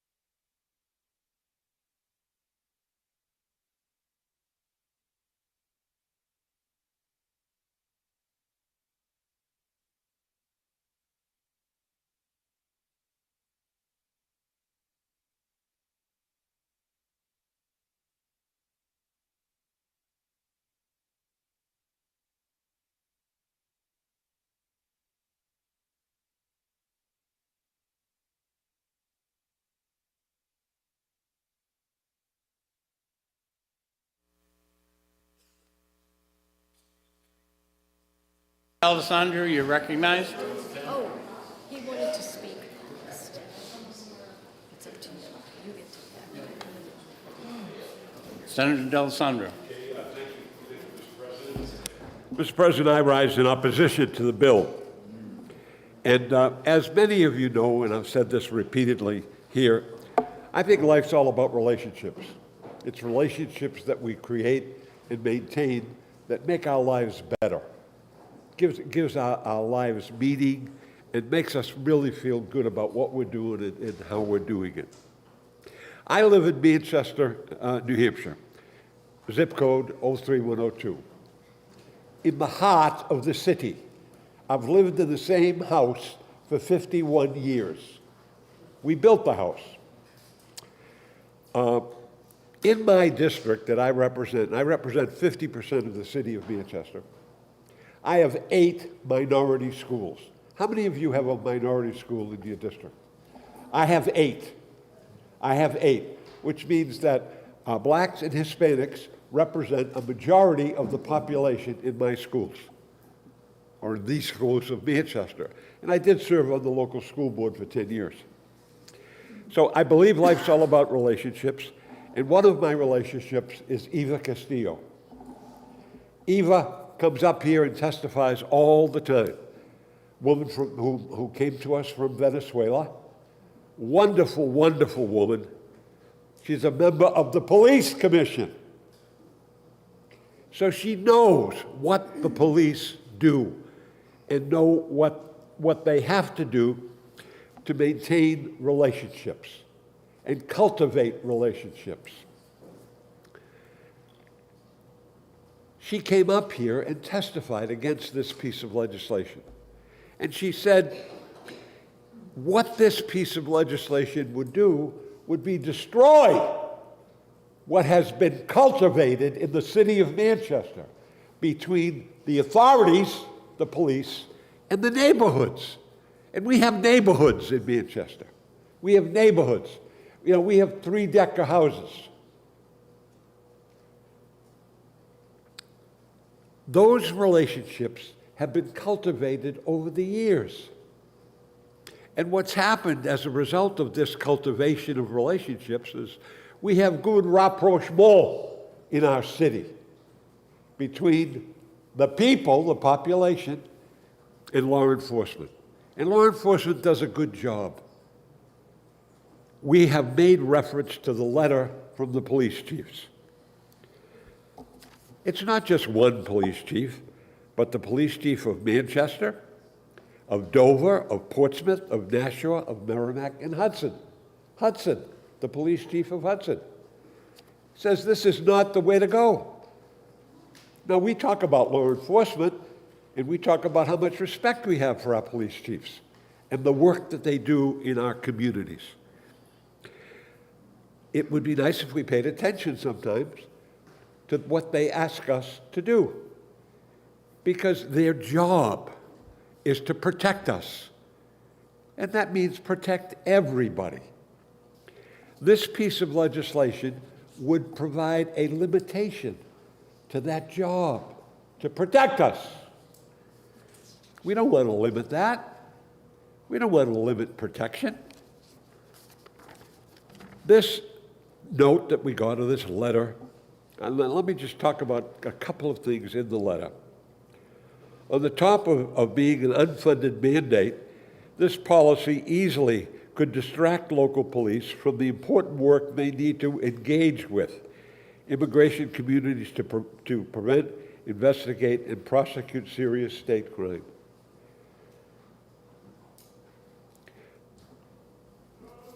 If there's something that inhibits people from doing their job, that's a negative. We're not negative.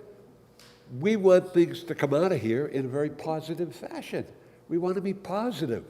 We want to say to our police chief from Hudson, our police chief from Manchester, our police chief from Nashua, listen, we understand. We understand your plight. We understand the work that you do. Hey, listen, we understand that there's a night shift. And you're out there all night long protecting us. And you're there on Saturday and Sunday protecting us. And when I say protecting us, I mean protecting everybody. Everybody.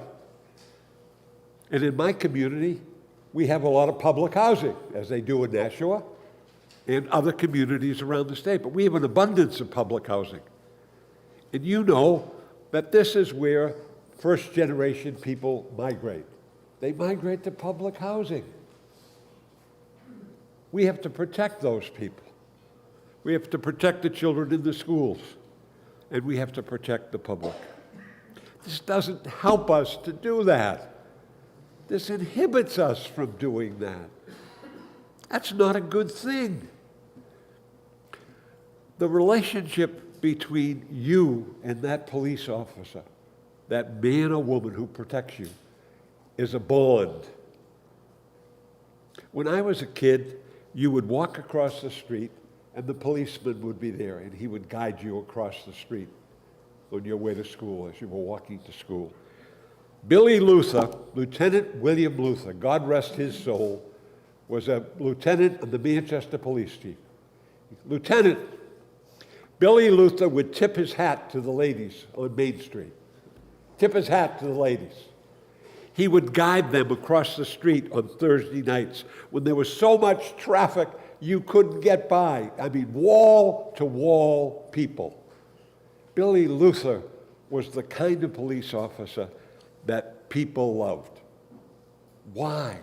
Because he created a relationship, a lasting relationship between the population and law enforcement. Don't hurt law enforcement. They have a tough job to do. They have to stand up for us 24/7. The police chief of my community has asked me to vote against this bill because it would inhibit him in doing his work. It would inhibit him in doing his work. It would inhibit law enforcement from doing their work. And their work is vital to us. It's vital to every person in this room. So I say to you, I ask you, think about it. Think about it. I've said many times, and I've checked votes here, vote after vote after vote. We don't turn many votes in this body. We don't flip them. But I will say this. This is one time when the good of the order, is of maximum importance to all of us. Because we have a lot at stake. We have a lot at stake with the law enforcement community, who we respect and work for on a daily basis, and work for us on a daily basis, have asked us to go against this piece of legislation. So I ask you, Mr. President, when the toll comes, to come up with the right answer. And let's hope we can do the right thing. Thank you, Mr. President. Thank you, Senator. Question from Senator Susie. A question from my colleague from District 20. Do you yield? Yes. Senator, we've both talked a lot about Manchester and the importance we place upon the information we get from our chief, but also we want to respect the immigrant communities in our city. Isn't it true that even without this legislation, especially without this legislation, our police chief and the Manchester Police Force routinely cooperates with immigration and with the federal government and is not looking to get out of that responsibility, but rather wants to determine when they can cooperate, wants to determine how resources are utilized best in Manchester. Isn't that true, that reciprocal relationship already exists and this does nothing to enhance it? Right, thank you very much for the question. Absolutely. Manchester works closely with all the federal agencies in terms of trying to coordinate and cooperate. Thank you, Senator. You're welcome. Thank you. Senator Chanley, you're next. Thank you very much, Mr. President. I like the senator from District 5. Was not sure that I was going to speak on this today, but I feel almost an emotional calling to address this. I've spent most of my legislative time in the House in criminal justice and in the Senate in judiciary, and it's incredibly important to me that I work to protect public safety, and that is so far-reaching. It isn't just about law enforcement, it's about how we interact. I think that the senator from District 20 talked about it, because part of public safety is making sure people have relationships. I guess I recently read an essay entitled, "What Were We Thinking?" And while it was an examination of income inequality, I found it a useful lens through which to examine this bill. It asked, how will historians in the future evaluate our actions today? And when we look to the past, especially when we look to turbulent times and our country's response to crisis, we hope that in those situations, we would have been on the right side of history. We can ask ourselves, would I have fought against slavery? Would I have resisted joining racist social organizations even when all my neighbors participated? Would I have spoken up against the persecution of the Jews during the build-up to World War II? Would I have defended my Japanese neighbors from internment camps? And would I have raised my voice to oppose Jim Crow laws? And I know all of us, ask ourselves, would we have had the courage to risk our safety, our well-being, our social standing, to speak truth to power, and to stand with the vulnerable? I know that each of us hopes that we would have done the right thing. Our country has a beautiful, strong, and lasting tradition of welcoming the stranger, of opening our arms, our shores, and our lands to people from all over the world.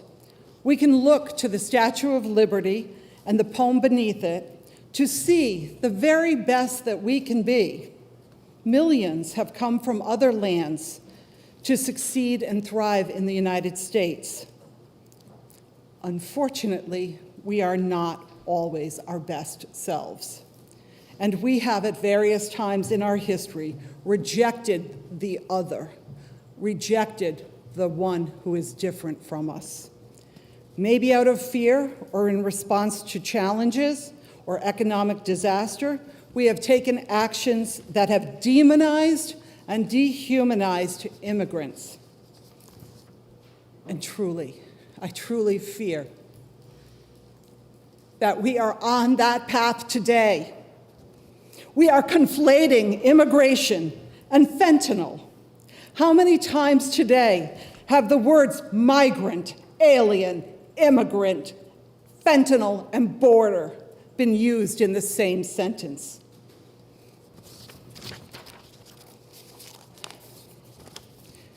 We do, in our state and in our country, have problems that need to be addressed.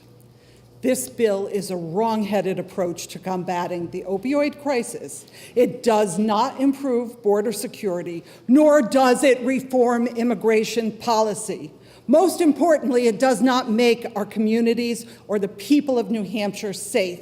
And in fact, as you have heard several times, according to many members of law enforcement, this bill will harm public safety. Let's not repeat the mistakes of the past.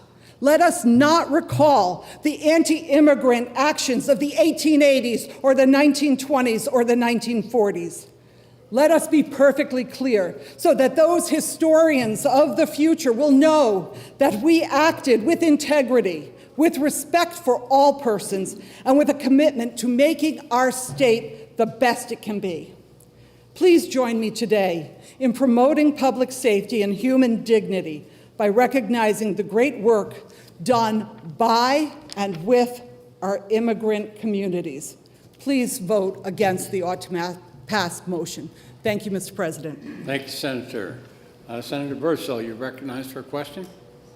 Oh, to speak? All right. We'll put you at the bottom of the list then. All right. Senator Abbas. Thank you, Mr. President. And I rise in support of the committee's recommendation of ought to pass. I've heard my colleagues reference rhetoric and how the rhetoric's causing, it's inflaming different individuals. I keep hearing the word immigrant, immigrant, immigrant, immigrant, without making a distinction between a lawful immigrant and an unlawful immigrant, which is an illegal immigrant. And that's insulting to the immigrants who came here lawfully. It's insulting to members of my family. Let's make a distinction and not lump everyone together like we've been doing. Because this bill will not affect someone who is a lawful immigrant. It has no impact on their daily life. It will not change. It will not impact them because they're here legally and they came here legally. This addresses illegal immigration, people who came to this country illegally or are here illegally. That's what this addresses. And telling anyone, saying otherwise and lumping everyone together and mentioning communities of color, well, you shouldn't presume because someone's a minority that they're an illegal immigrant, because that's wrong. But if you are here illegally, this bill could impact you. And let the historians who are listening, let it be known that in New Hampshire, we're not going to be a sanctuary state because we support lawful immigration. We're not going to support illegal immigration. That's not what we're going to support here in this state. And I'm going to give an example of an egregious situation that was in a city that claimed to be a sanctuary city or a welcoming city. They can keep rebranding it all they want. It's the same policy over and over again. You had a situation where in September, a person who was in a sanctuary city, they were here illegally, and they were arrested for raping a developmentally disabled woman. Well, the federal authorities would have liked to take this person into custody, but because of that sanctuary policy, that request was ignored. That person was then released back into the public. Well, eventually, months later, the feds were able to get them on their own. Without that, it would have been a lot easier and done a lot sooner and much less expensive if they were able to apprehend that person while they're already in custody. But because of that sanctuary policy, let's let the person out. And we can come up with other egregious circumstances. You could have, in this welcoming city that my colleague from District 23 referenced, you could have a terrorist, literally a terrorist, someone on the terror watch list in custody, and guess what? They have a policy to ignore that ICE detainer request. That's it. That's the policy. So I find that to be a very terrible policy and goes against public safety. And let me ask this question, and I pose this to anyone in this body. If you had 5,000 illegal immigrants come to New Hampshire, just like that, what's the plan? We already have a housing crisis. What are we going to do? There is none. And we say, oh, well, we're not Arizona, we're not Texas. This is a United States of America problem because the issue of illegal immigration, more people since 2020 immigrated to this country illegally. The number exceeds the total population of the state of New Hampshire. That's what we are dealing with. And we say, well, it's not our problem. It's not happening this bad in New Hampshire. It's happening in other states. It's happening in Massachusetts. They're having a problem housing illegal immigrants right now. It's all been all over the news. That's literally a state that borders us. And the fact of the matter is, this open border policy that's led to this, now if we have a situation where ICE wants to actually make an effort to enforce a federal immigration law, some communities are taking upon themselves to now obstruct that. Yet we say we don't support open borders. Well, this will put an end to that, and it won't happen in this state. So please join me, support the committee's recommendation of ought to pass. Thank you, Mr. President. Thank you, Senator. Senator Birdsell, you're recognized to speak. Thank you, Mr. President. I too am concerned about the rhetoric that has been going on here. I am one that comes from an immigrant family. My grandparents came from Italy, straight off the boat. My grandmother on my paternal side came from Ireland. Nice combination. Nice temper. But no one here is denying the fact that legal immigration is a plus for this country and for this state. No one is denying that. What we are concerned about are the policies that are happening in New York that can happen here. We have police officers being beaten by Venezuelan mobs. These blue cities are a magnet for these gang members to come.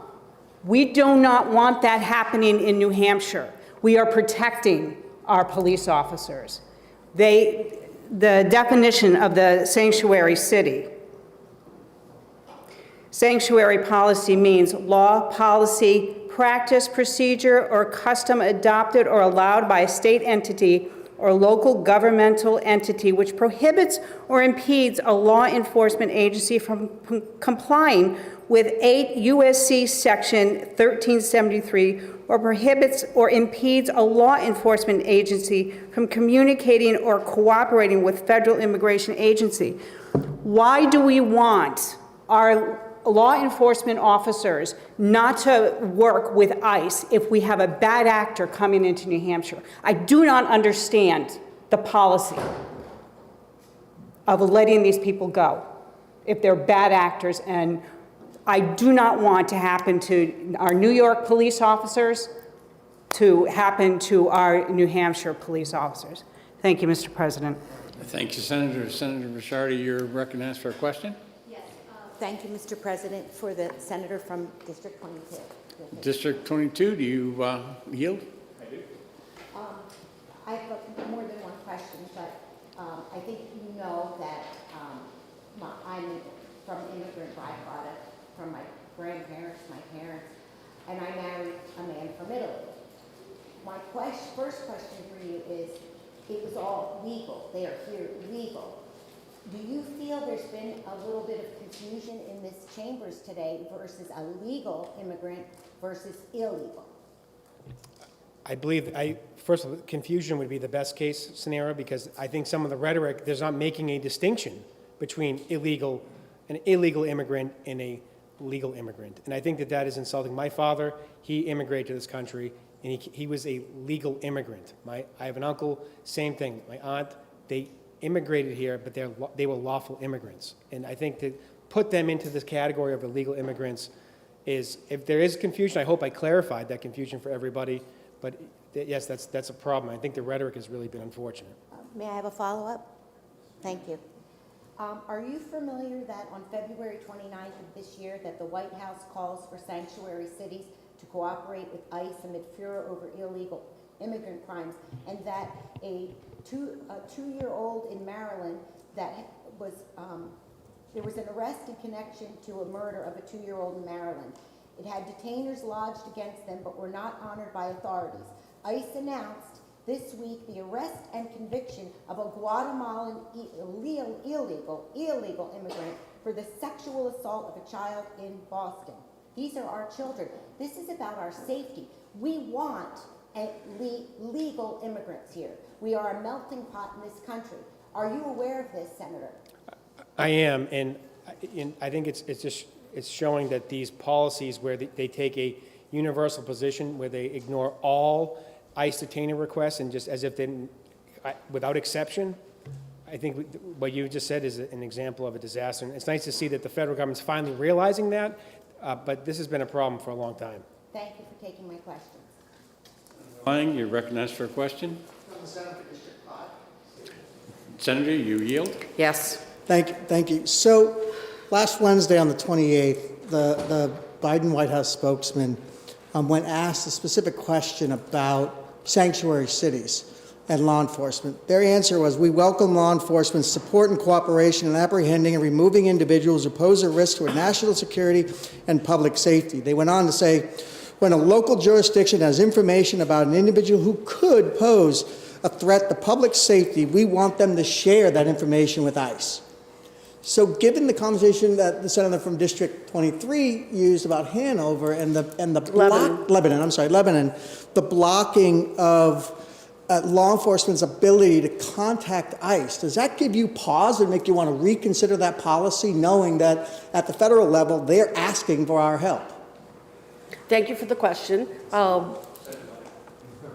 Thank you for the question, Senator Lang. So given that, and I have not talked about it with my police chief, my city my city councilor, who happens to be my husband, I'm going to want to talk to them first to find out what they're going to do.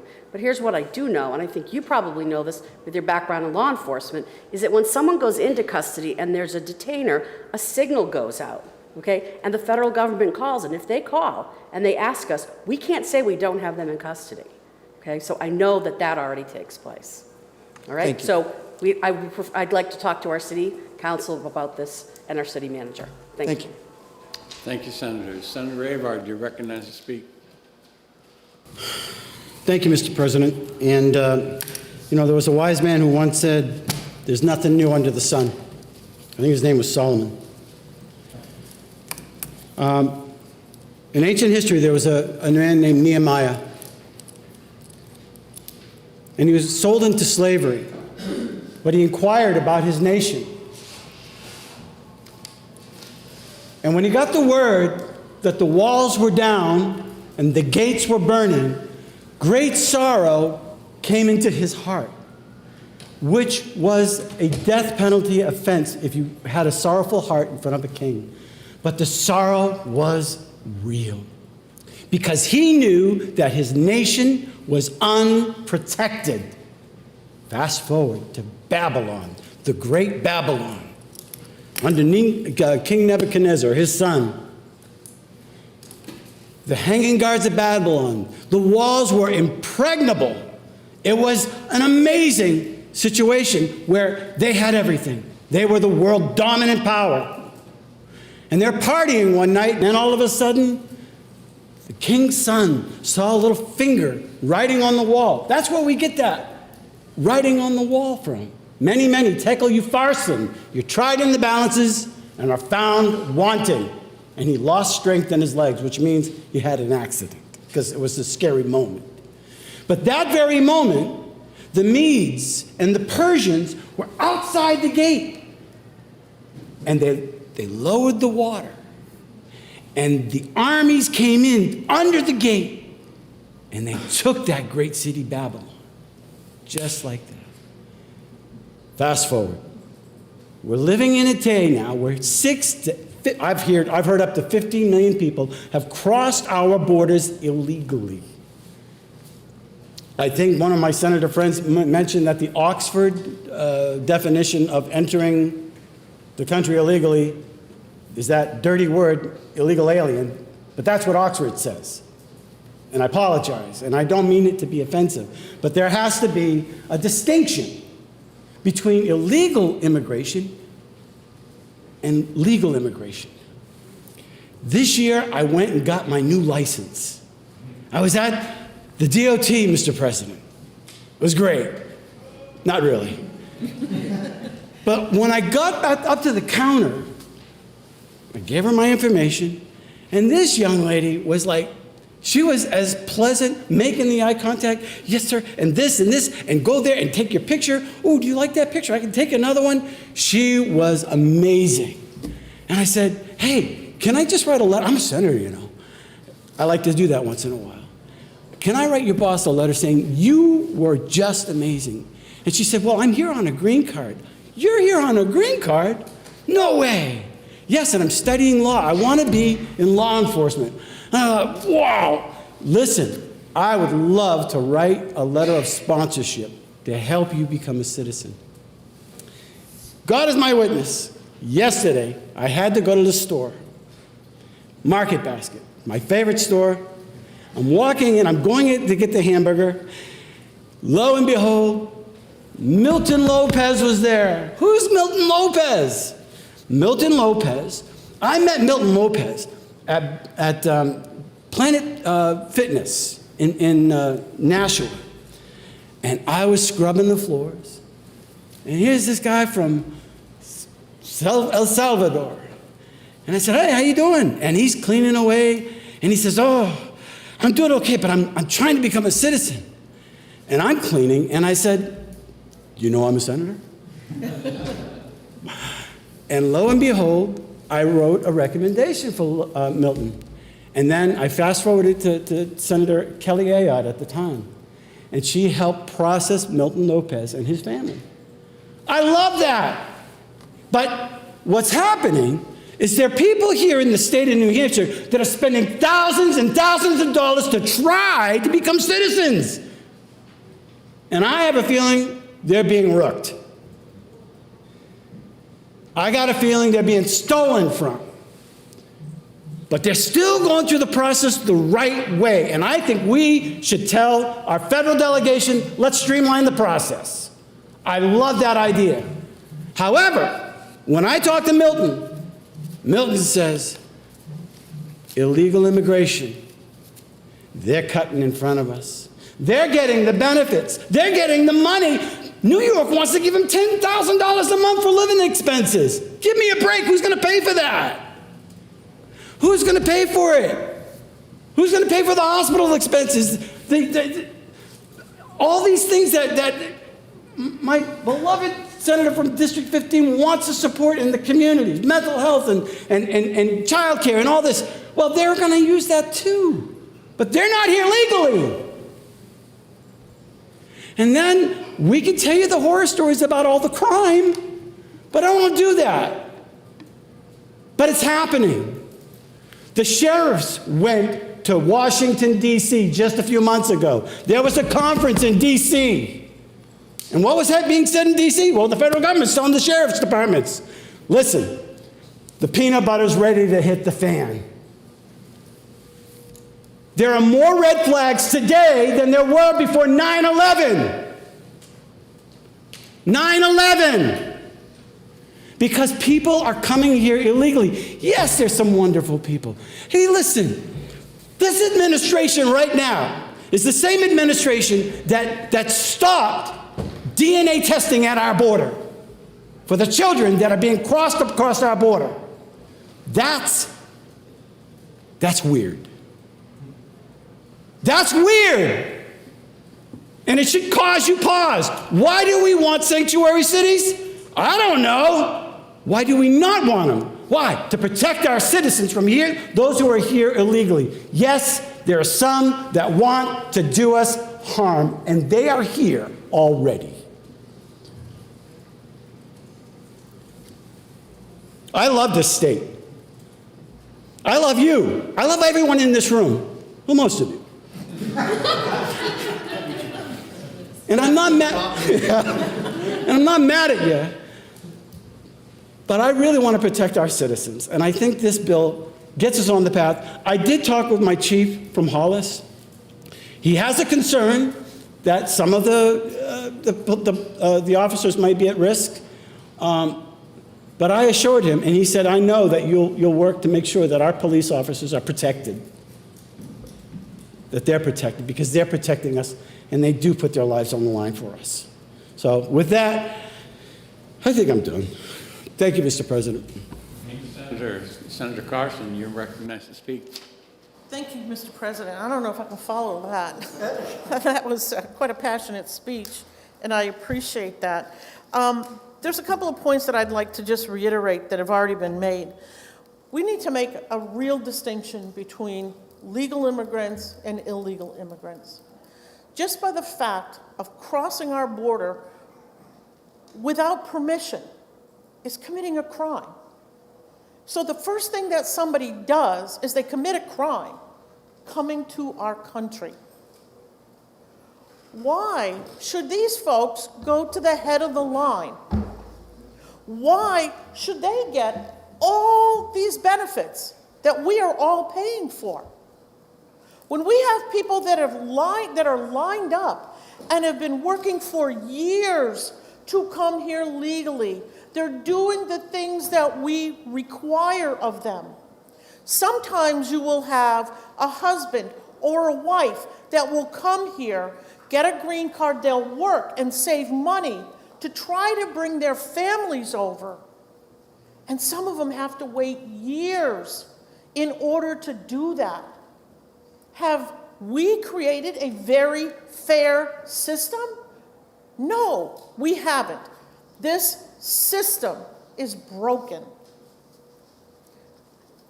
Go to any country in this world and ask them, do they allow unfettered immigration, that you can just walk across their border and show up and say, give me stuff so I can stay here? They don't do that. They don't do that.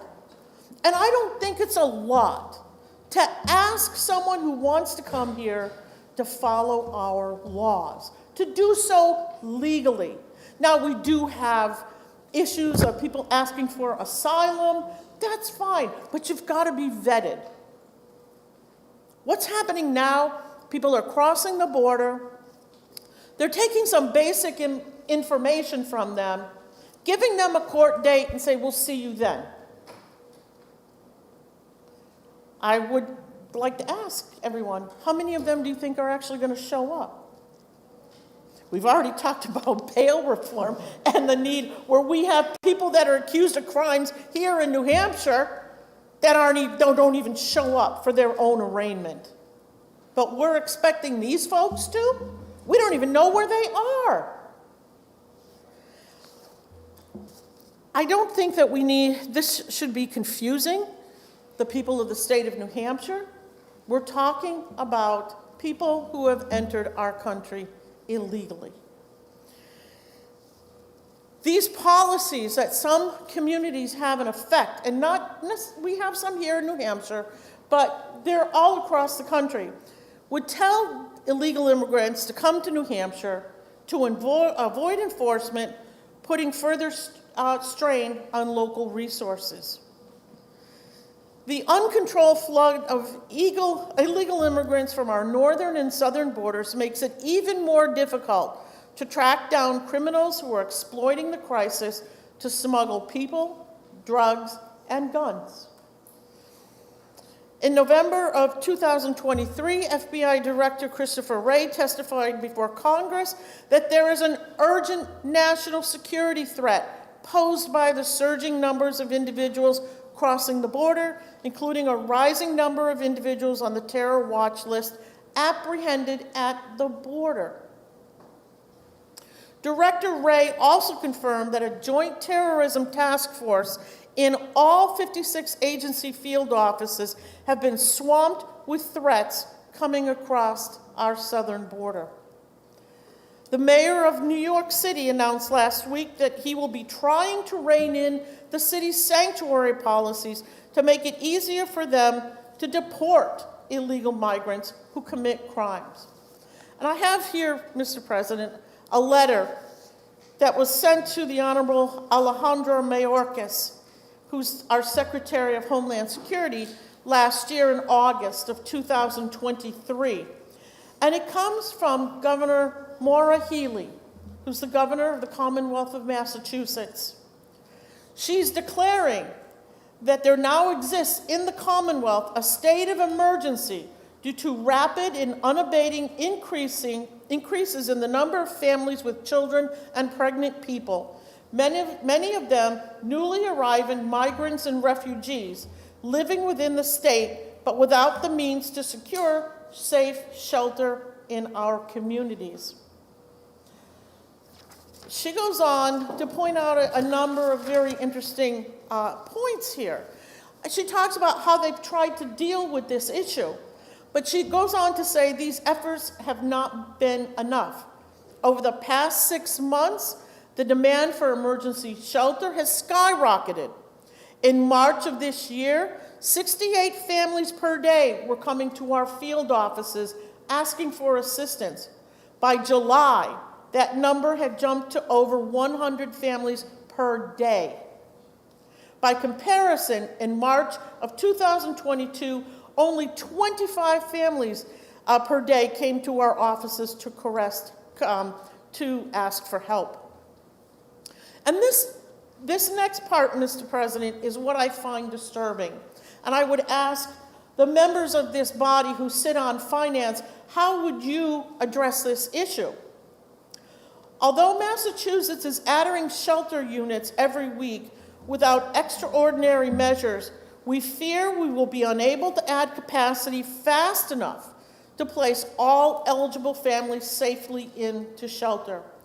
Even though we are currently spending more than $45 million per month on programs to help these families, our ability to create enough shelter space and to provide the necessary supportive services is falling short. Now, can you imagine that here in New Hampshire? Can we afford $45 million per month? And this was last year. I don't know where that money's going to come from. Where are we going to get that? And that she goes on to say she's declaring a state of emergency in Massachusetts, one that demands a response by all levels of government. This is what we are trying to protect New Hampshire from. This. New Hampshire welcomes legal immigrants. We have many very wonderful immigrant communities that have been woven into the fabric of New Hampshire, and we welcome that. It's just this unfettered illegal immigration that started, quite frankly, the day our current president took office, when he wiped out all the immigration policies that had been put into place. Now, we've been sounding the alarm for a couple of years. Now, all of a sudden, it's become an issue that the federal government now realizes, oops, we might have made a mistake here. But it's kind of late for an oops, because you have all these people here, and what are we going to do? What are we going to do with him? You've heard people speak here today about the rising crime. People in New Hampshire are concerned about that. They're very concerned. And our law enforcement are equally concerned. We heard testimony from my good friend from District 20 about the efforts of the police with the immigrant communities. And they've created wonderful partnerships. But how would this affect them? Because we're talking about illegal immigrants. We're not talking about people that are here legally. If they break the law, they're treated like everyone else. We're talking about illegal immigrants. So are we saying that an illegal immigrant can come here to New Hampshire and break our law? Well, we can't do anything with them. So we're just going to let them go? Really? We heard about the story in New York City where a group of young illegal immigrant men beat a police officer. And then what they do, they gave a false name, jumped on a bus, and went to California. They were eventually caught. Is that what we want to face here in New Hampshire? I don't think so. We welcome with open arms people who come here legally. We really and truly do. It's that these policies that some places have put into effect are damaging. Look at the mayor of New York City is complaining. The mayor of Chicago is complaining. Mayor of Denver is complaining. The mayor of Aurora, Colorado is also complaining. They're being overwhelmed. Their cities are being overwhelmed.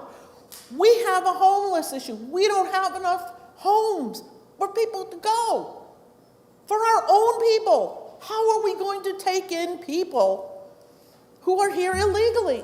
And all the wonderful things. We heard from my friend from District 12 about a state rep who encountered an issue with people getting on a plane, having a suitcase, a phone, $2,500 in their pockets, and they're given a ticket and they flew into Boston. What about our struggling communities? We know we have struggling communities. Some of these are communities of color. I watched a program where a woman was very, very vocal in Chicago, complaining to the mayor. What about us? What about us? We're here, we're citizens, we've been here forever. We need help. But instead, you're taking all of these resources and you're giving them to people who shouldn't be here. What are we setting up here? What kind of system are we setting up? We don't want that here. We don't want that here, and that's what that bill is about. Sanctuary cities, Mr. President, have proven disastrous in states across our country, and we cannot repeat those mistakes by allowing our cities and towns down that dangerous path.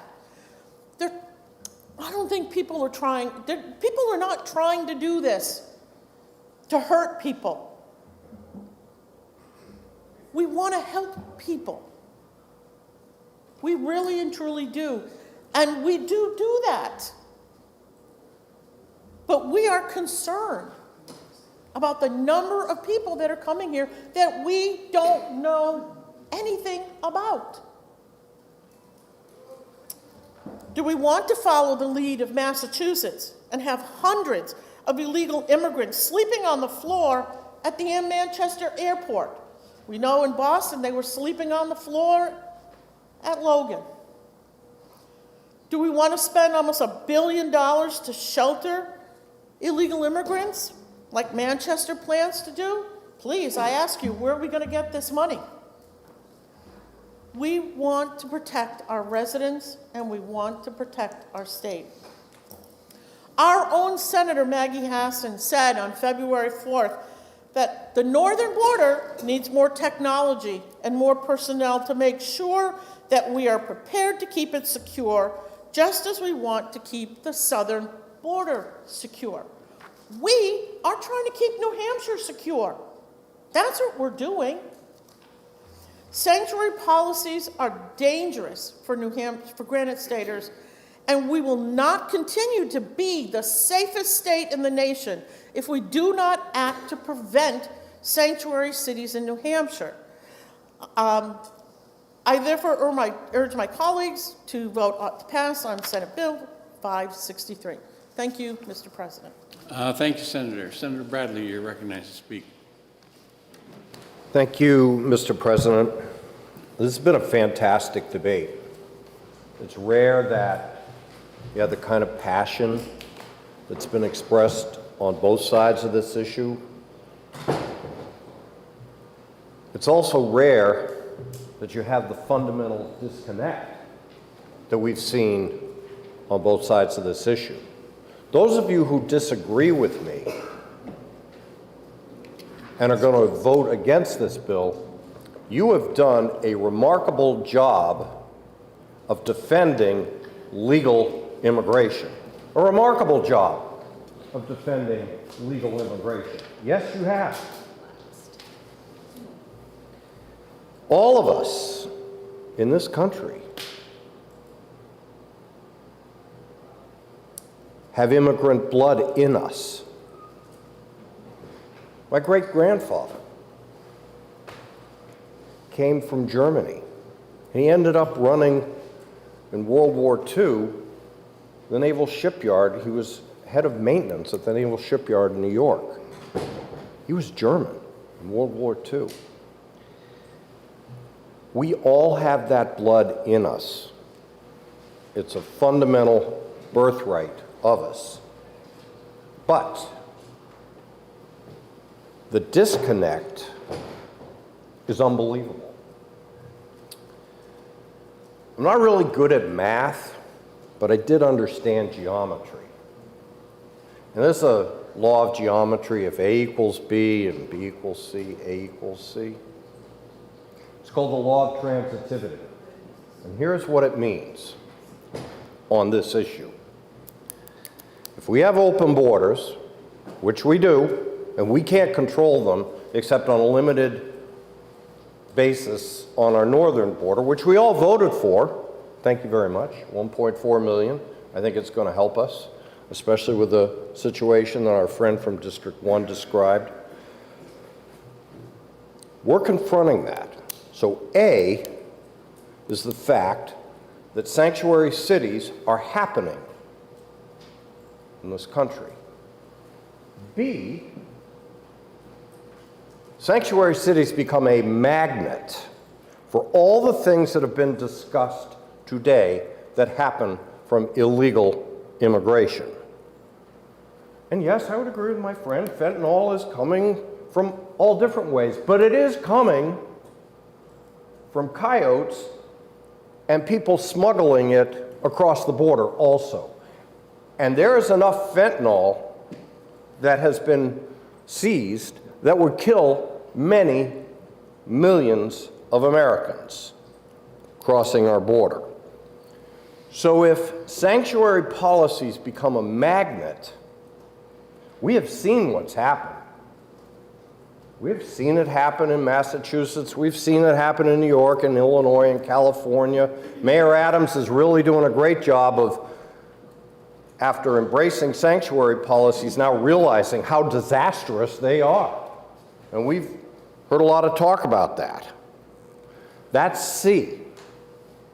So sanctuary policies, being a magnet, B, gets us to C.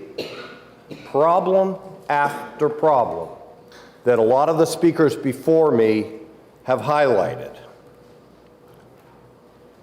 It is not fear-mongering to talk about these problems.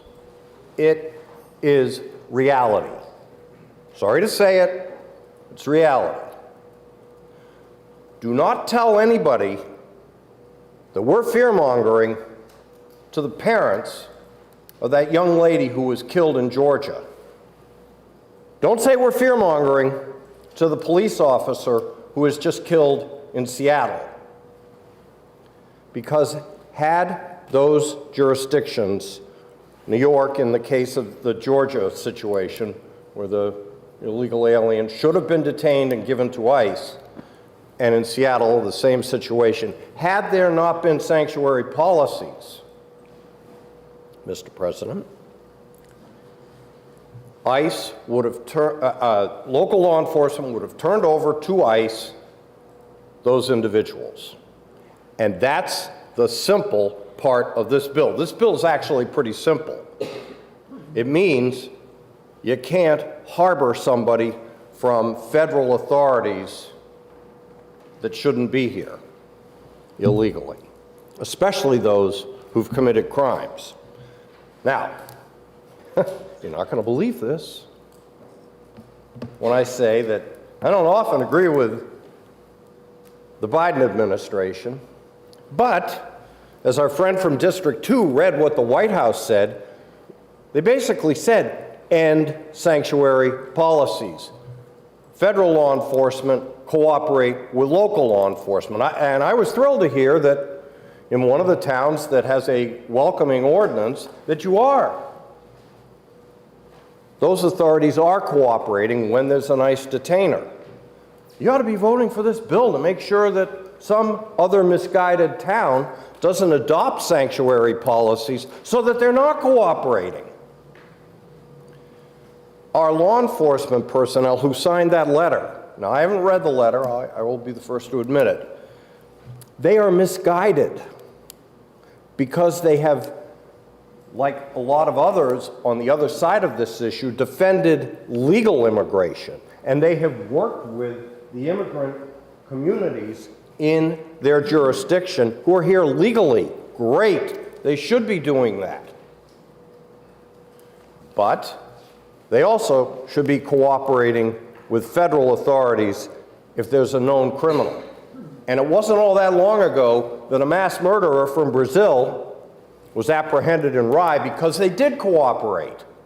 Why wouldn't we make it absolutely clear that local authorities should cooperate with federal authorities to remove dangerous individuals? We can't control the southern border. We have limited control over the northern border. But we must do as a state what we can to protect ourselves. This bill protects ourselves because it ensures that our law enforcement community will not be blocked from cooperating with federal authorities to deport or apprehend and jail people like the individual that killed that young lady in Georgia. That's what's at stake here. That's why all 24 of us should be voting for this bill. We heard it said earlier today that we're the safest state in the nation. Guess what? You want to stay the safest state in the nation? Do what it takes to stay the safest state in the nation. That means pass this bill. Thank you, Mr. President. Thank you. Senator Whitley? Rise in response and clear up some confusion, because what my friend from, I forget where, District 3, was talking about was cooperation when a crime has been committed. So I want to be very clear about that. I don't think Lebanon would say if there was a crime committed, they're not going to cooperate with the federal government. They're never going to say that. Of course they wouldn't. But what we're talking about with this bill, and I also want to clarify something that my friend from 14 said, we're talking about civil immigration detainers. Civil. And I have to be very clear that it is not a crime. It's not a crime for an immigrant to be in the U.S. without permission, even when these immigrants are subject to civil process of removal or deportation. It's not a crime. We're talking about civil, right? So I just want to distinguish between the cases that we're talking about. Of course our local communities are going to cooperate when someone has committed a crime. But to say that every single person in the United States who's an immigrant, either illegally or legally, is going to commit a crime, that's where I draw exception. Because again, we know that immigrants commit way less crimes, both illegal immigrants or legal immigrants, way less crimes than native-born citizens. So we have to make that distinction, okay? So I had to stand up and make that clarification, because we are conflating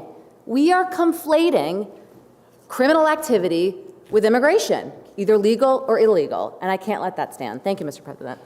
Senator Bishardi, you're recognized for a question. Thank you, Mr. President. Of my friend in District 15. Do you accept the question?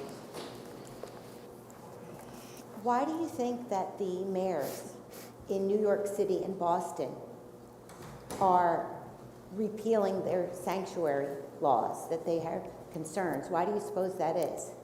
Senator, we are New Hampshire state senators. I have a letter from New Hampshire law enforcement. I have letters from New Hampshire elected officials. They are saying, don't pass this bill. It's harmful. So I am going to listen to our New Hampshire law enforcement and our New Hampshire elected officials, because we are New Hampshire state senators. Thank you. Senator Abbas, recognized for a question. Thank you, Mr. President. It's my colleague from District 15. Do you support New Hampshire being a sanctuary state? What I support is New Hampshire being a welcoming, diverse state. This bill has nothing to do with what you are proposing right now, so if you want to talk about the bill before us, let's talk about it.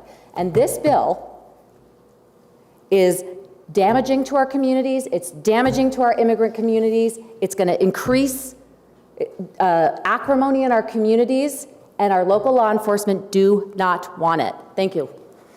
Ask a follow-up? Follow-up?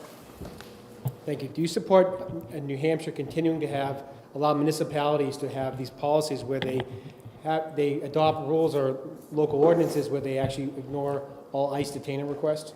I trust our local communities to make the decisions that are best for our communities. Thank you. Thank you. I don't think you answered the question. Thank you. Senator Bishardi, you had another question? Thank you for my friend from District 14. Thank Do you for you accept the question, Senator? Thank you for taking my question. Since we didn't really get a clear answer, I was wondering if you could explain why the mayors of Boston and New York are rolling back their sanctuary city policies. Thank you for the question, Senator.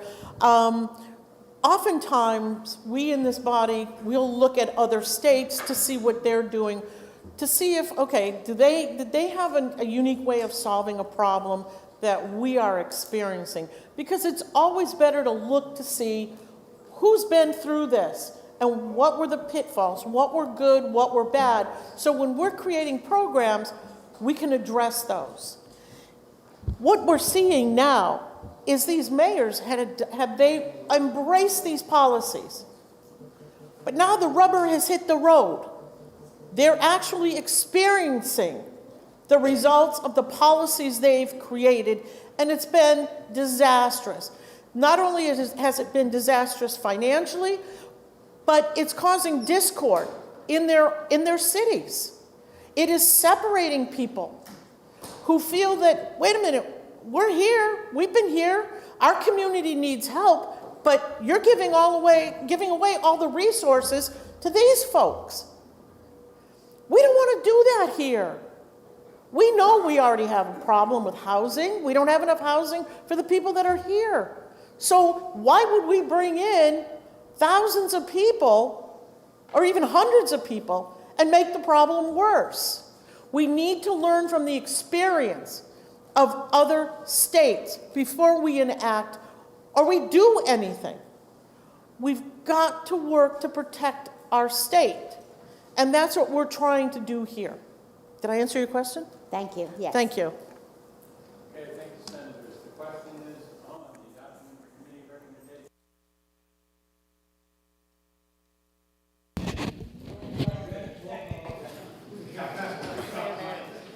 We have a request for a roll call from Senator Reverend and a second by Senator Birdsell. Are you ready for the question? Mr. President, may I make a parliamentary inquiry, please? Absolutely. Thank you, Mr. President. If you believe, as I do, that Title VIII of the U.S. Code identifies federal criminal offenses pertaining to immigration and nationality, including the following two entry-related offenses. The first is illegal entry, which is 8 U.S.C. 1325, makes it a crime to unlawfully enter the United States. It applies to people who do not enter without proper inspection at a port of entry, such as those who enter between ports of entry and avoid examination or inspection, or who make false statements while entering or attempting to enter. An offense is a misdemeanor punishable by a fine and up to 6 months in prison or both. We also have illegal re-entry, which is 8 U.S.C. 1326. Makes it a crime to unlawfully re-enter, attempt to unlawfully re-enter, or to be found in the United States after having been deported, ordered removed, or denied admission. This crime is punishable as a felony with a maximum sentence of 2 years in prison. Mr. President, if you believe, as I believe, that the federal government does have a definition of what an illegal entry is, and that it is punishable, and I would hope, Mr. President, if you believe as I believe, that Senate Bill 563 should be voted ought to pass. Thank you very much, Mr. President.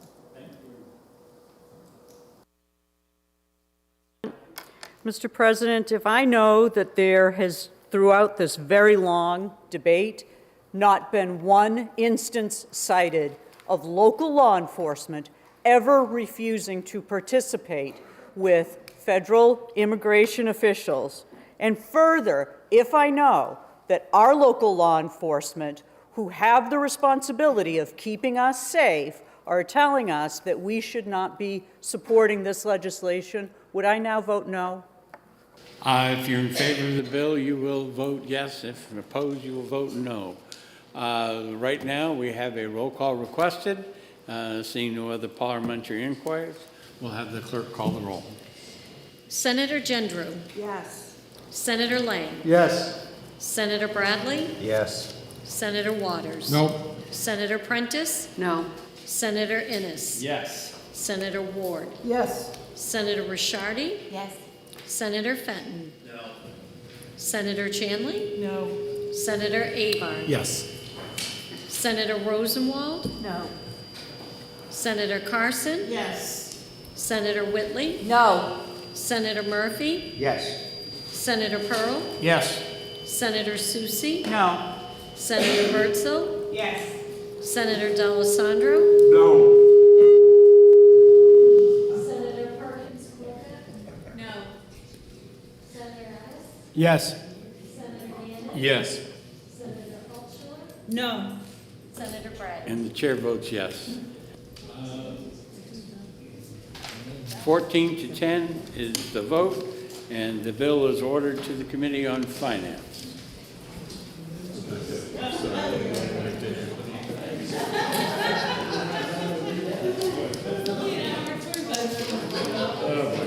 That's it, huh? No, look at all the others we had. We haven't had transportation yet. I know, that should be quick.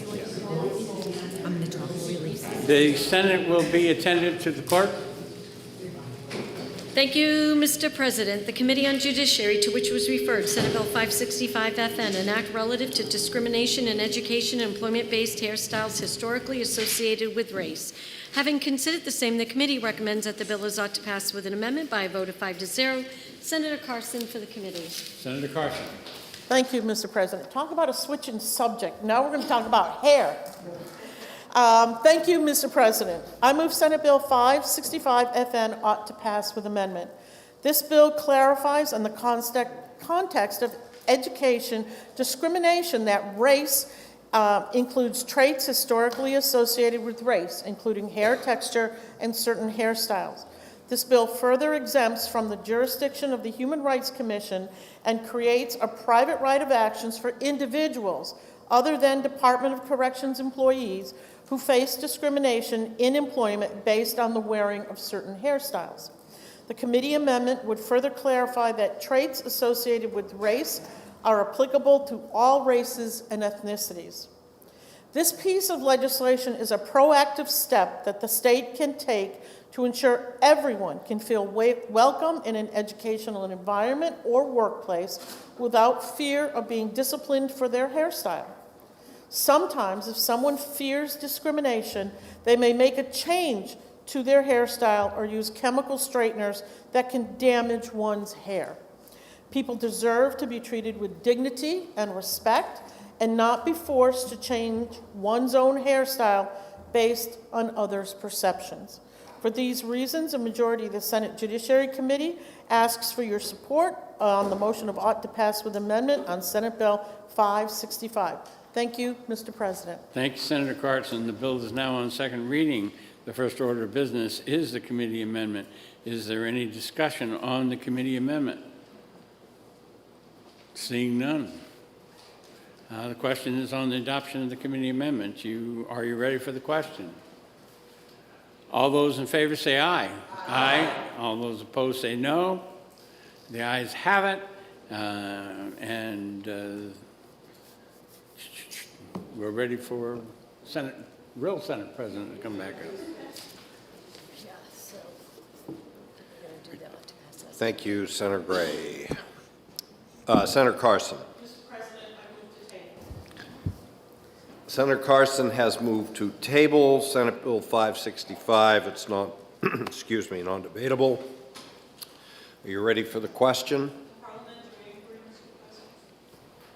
So the motion that's being tabled is ought to pass with amendment. There won't be an ought to pass with amendment vote. Is that my understanding? The amendment.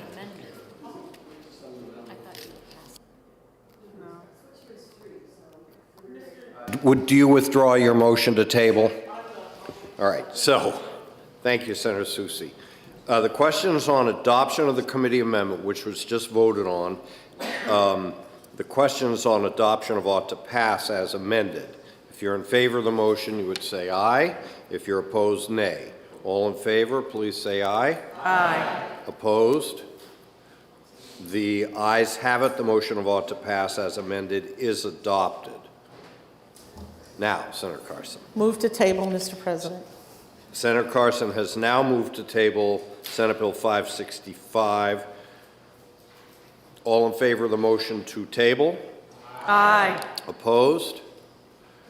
The motion to table passes. Senate Bill 565 is laid upon the table. The Senate will please be attentive to the clerk.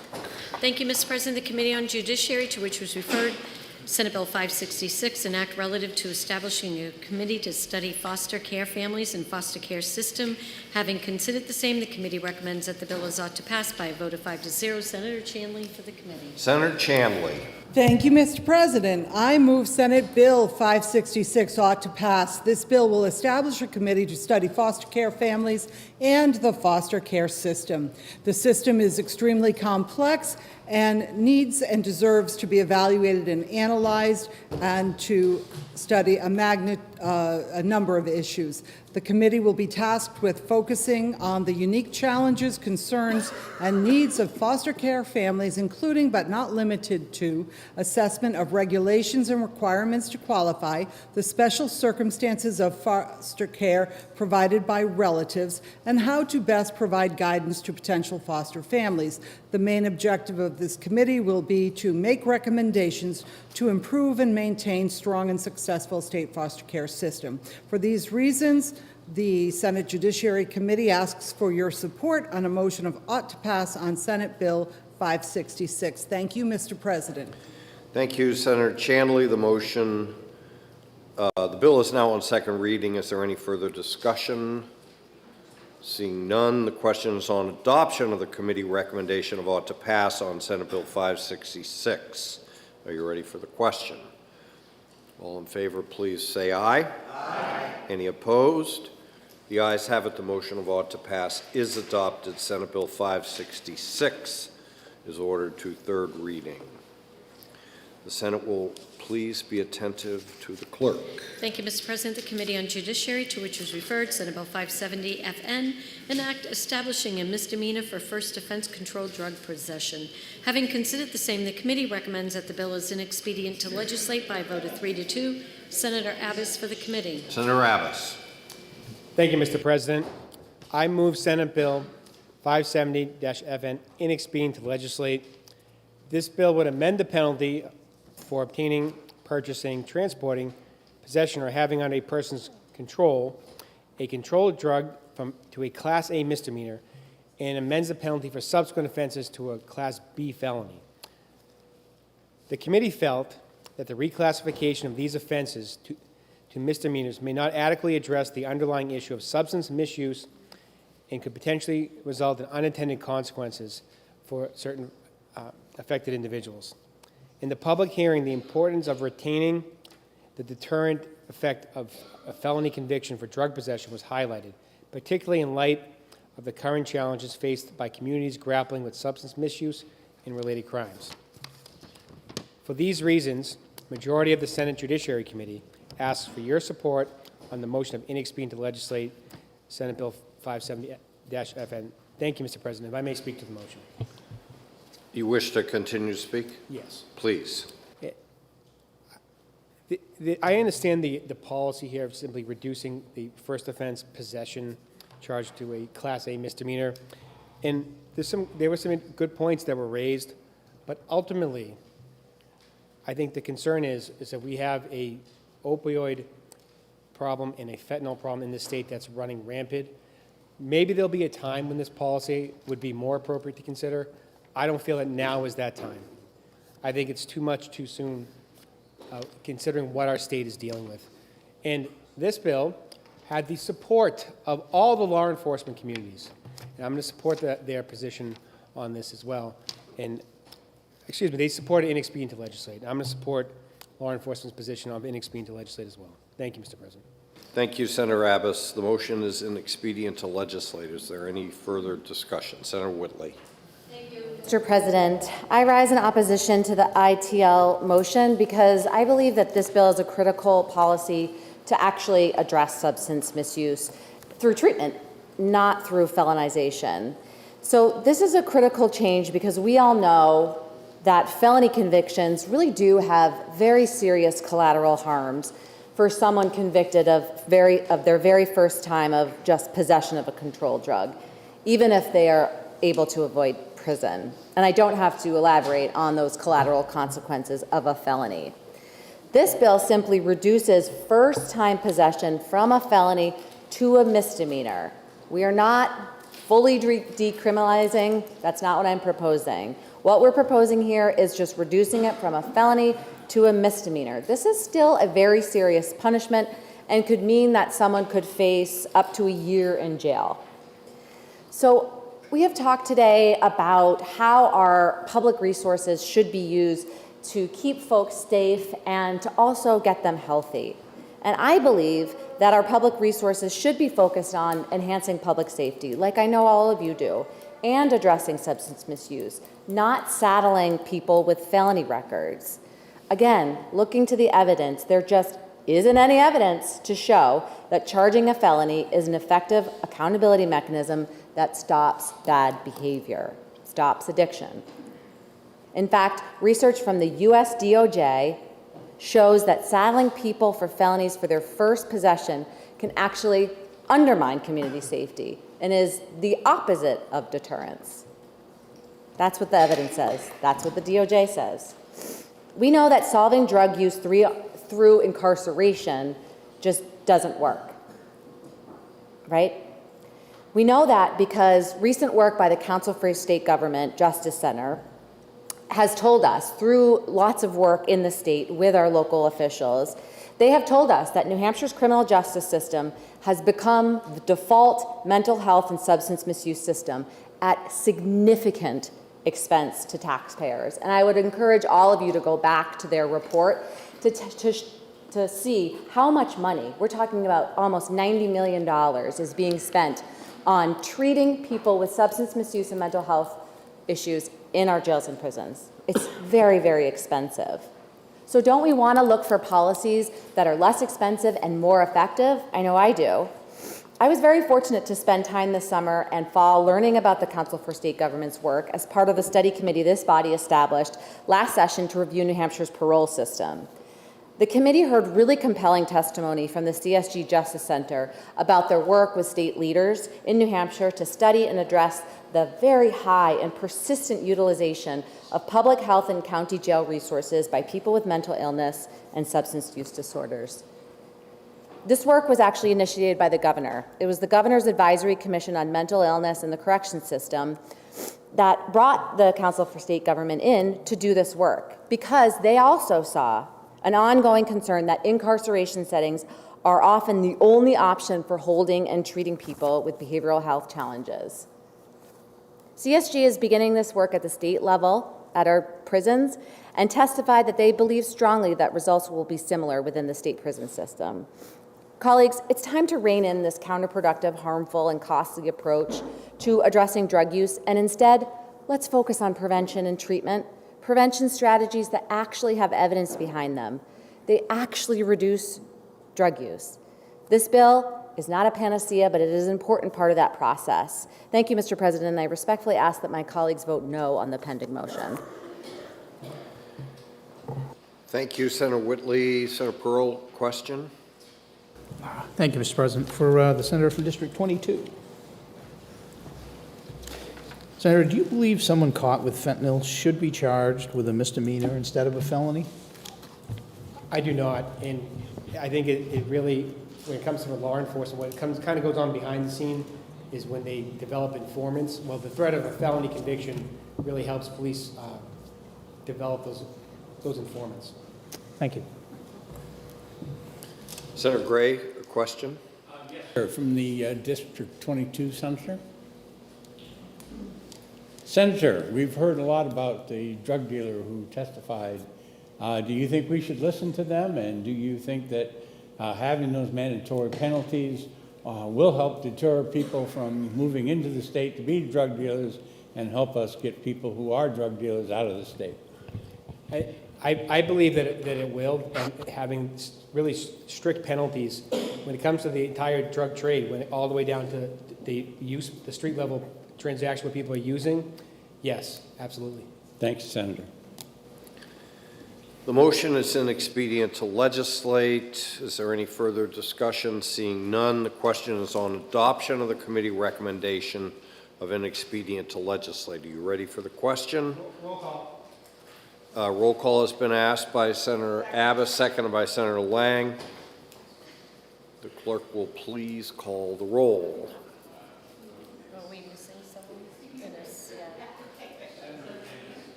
Okay, now the clerk will please call the roll. Senator Gendro. Yes. Senator Lang. Yes. Senator Waters. No. Senator Prentice. No. Senator Gray. Yes. Senator Innes. Yes. Senator Ward. Yes. Senator Rishardi. Yes. Senator Fenton. No. Senator Chamley. No. Senator Avard. Yes. Senator Rosenwald. No. Senator Carson. Yes. Senator Whitley. No. Senator Murphy. Yes. Senator Pearl. Yes. Senator Susie. Yes. Senator Birdsell. Yes. Senator D'Alessandro. No. Senator Perkins Quokka. No. Senator Abbas. Yes. Senator Gannon. Yes. Senator Altschiller. Yes. Senator Bradley. Yes. 16-8. The ayes have it, 16-8. The motion of ought to pass, the motion of inexpedient to legislate is adopted on Senate Bill 570. And now we'll move to the Committee on Transportation.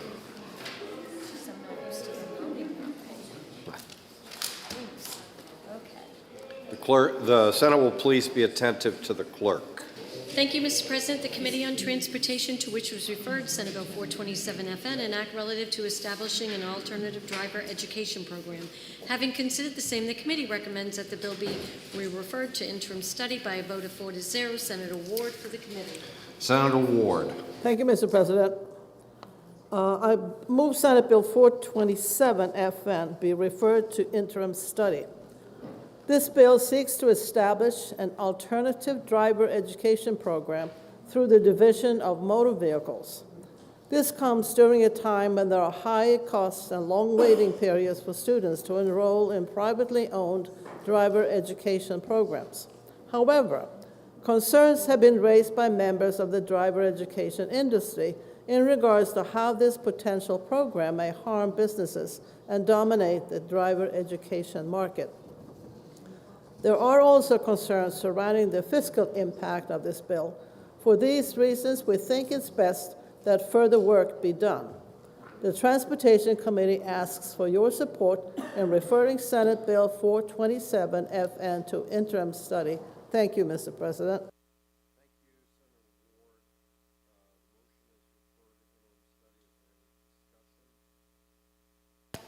Seeing none, the question is on adoption of the committee recommendation of refer for interim study. Are you ready for the question? All in favor, please say aye. Aye. Any opposed? The ayes have it. The motion of refer to interim study is adopted on Senate Bill 427. The Senate will please be attentive to the clerk. Thank you, Mr. President. The Committee on Transportation, to which was referred Senate Bill 512 FN, an act relative to the 10-year highway plan. Having considered the same, the committee recommends the bill be referred to interim study by a vote of 4-0. Senator Gendro for the committee. Senator Gendro. Thank you, Mr. President. I move to table Senate Bill 512 FN. Senator Gendro has moved to table Senate Bill 512. It's non-debatable. Are you ready for the question? All in favor of tabling, please say aye. Aye. Any opposed? The ayes have it. The motion of tabling on Senate Bill 512 is adopted. The Senate will please be attentive to the clerk. Thank you, Mr. President. The Committee on Transportation, to which was referred Senate Bill 598 FN, an act requiring funeral procession lead vehicles to obey the yield signs. Having considered the same, the committee recommends that the bill is ought to pass by a vote of 4-0. Senator Rishardi for the committee. Senator Rishardi. Thank you, Mr. President. I move Senate Bill 598 FN ought to pass. This bill will add a technical addition to RSA 265:156 by requiring lead vehicles in funeral processions to comply with yield signs. When RSA 265:156 was signed into law, best practices at that time were being followed. Since then, traffic circles have become increasingly popular throughout our state and have thus increased the amount of yield signs being used at such intersections. Funeral processions always approach all intersections cautiously, but this will enhance our current statute by ensuring that the current best practices are up to date. This will help ensure that funeral processions can proceed through all intersections as safely as possible. The Transportation Committee asks for your support in passing Senate Bill 598. Thank you, Mr. President. Thank you, Senator Rishardi. The bill is on second reading. It's open for discussion. Seeing none, the question is on adoption of the committee recommendation of ought to pass on Senate Bill 598. Are you ready for the question? All in favor, please say aye. Aye. Any opposed? The ayes have it. The motion of ought to pass is adopted, and Senate Bill 598 is ordered to third reading. The Senate will please be attentive to the clerk. Thank you, Mr. President. The Committee on Ways and Means, to which was referred Senate Bill 472 FN, an act relative to historic horse racing licensing. Having considered the same, the committee recommends that the bill is ought to pass with an amendment by a vote of 3-2. Senator D'Alessandro for the committee. Senator D'Alessandro. Thank you, Mr. President. I move Senate Bill 472 ought to pass with amendment. This bill extends the moratorium on historic horse racing, giving the Lottery Commission more time to assess its impact on charitable gaming. Woo! Woo, woo! That's a big hit, that charitable gaming. With multiple unanswered questions, the Commission needs more time to fully understand the effects of historic horse racing. The committee amendment creates a requirement for gaming operators to give the host community 7 to 10 nights of charitable gaming to benefit the local community. The amendment also stipulates that gaming facilities give preference to charitable organizations with regard to access to game dates. The Ways and Means Committee asks your support for the motion of ought to pass with amendment. Thank you, Mr. President. Thank you, Senator D'Alessandro. The bill is on second reading. The first order of business is the committee amendment. Is there any discussion on the committee amendment? Senator Murphy. Thank you, Mr. President.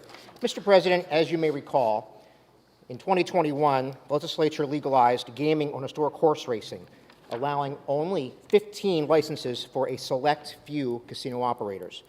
This was done ostensibly so we could study the effect on charitable gaming. This moratorium is due to expire this year. Tucked into this amendment is a 7-year extension of that moratorium until 2031, which is why I had to vote against it. As legislators, I think it's our job to ensure the playing field is level and the rules are fair for everyone. But all too often, we are lobbied by those who demand we tilt the table towards them and their wallets. And I expect we have all faced some lobbying on this amendment. From those who benefit from their near monopoly on historic horse racing, make no mistake, this amendment allows for a few winners and makes everyone else losers. When you got elected, you received your very own copy of this book, nicely embossed with your name on the front. In the back, on page 216, is Article 83 of our state constitution. And it says, free and fair competition in the trades and industries is an inherent and essential right of the people and should be protected against all monopolies and conspiracies which tend to hinder or destroy it. In this amendment, we are not simply allowing such a monopoly and conspiracy, we are enabling it. We are actively participating in it. How in the world can we say that we are defending free and fair competition while continuing to allow a small group of people the exclusive right to host gambling on historic horse racing. I sincerely believe that a vote for this amendment is incompatible with Article 83, and I ask you to vote no.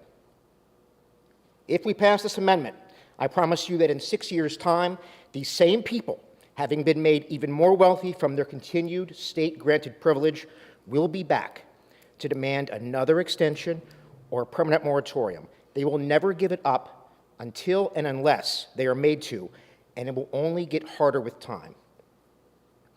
It does not take 7 years to study the impact, another 7 years, on top of the 2 years has already been, to study the impact on charitable gaming. I think that now is the time to draw that line. Free and fair competition is an essential and inherent right of the people. The amendment is unconstitutional, and I ask everyone to vote no. Thank you, Mr. President. Thank you, Senator Murphy. We're still on debate on the committee amendment. Is there any further discussion? The question is on adoption of the committee amendment. Are you ready for the question? All in favor, please say aye. Aye. Opposed? No. The ayes have it. The committee amendment is adopted. The bill is on second reading. Is there any further discussion or amendment? Seeing none, the question is on adoption of ought to pass as amended on Senate Bill 472. Are you ready for the question? All in favor, please say aye. Aye. Any opposed? No. The ayes have it. The motion of ought to pass as amended is adopted. Senate Bill 472 is ordered to the Committee on Finance. The Senate will be attentive, please, to the clerk. Thank you, Mr. President. The Committee on Ways and Means, to which was referred Senate Bill 585 FN, an act relative to the property lien resulting from unpaid meals and rooms taxes. Having considered the same, the committee recommends that the bill is ought to pass by a vote of 4 to 1. Senator Lang for the committee. Senator Lang. Thank you, Mr. President. I move Senate Bill 585 ought to pass. This bill strikes passive investors from being subject to a lien on their property when the managing or operating members of an LLC fail to pay their rooms and meals tax. Under current law, passive investors are punished in ways not imposed on equity owners of corporations for decisions that are out of their control. Majority of the committee felt the passive investors who have no say in the management of the LLC should not be penalized for mistakes of the operating members. The Ways and Means Committee asks for your support. The motion ought to pass. Thank you, Mr. President.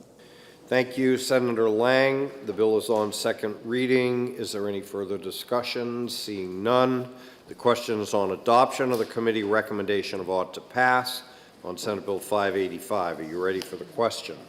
All in favor, please say aye. Aye. Any opposed? No.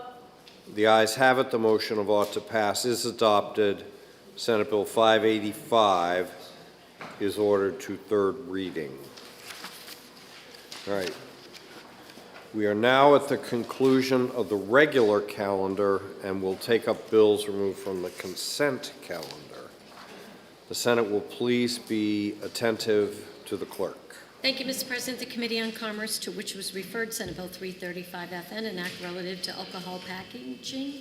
Having considered the same, the committee recommends that the bill be re-referred to interim study by a vote 5-0. Senator Innes for the committee. Senator Innes. Thank you, Mr. President. I move Senate Bill 335 be referred to interim study. This bill would have prohibited labeling that had attributes that may appeal to minors, prohibited advertisements that may appeal to prohibited advertisements for products. It's been a long day, Mr. President. Prohibited advertisements for products that mimic non-alcoholic products that are commercially available, and created an additional appeals process. The committee believed appropriate controls were already in place to prevent minors from purchasing alcoholic products. In addition, the committee believed that craft brewers who use images and creative packaging to brand their products would be unfairly impacted. A majority of the Commerce Committee asks for your support on the motion of referring to interim study on Senate Bill 335. Thank you, Mr. President. Thank you, Senator Innes. The motion is referred to interim study. Is there any discussion? Senator Waters. Thank you, Mr. President. And colleagues, I rise to ask that we overturn the pending motion so another may be offered and a floor amendment. Let me just say a few words about the origins of this bill. Really, for two reasons. One is because of the change in packaging that we've seen over the last few years. We are seeing that alcohol products are being packaged in ways that are all but indistinguishable from packages that appeal to minors. For example, Eggo with alcohol, Juicy Juice boxes with alcohol, energy drinks with alcohol, Dunkin' Coolata with alcohol. And if you look at these, which are products that appeal, as we heard from youths, to them in particular, these products present an appeal. And because the wording on the package that there's an alcohol content is so minuscule and often in print that is all but indistinguishable from the background color on which it's printed, this is seen as an emerging problem. The second kind of product that was, I mean, if you'd seen the presentation, you'd see there's all kinds of labeling. You'd say, my goodness, that just doesn't seem appropriate. The second kind of issue are the so-called buckyballs, these small, look like balls, high alcoholic content. They're often displayed in our convenience stores and elsewhere on racks that are very low to the ground at child's eye level at the cash registers next to the candy. So again, that placement is an issue. The second reason for the bill was that the Liquor Commission already has the authority to regulate labeling. It has that authority, but in part because of these new kinds of labels, there was a lot of confusion over what criteria they should use to make the determinations of what labels can have on them. And of course it's an issue for the brands, because of course they put money into research and to developing product and designing it, and there should be clarity so that they don't then come into the Liquor Commission to get a label approved and find that, after all that, they can't do their label. That's the existing authority, and we ran into some problems last fall when the Liquor Commission began to deny labels or use criteria that were very unclear and confusing for all. So I worked with the youth, I worked with the Liquor Commission to try to come up with some language. When we came to the committee with the existing bill, there was a lot of concern about the language that was presented in the bill, so we worked it. And I think that kind of what happened with this amendment we finally came up with is that it didn't reach the committee in time, or didn't reach the committee with the affirmation from the brewers, from the Liquor Commission, from New Futures, that they all thought this was the way to go. Now, if we overturn this motion, I'll talk more about the amendment, but let me just say this about it. We really need to do something, because the existing situation, not only with the products that are out there, but also the existing uncertainty for the Liquor Commission. They have gone to they've released an advisory and a directive, but there's no authority in statute for the criteria that they're going to use. Secondly, it was really important that the distributors, Scott Shire worked this, and he really wants this to pass. So we have 98.5% of the labels are by the New Hampshire distributors, and they want this language. And let me just also note that, the distributors in the state over the last 10, 20 years have worked so hard to be responsible. They don't want youth drinking. I mean, support for the alcohol fund. What we're trying to do on youth education, what we're trying to do, while we are also supporting the commission, and we're supporting local breweries and brew pubs, all the bills we passed over the last years. But this is an issue. Now, I know there are still some concerns among the craft brewers. I frankly think, in hearing their concerns, that this bill is one that would help them, because they would have that clarity. They wouldn't have to run up, go through a long path of spending money to develop a product and get up to the commission. I think now with this language and the advisory that would be justified with this language, be much clearer for them. And I also think too that they as an emerging industry would begin to understand that, like the brewers, and the distributors took some time to get there, but distributors seeing that actually it is important for them to be seen on the side of helping prevent underage drinking. So if we don't pass the bill, we're back to square one. I think it's going to be bad for the brewers if we're back to square one. Also, we know the Liquor Commission thinks we need this. It's going to be tough for them to get all tangled up in that review process if they don't have the clarity that this bill provides. So I hope we can overturn the motion, and you'll get a chance to see the amendment, which has buy-in from, as I mentioned, New Futures, the Liquor Commission, and the distributors. So thank you, Mr. President. Thank you, Senator Waters. Senator Perkins-Coie. Thank you, Mr. President. I rise in support of the motion of interim study, and I do so on behalf of a really important industry in the Seacoast, and that is our craft breweries. But, you know, I encourage us to view this holistically. You know, this is an industry of small businesses. These are,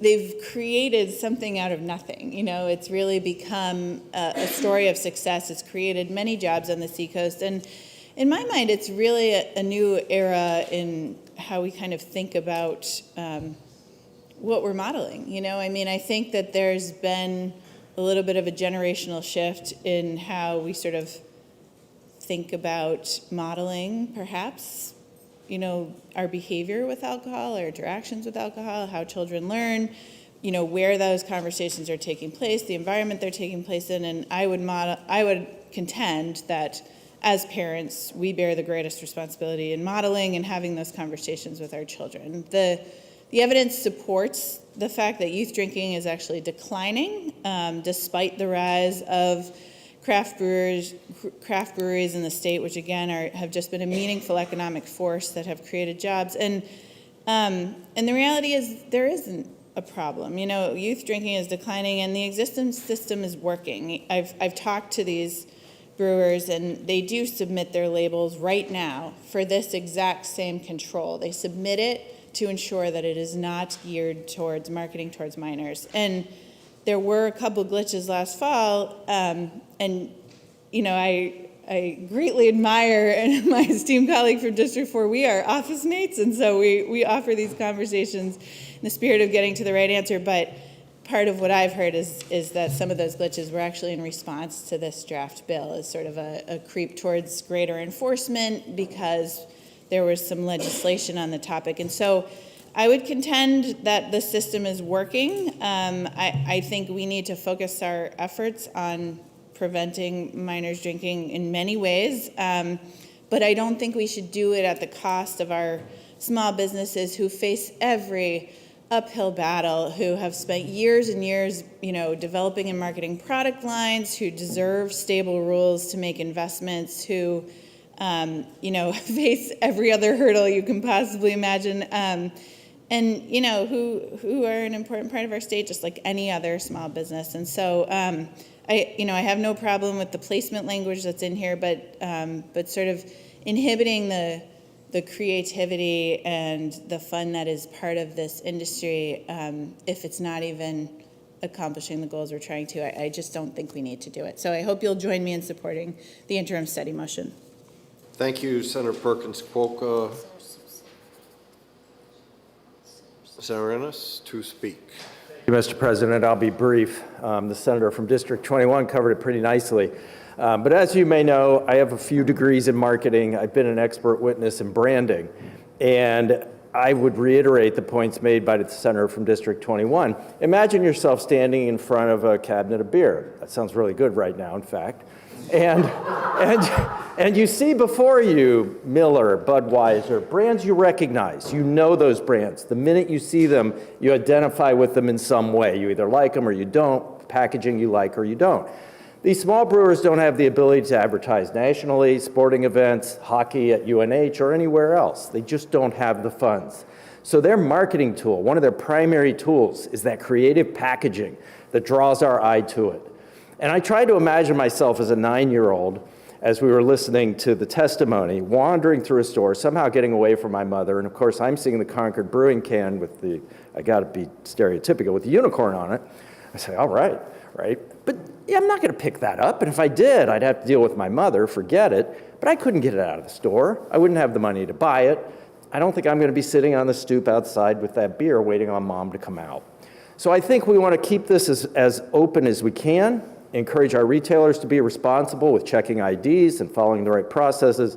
And as the senator from District 21 noted, it's up to the parents, guardians, and others to properly educate and model for our children and teach them about alcohol and its dangers, and to ensure that they're responsible as they grow up and go to school. And I can say at UNH, we are seeing a decline in drinking and binge drinking, and I think the generations coming are going to be more responsible perhaps than I was. Thank you, Mr. President. Thank you, Senator Innes. The question is on adoption of the committee recommendation of refer for interim study. I'm sorry. Yeah. Question, Senator Susi. Thank you, Mr. President. A question for my colleague from District 4.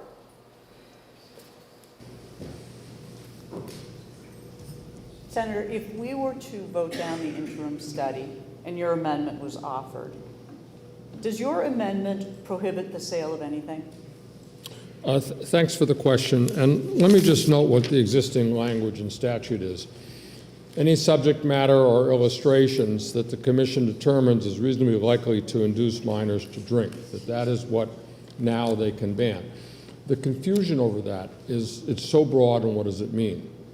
An amendment would say subject matter, illustrations, or packaging and labeling with attributes that are consistent with products marketed towards minors, which is a substantially narrowing of that standard, in order to say that if we see a product that is very similar to exactly that which is marketed towards minors, that's where they can draw the line. Right now, it's very unclear. So I frankly think this is help. And the other thing that the amendment would do is to say that if you have an alcoholic product, like those buckyballs, it can't be up with the candy, it's got to be over with the alcohol. So pretty simple bill. Liquor Commission wants it. The distributors want it. Further question, if I may. So to be clear, the bill, if we were to open it up and allow you to present the floor amendment has two parts. One part deals with labeling, but one part deals with placement. It doesn't prohibit the sale of anything. It doesn't stop anyone. It just says that whatever looks like it might appeal to a minor just has to be placed in an area away from them. Is that correct? Yeah, thank you for that question. And really, I mean, and they don't have that, we don't have that authority now. And, you know, so when I go into the Rite Aid and I'm up there at the cash register and I see the little buckyballs, the alcohol right down there where the little kids are standing by next to their parents where the candy is, and maybe they're going to then see one of those in the fridge. I don't know. I just think it's a good tool for the commission to have, and they'd like to have it. Thank you. Thank you. To speak, if I may, Mr. Senator President? Susi is recognized. I do hear the concerns expressed, and I do know Senator Waters has done a ton of work, and since the vote was taken as a member of Commerce, I've heard from numerous entities that all said we could live with this. I would hope that we could vote down the interim study and at the very least allow the introduction of the amendment. And at that time, if we do so, I would ask that we divide the amendment because it is in two parts. And I think the placement portion, as I said, does not preclude anyone from sale of any product. And I think that's something that the majority could agree on. I could be mistaken. But I think if we voted down the interim study, we could at least afford that opportunity for consideration. Thank you, Mr. President. Senator Carson. Thank you, Mr. President. I'm wondering if we can special order this bill rather than divide the amendment and perhaps take it up when we meet in 2 weeks. And that would give the good senator from District 4 to listen to what everyone said here today, and he can create an amendment and perhaps work with the senator from District 7 to come up with something that we can agree with. Well, since everyone's thirsty, Without objection, Senate Bill 335 is special ordered to the next session. Senate will please be attentive to the clerk. Thank you, Mr. President. The Committee on Judiciary, to which was referred Senate Bill 509FN, an act relative to the authorization of cremation in certain circumstances. Having considered the same, the committee recommends that the bill be referred to interim study by a vote of 5-0. Senator Carson for the committee. Senator Carson. I'm sorry.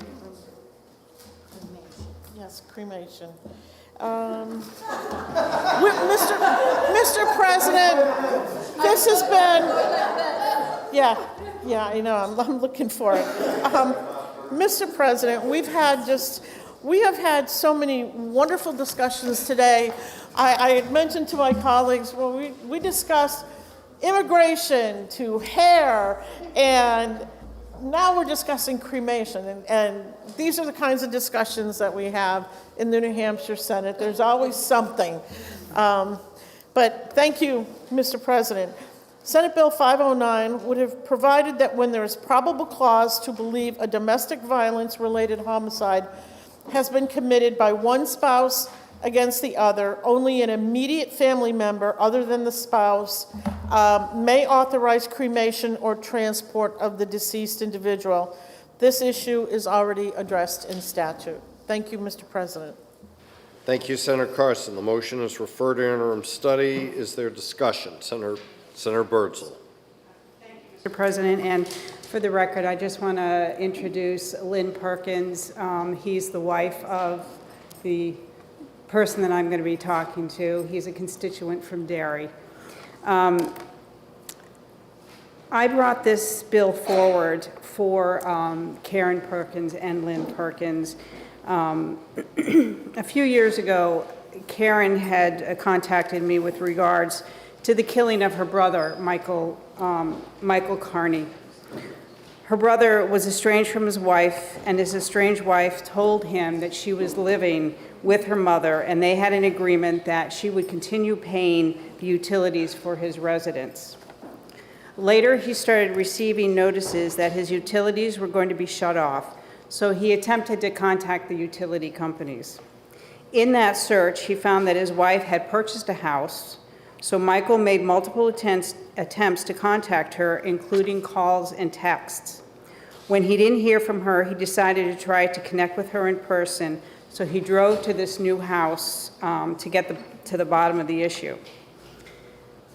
Ultimately, Michael was shot in the back of the head and shot in the back, which apparently was deemed self-defense. However, there was no history of domestic violence, and there is a disagreement between the state police investigation and the AG's investigation regarding texts. But the bill had simply said that if the spouse is estranged, then the spouse has no right to the deceased's remains. However, while working on this bill, it was brought to my attention that it's already in statute. 290:18 passed in 1997. And what I'd like to know is what happened in that investigation, because ultimately the estranged wife was given custody of Michael, and she immediately had him cremated, leaving the family with no alternative to try and find if there was anything going on with the shooting in the back of the head and his back. I want to know how his estranged wife got custody, and it specifically states in 2090:18, if the surviving spouse and the subject were estranged at the time of death, the spouse shall not have custody and control of the subject's remains. In this case, custody and control belong to the next of kin following the spouse. Now, they were obviously estranged, because in the investigation and the state police investigation, it just does show, and he does state that they were estranged. So someone knew that they were separated. I plan on continuing on working on this to find out What happened in that investigation, taking the right away from his sister to determine what happens to those remains? Thank you, Mr. President. Thank you, Senator Birdsell. The question is on adoption of the committee recommendation of refer for interim study. Are you ready for the question? All in favor, please say aye. Aye. Any opposed? The ayes have it. The motion of refer for interim study is adopted. And now, I recognize Senator Carson. Thank you, Mr. President. I move that the Senate adjourn from the early session, that the business of the late session be in order at the present time, that all bills and resolutions ordered to third reading be by this resolution read a third time, all titles be the same as adopted, and that they be passed at the present time. All in favor, please say aye. Aye. Any opposed? The ayes have it. The early session is adjourned. We're now in the late session. Are there announcements to come before the Senate or personal privileges? Senator D'Alessandro. Thank you, Mr. President. Unanimous consent. Just recently, Richard McLeod passed away. Rich was a state employee. He was the director of parks. I've known Rich for a long, long time. He graduated from Bishop Brady High School here in Concord. He then went into the Army, served in Vietnam, served a couple of tours in Vietnam, then came back and went to work for the state of New Hampshire. His father was Dr. McLeod. The Merrimack County Nursing Home is named after his father. His father was a prominent physician in the city of Concord. The family started a flower shop over 100 years ago, McLeod's Florist, which is still in action today on South Main Street. So Rich and the family were involved in the flower business for a long period of time. For those of you that remember Rich had that beautiful head of white hair. Senator Bradley, you'd love him because his hair was flowing and it was just the best, absolutely the best. And when he was director of parks, I was on the executive council and we had our meetings at the Wentworth Coolidge Mansion. And Rich was there to provide all of the amenities that we needed for our meeting. He was a guy who had an infectious smile. Rich was always smiling, and his wife became an employee of the state. His daughter was the budget officer for Governor Lynch. His son-in-law was on the executive council and also ran for governor. But the thing we want to remember about Rich McLeod is he was a dedicated state employee, but most important, you know, I talk about relationships, and life is all about relationships. It really is. And when you needed Rich, he was always there. He was always there to give you a helping hand. And his passing was so sudden. I had been with him about a month ago. We were at a nursing home in Meredith to visit his cousin, and he looked like he was okay. And here it is a couple of months later, and he's gone. He's gone. He had an awful situation. Cancer had just been pervasive throughout his body. But he was a quality guy, a good public servant, a good state employee, and just a person who you wanted to hang out with, you know. And as I say, life's all about relationships. I had a great relationship with Rich, and I won't forget that. Thank you, Mr. President. Thank you, Senator D'Alessandro. Senator Altschiller. Tonight, the President will be delivering the State of the Union speech, and there will be many honored guests in attendance, and I ask all of you to look for Senator Maggie Hassan's guest, our Hampton Police Chief, Alex Reno. His leadership during the devastating storms of this past January kept our communities safe, rescued people who were stranded in their homes during the rising tides, and worked with town councils, the Department of Public Works, and FEMA to continue the work of recovery and rebuilding. We'd like to congratulate Chief Reno of Hampton, and New Hampshire is very proud of you. Thank you, Senator Altschiller. Senator Birdsell. Thank you, Mr. President. I just want to rise and for a personal privilege, and this is not geared for anyone in this room. This is basically geared to Washington, D.C., so that they understand what is happening actually in Ukraine. While I was down in Florida last week, I spoke with a former Ukrainian citizen who is now an American citizen and eligible to vote in this country.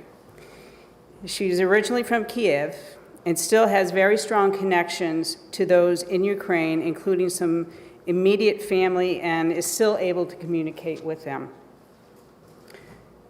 Here are some of the incidents her connections have witnessed. There's a humanitarian worker the Russians have allowed to enter into the city of Borsby. He's been allowed to bring food and medications to the residents. However, that is all he can do. He was threatened with death if he did anything but deliver food and medication. He has witnessed bodies all over the street, and when residents try to bring the victims to their homes, they are themselves shot. The bodies are left on the streets for the animals and birds to feed on. He says the smell is overwhelming. At one point, he was getting ready to leave, and he felt a wet spot and heard a small voice in his car say, "Save me." It was a 9-year-old girl hiding in the back of his car. He was terrified, because he knew if he got caught with her in the car, they would both be shot. He did make it out of there. However, her ordeal rocked him to the core. The Russians had invaded her home, shot her mother in the leg.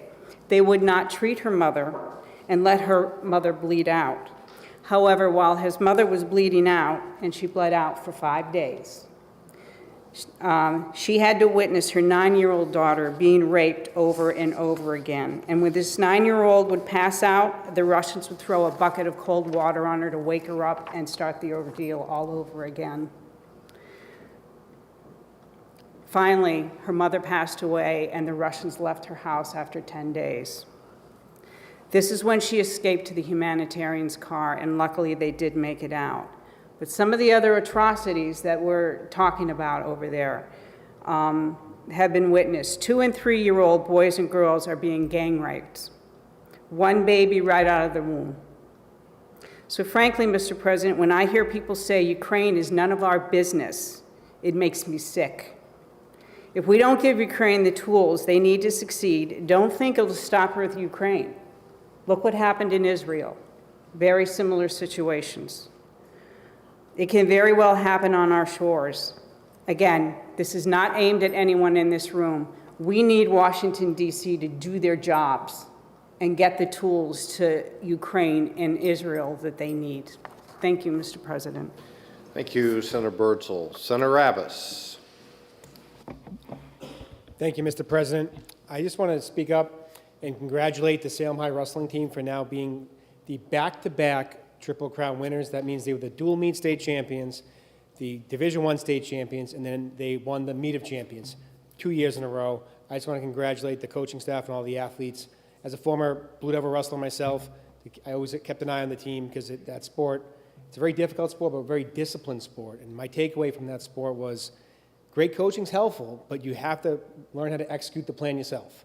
And that was always my takeaway from that. So I'm really proud to see the Salem High Blue Devils back-to-back Triple Crown winners. So congratulations to the team. Please give them a round of applause.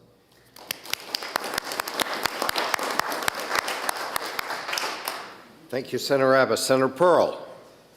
Mr. President, well, I have a sweet announcement because we are in the middle of our maple season, as many of you know, and New Hampshire Maple Weekend is coming up on the 16th and 17th, and I would encourage all of you to visit a sugar house, and I would invite you all to visit mine if you would like to. I'd love to have you. So March 16 and 17, come on out. We'd love to see you. Thank you. Thank you, Senator Pearl.